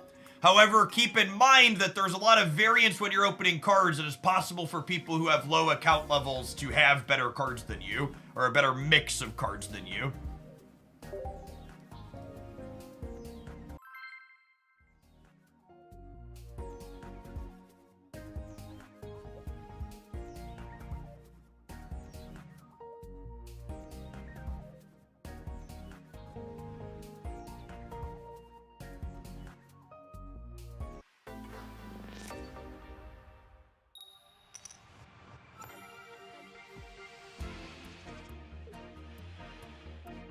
I'm going first, and I have an execute. These games feel like cheating, chat.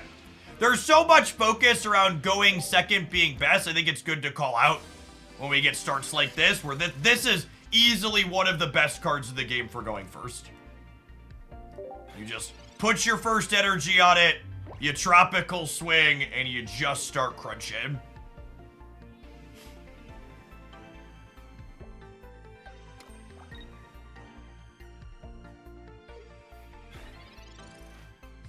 Don't forget to snap, yep.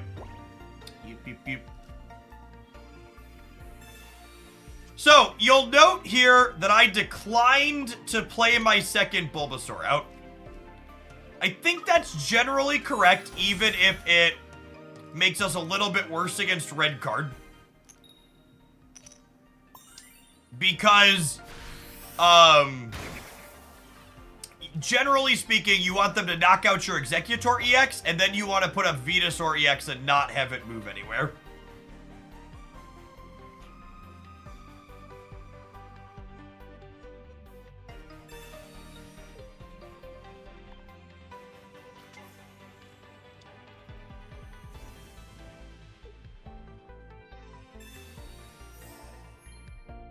How are the viewer analytics for Pocket looking now that it's been in the wild? Honestly, we might just do all Pocket today.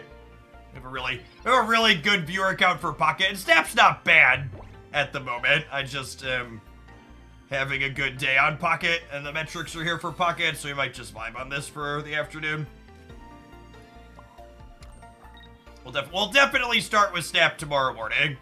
But I might just do an all Pocket session today. We'll see. We'll see how the metrics look. Metrics can come and go, but as long as we're floating around 1,800 plus people, we're gonna be Pokemoning.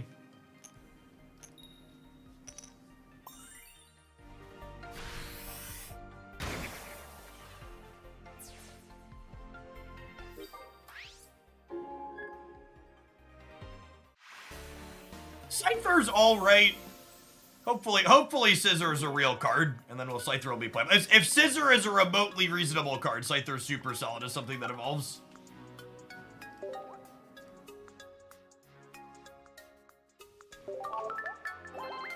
Those BM to flip heads there. I have the pay to win coin, chat. You know? Have you done a video breaking down the Pocket economy? There's really not a lot to break down. It's just like typical opening booster packs, and they give you a reasonable amount of packs.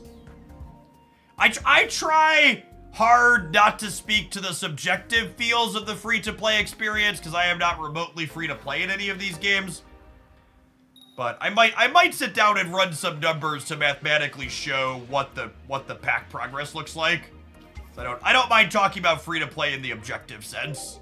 But I feel like it would be disingenuous of me, someone who only spends money on games, to talk about the free-to-play subjectively, since I just don't have that lived experience. So the 13 months tentacle. There are any basic cards with 3 energy costs that you feel are reasonable? Like 3 energy attacks? Do you have an example of what you mean?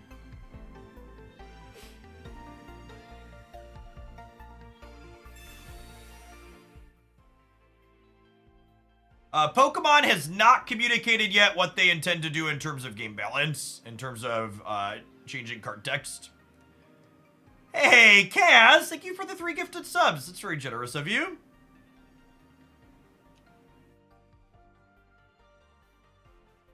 Blades are electric for shaving your head, just electric, LBB. We ran Manscaped promos for a few months at the end of last year. So I have a couple of shavers from them that work quite well.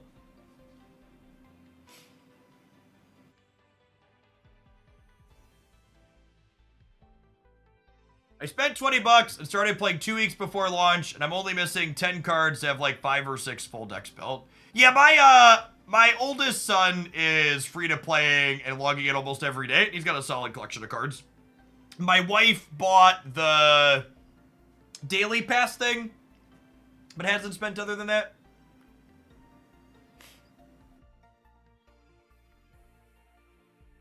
Yeah, all my upkeep is self-care. Very simple and easy. Literally just put the guard on the razor and go over it. Nothing fancy.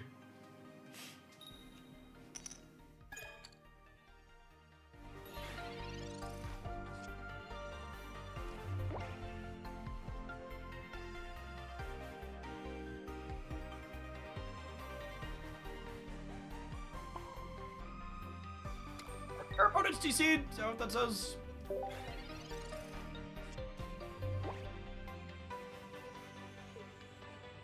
I think it auto-flipped on them and they're DC'd here. We're gonna get enough wins. I'm just gonna leave rather than sit here and make everybody waste the time. The new Mankey comes from playing the Lapras PvE event.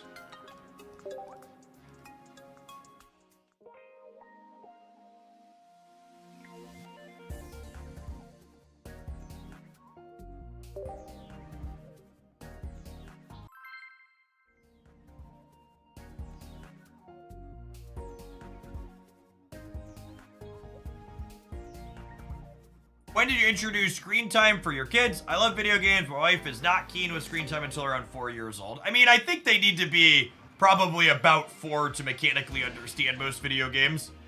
Obviously, some give and take depending on the kid, but all three of my children, the youngest of whom is now 4, started really playing video games with me at 4 years old.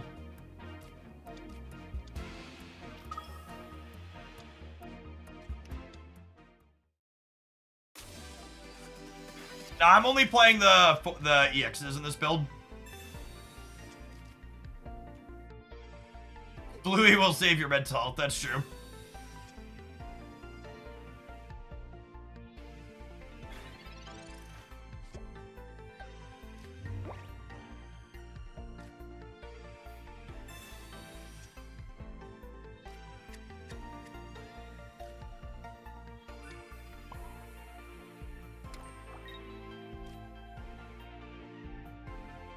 I'm going to put the energy on the execute to start, because if we top deck X speed next turn, it lets me pull this back without discarding an energy.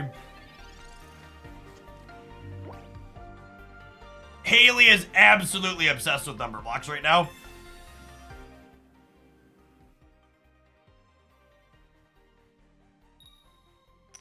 Toddlers who watch TV experience the side effects of parents who can actually get stuff done. Why would you say something so brave yet so true?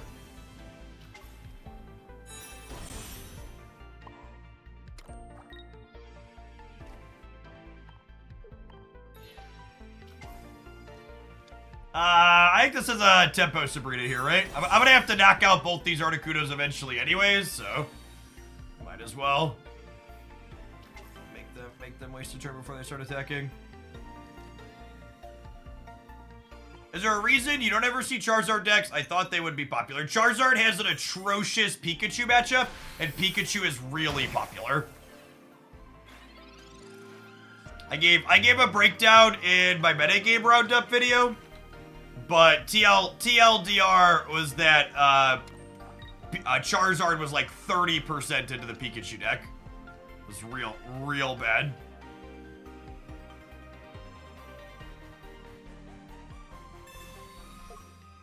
Where can I watch Number Blocks? Number Blocks says Netflix.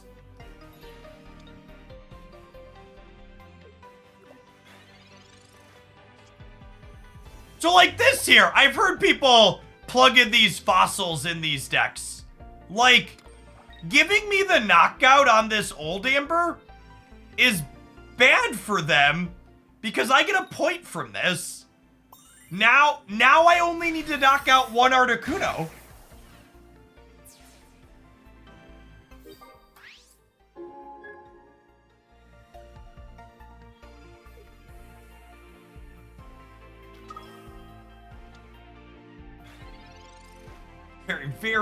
Very silly from a strategic standpoint. But the YouTube video says I would win games like a pro if I put fossils in my deck, Jeff. Why don't you want me to win games like a pro, Jeff?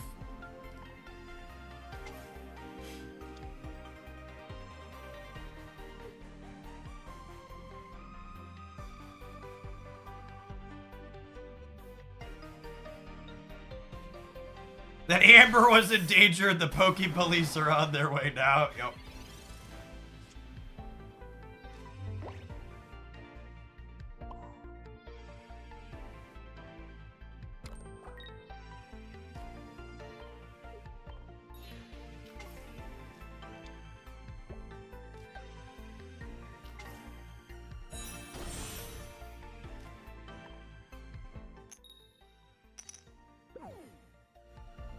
I guess with the damage on this Bulbasaur, we're actually kind of in trouble.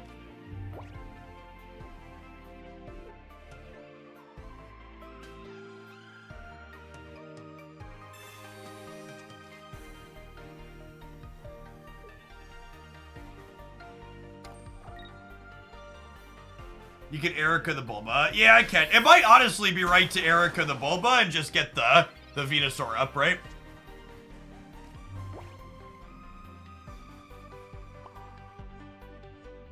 Just let the Executor die.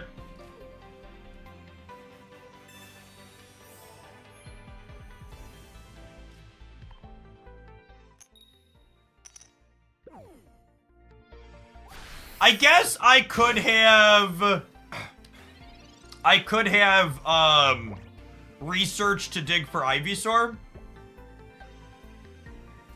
many Sabrinas are they through? Only one? It's very possible I messed this game up by playing out the extra bench Pokemon. Yeah, we need a heads there to play around Potion.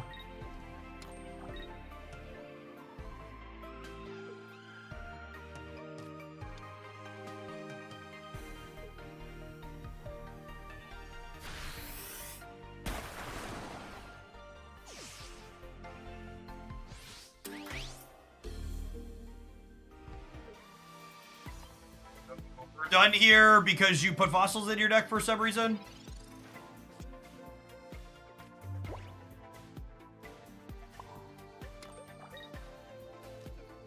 We actually cut the Misties from the Starmie Greninja deck yesterday, and it felt pretty solid.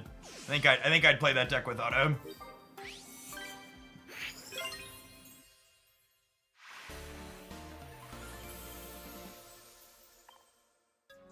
Alright, it looks like it's about that time, gamers.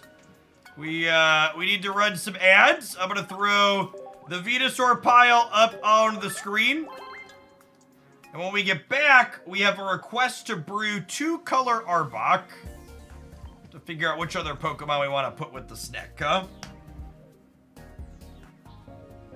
See you in 120 seconds. Thanks for hanging out. Don't go anywhere.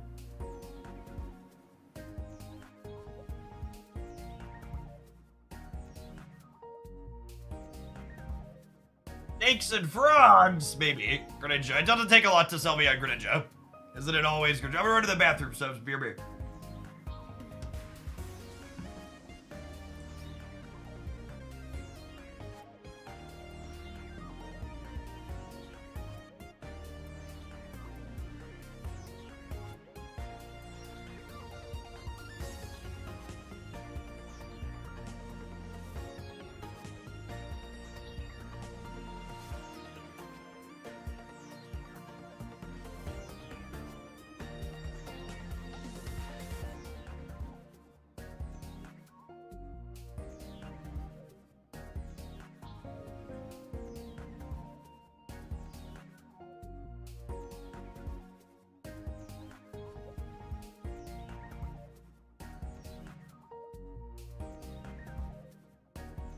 I suppose Arbok is good at,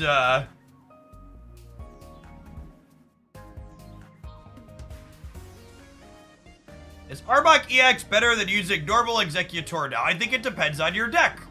So in this Venusaur deck, the goal of the deck is to go Executor EX into Venu EX, just 2 Pokemon, 1, 2.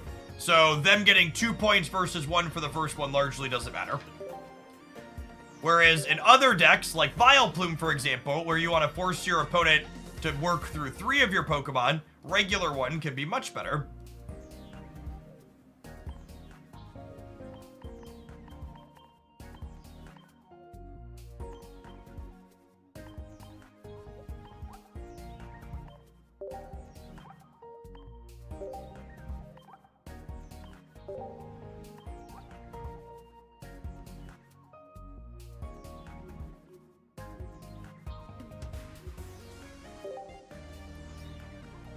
I was trying to find ones that are typed and trainers. That's a banned search function. Holy.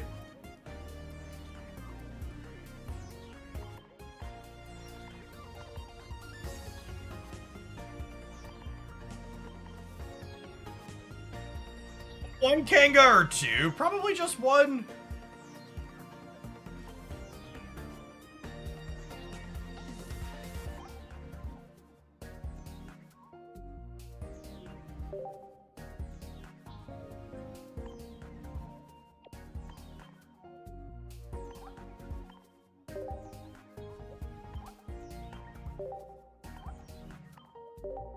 Please, Pokemon Pocket, default flares, I'm begging you. Hands and knees, default flares. Save me button presses.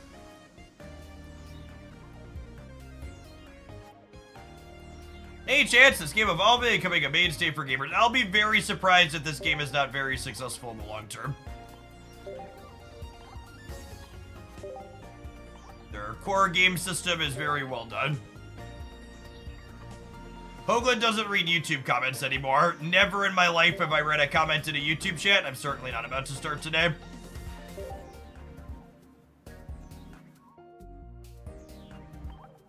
You make a video on tournament decks? I did. You should look at the meta roundup.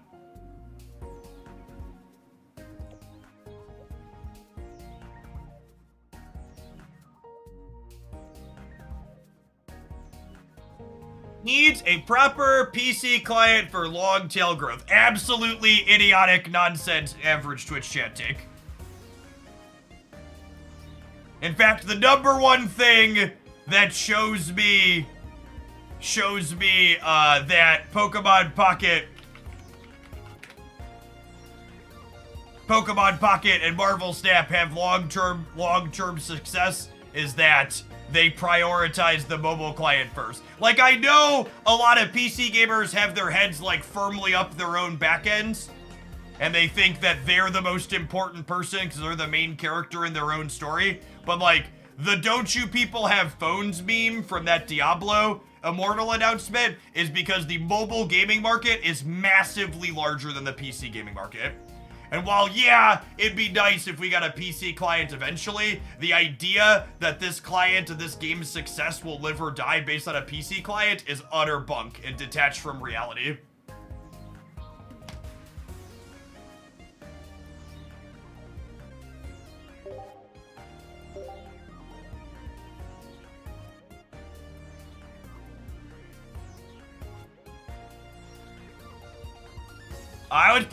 I usually only play one Hitmonlee Duck.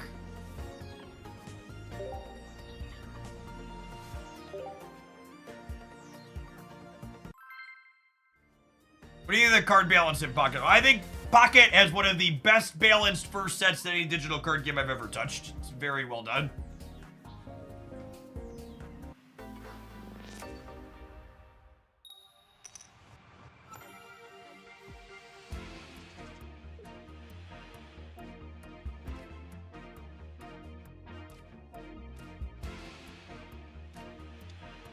Oh, I wish I was going first with this full Froakie line.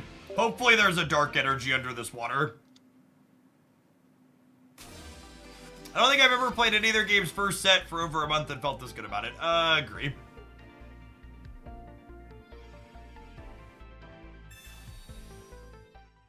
You get to play a game, or is there a Misty?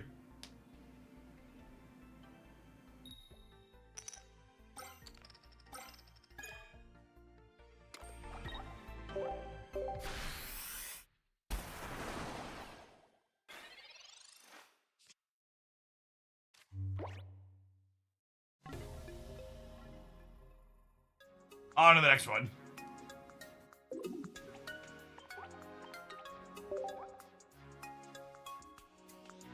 I hope they look at how often people push Thanks or Not against particular decks and use it to get a feels good on certain things.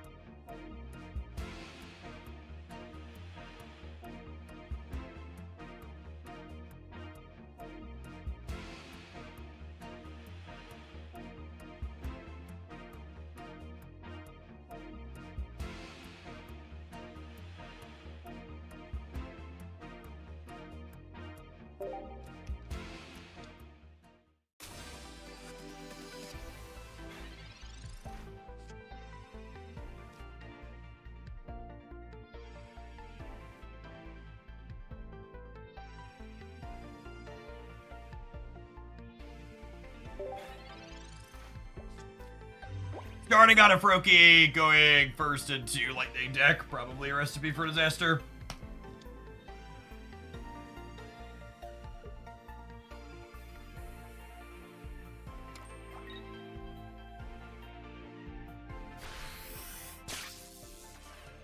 I have Potion, so we're not just dead to the Blitzel at least.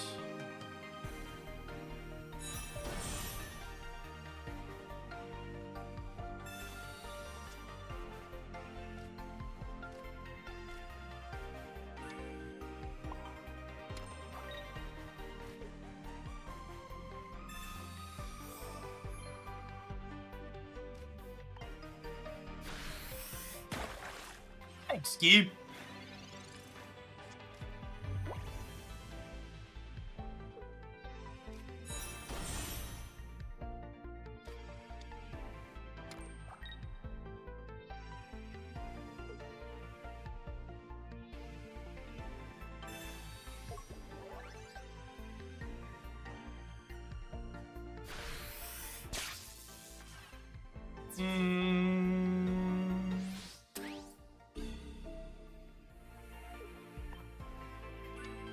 Body and the evolution together. Unfortunate series of events for us.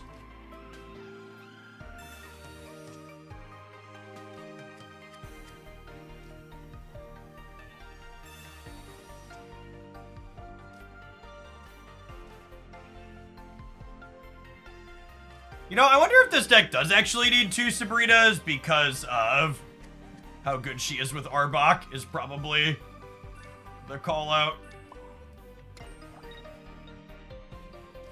Play the second one over the Giovanni.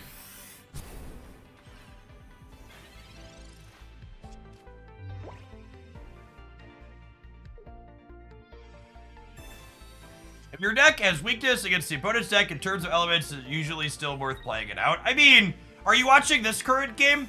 Like, the opponent had weakness over one of our cards, and we had to brick another starting Pokemon, and they had to have the evolution, and they had to have the Giovanni, and, like, we're still playing a real game? I guess the longer answer to your question is yes. Or shorter answer is yes, it's usually worth playing out. The weaknesses in this game, generally speaking, feel like they're a balanced mechanic tool, as opposed to a, okay, you could never win the game tool. If that makes sense.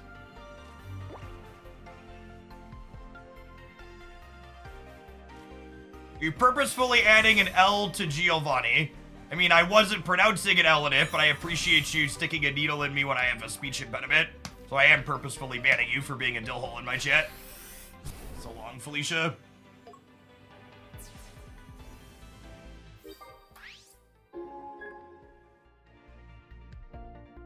Gamers, an ounce of self-awareness. Not even once.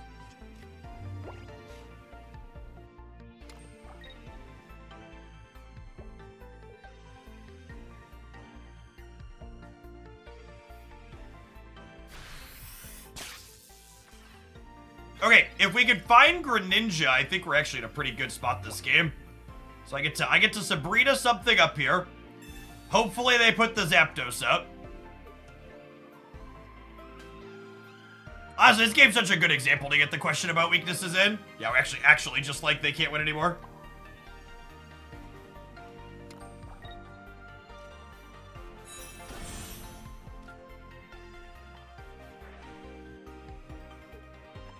Tap this. I'm gonna put the Ekans out just in case they have a Sabrina. We get to corner the Zapdos up. This was a cool, sweet game. I think I want to sub this Giovanni for a second Sabrina, because Sabrina's so good with Arbok.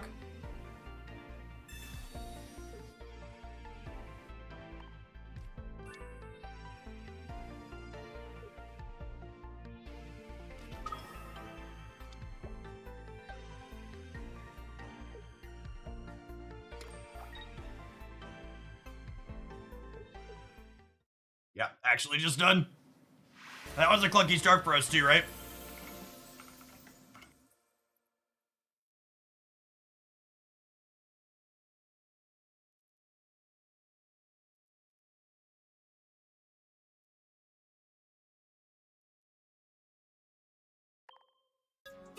Peacock, thank you for the third of a year. Appreciate the 4 months. Welcome back. All right, Chad, I'm picking up what the Greninja Snake deck is putting down. But then again, it doesn't take a lot to sell me on playing Greninja. All right, let's make the supporter swap here.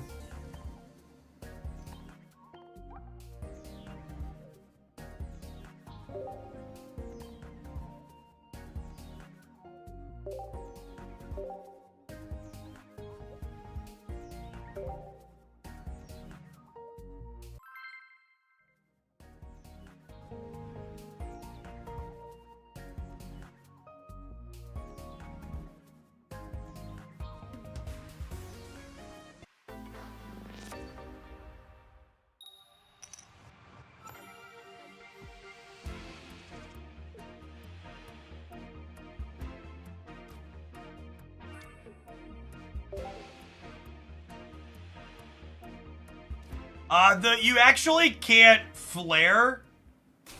You actually can't flare, Sabrina, or the full art traders.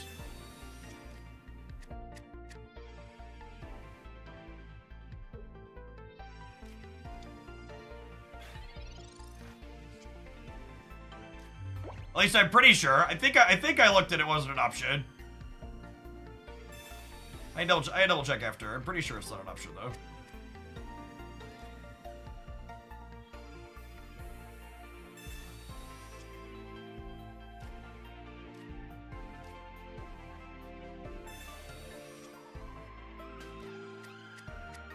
I think I want to put this dark energy on Ekans.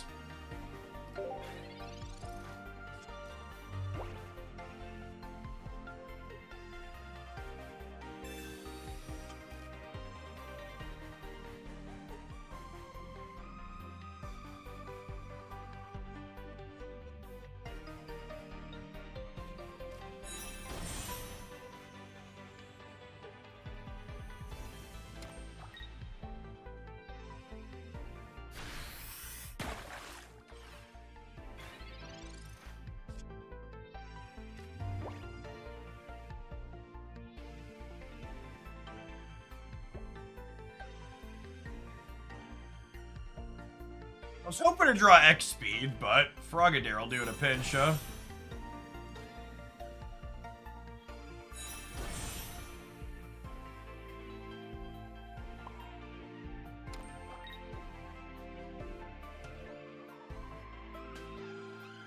What do we think of Tempo, Sabrina? Nah, I want him to kill my Froakie, right?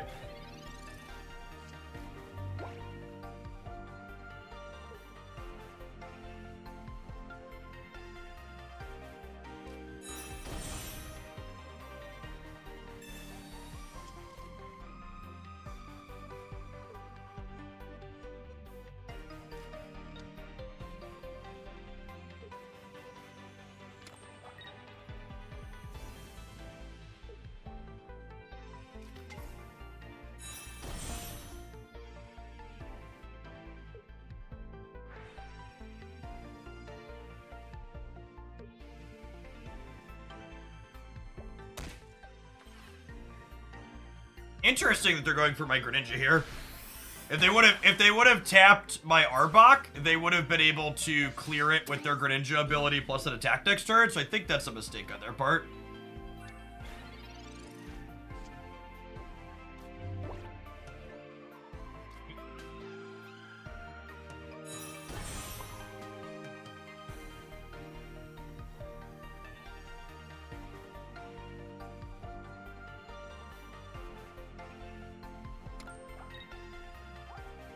Where am I sending my 20?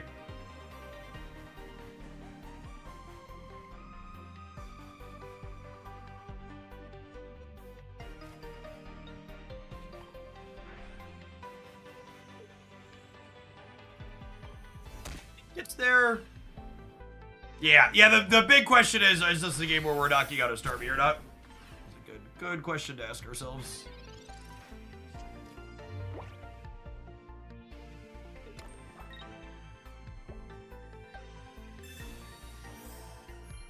They have double potion. I always have double potion.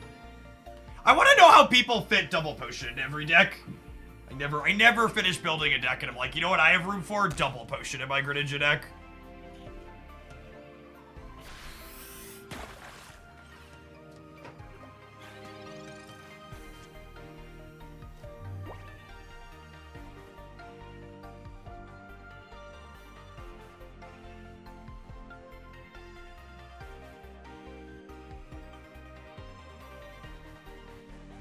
They don't play enough basics? I guess.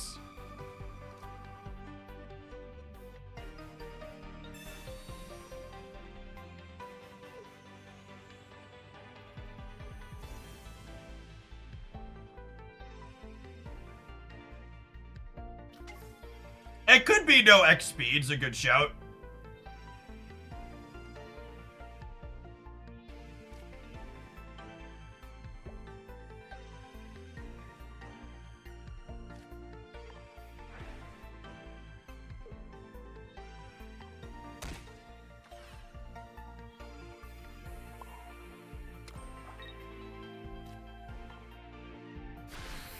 So this locks the Starmie in.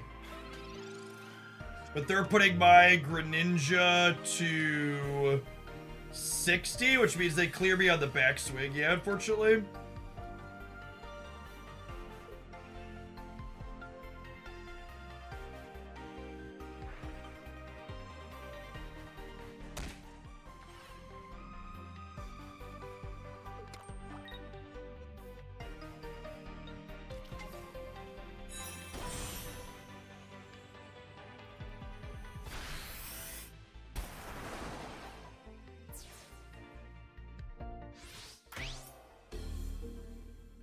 We're just done, yeah? I think I'd have to, like, top deck Kangaskhan and hit 2 heads here, yeah? Yeah, we only have 1 potion, not 2 in our deck.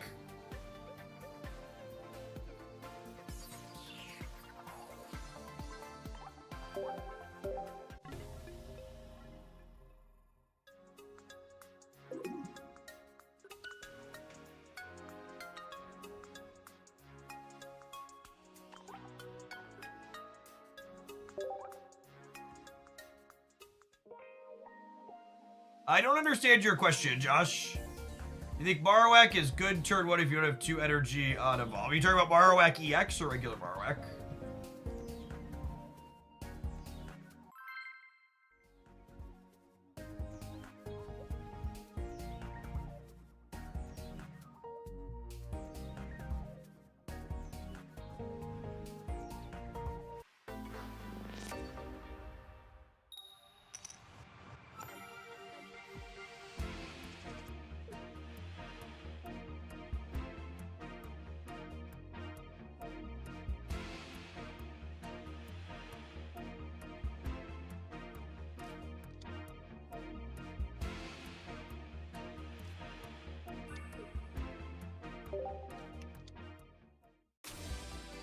Non-EX Mewtwo. I haven't heard before.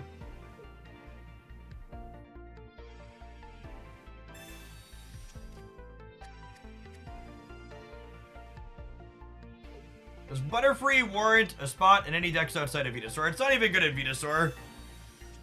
Butterfree. The question you have to ask yourself whenever you're considering playing a Stage 2 card is the upside worth the inconsistency Stage 2 cards have in Pokemon Pocket? And for a lot of them, the answer is just no. Butterfree certainly the case in that regard.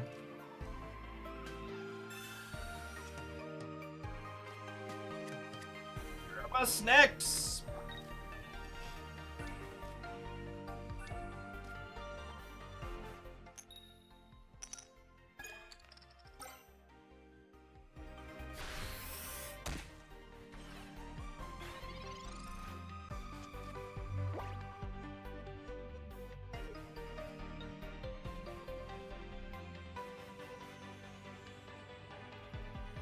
Greninja's a card I like playing in 2-color decks because Froganair and Froakie attack with an energy of any color, and then Greninja only needs one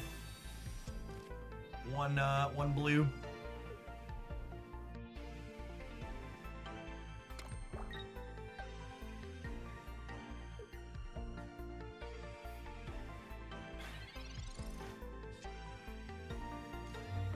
So Sneaky Snake, which is nice because all we have is Dark Energy.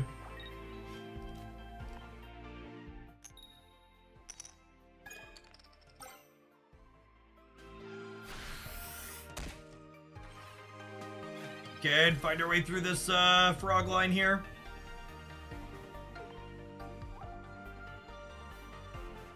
Ever played Paper Pokemon? A number of years ago, I played Paper Pokemon and made some content on their client that existed before TCG Live. It's just as content became my full-time job, I had to focus on types of content that can actually provide a full-time living. Regular Pokemon content isn't that popular for the card game. Most of the bigger paper Pokemon people do things like box openings as opposed to strategy gameplay stuff.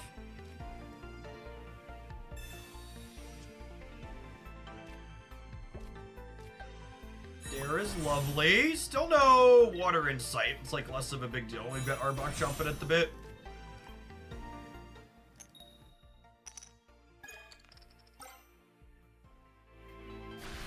Oh, the Pocket Metrics bed versus Snap. On the Twitch side, the Pocket Metrics have been a bit better. On the YouTube side, they're comparable, but the Pocket Metrics are trending up there and the Stat Metrics are trending down.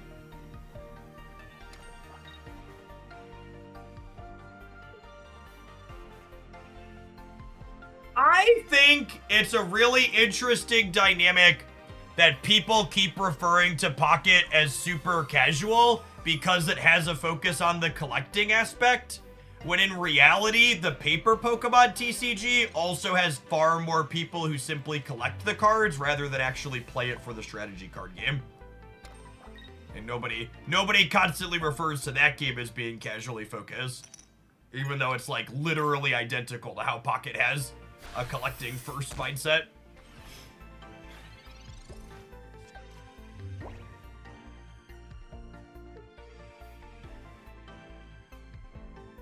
Casual equals you don't feel miserable while playing it. And genuinely, I feel like enough people have been hurt by their games that that's the mindset a lot of people have.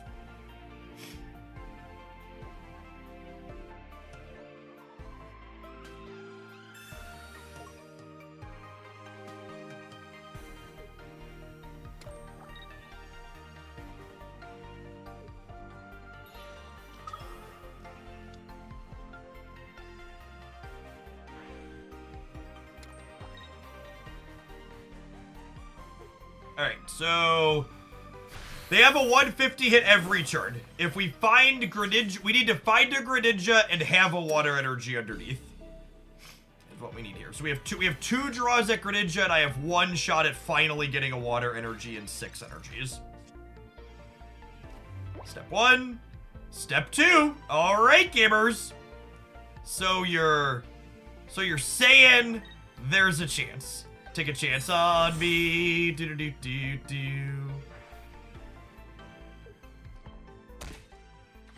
Tap that for that.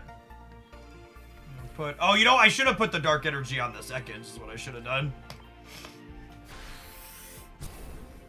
Probably doesn't matter. We'll corner this.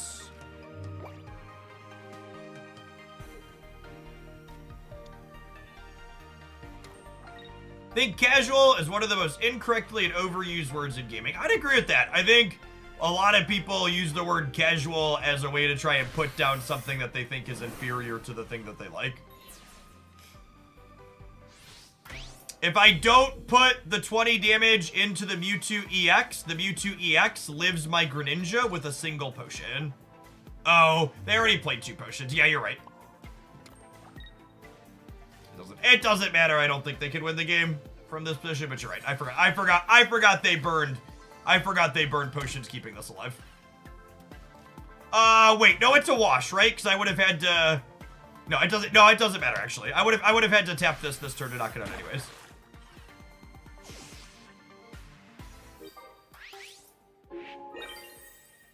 Because the Gardevoir doesn't have any energy on it right now, we get to go ahead and they can't Sabrina us and deal 60 to one of our backline.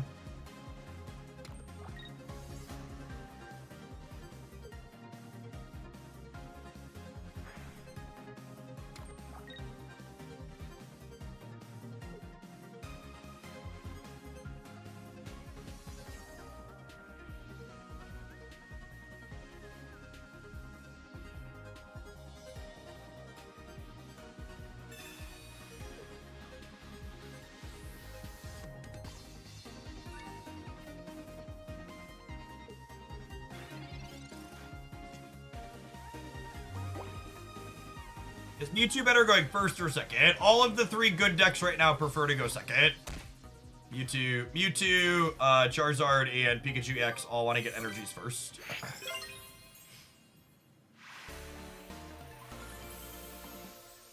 A solid game.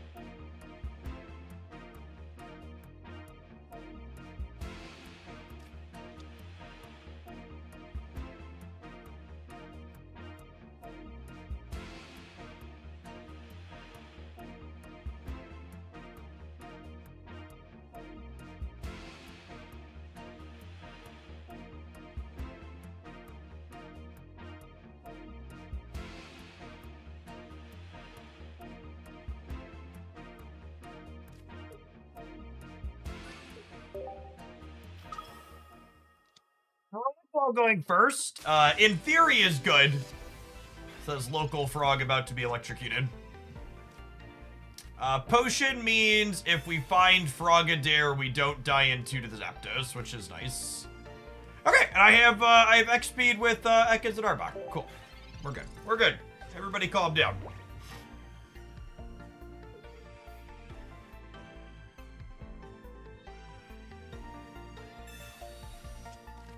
I think X speed is very, very good in decks like this that have a card like Froakie that they don't want to start on.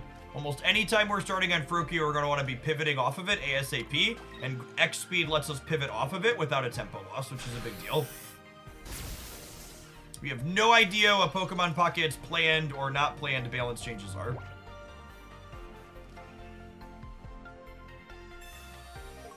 Frogadier is lovely. I am going to go ahead and potion my Frogadier here, so that way if they have a Sabrina, it doesn't go down right away.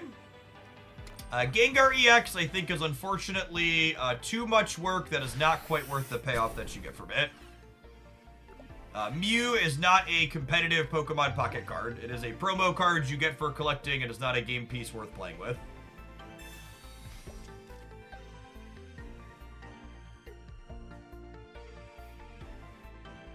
Promo pack guaranteed an expert. It is not guaranteed, but it's much more likely than the other versions.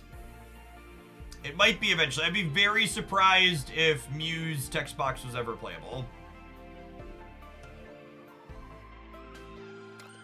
What's best to pair with Wiggly EX? I'm a pretty big fan of, what's the word I'm searching for? I'm a pretty big fan of Weezing Wiggly.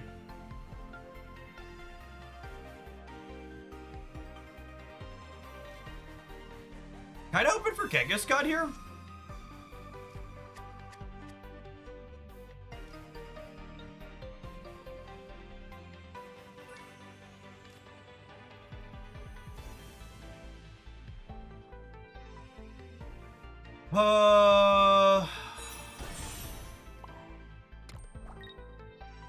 I guess with the Froakie, we actually have this Zapdos dead through not potion next turn, yeah? So this puts it to 90, and then this puts it to 30, and then Water Shuriken plus Flop finishes it. If they have single potion, we could top deck Frogadair to be able to knock this out through single potion.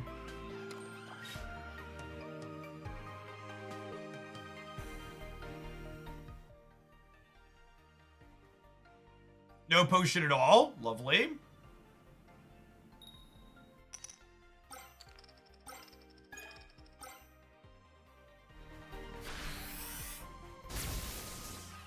And then notably here, talking about tempo gameplay, this is a spot where we're going to be ahead not only in knockout points, but also tempo, because they took 2 energy off the board for us, but we're about to take 3 energy off the board for them.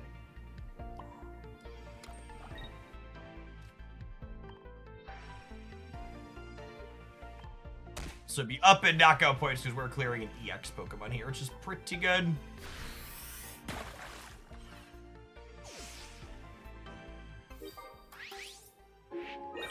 We have a water energy on the top of our energy zone here, which is stellar because it means that in 2 turns we'll be able to attack with Greninja. We didn't brick on Double Dark.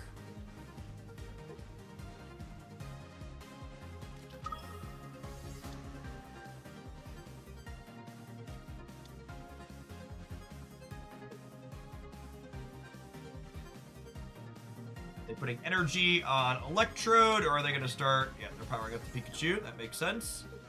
My free-to-play? No. No one who has these type of cosmetics is free-to-play right now.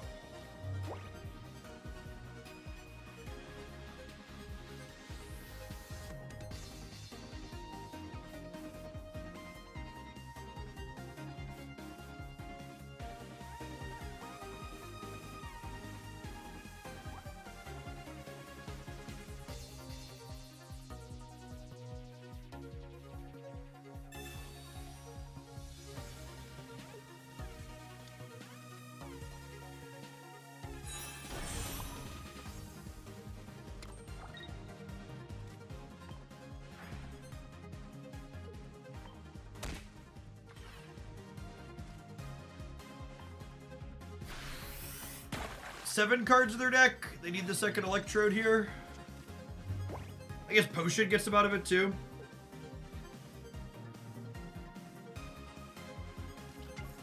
Damn. Is that lethal? It might be lethal. Because of Greninja's weakness. Did I already use my Potion? I think I did, yeah.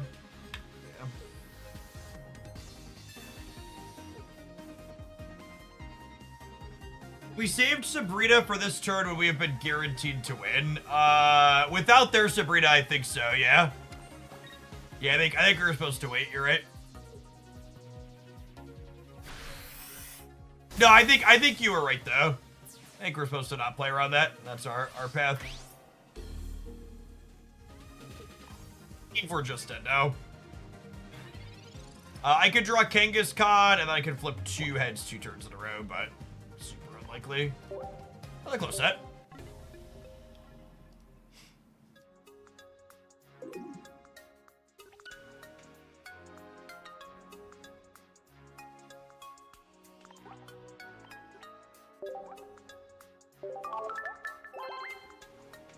All right, gamers, it's 1:30. We can throw this deck up for half a second. I'm gonna go ahead and roll a Twitch ad, and I think we're gonna kick over to doing some Marvel Snap-In for the remainder of the day. If you're watching on the Pokemon Pocket YouTube side on Hoaglandia Pocket, I'm gonna go ahead and turn that stream off, so we're only doing Pocket stuff there. If you want to hang out for Marvel Snap, you can kick over to youtube.com/Jeff Hoagland. I also just had a video post on the Hoaglandia Pocket channel. If you want to see some Greninja Dragonite, I mentioned Greninja's one of my favorites. You want to check out another sweet Greninja deck, kick on over to there and give it a thumbs up and some watch time. Appreciate the people that do that. We'll be back in 120 seconds doing some Snap-In. Thanks for hanging out. Don't go anywhere.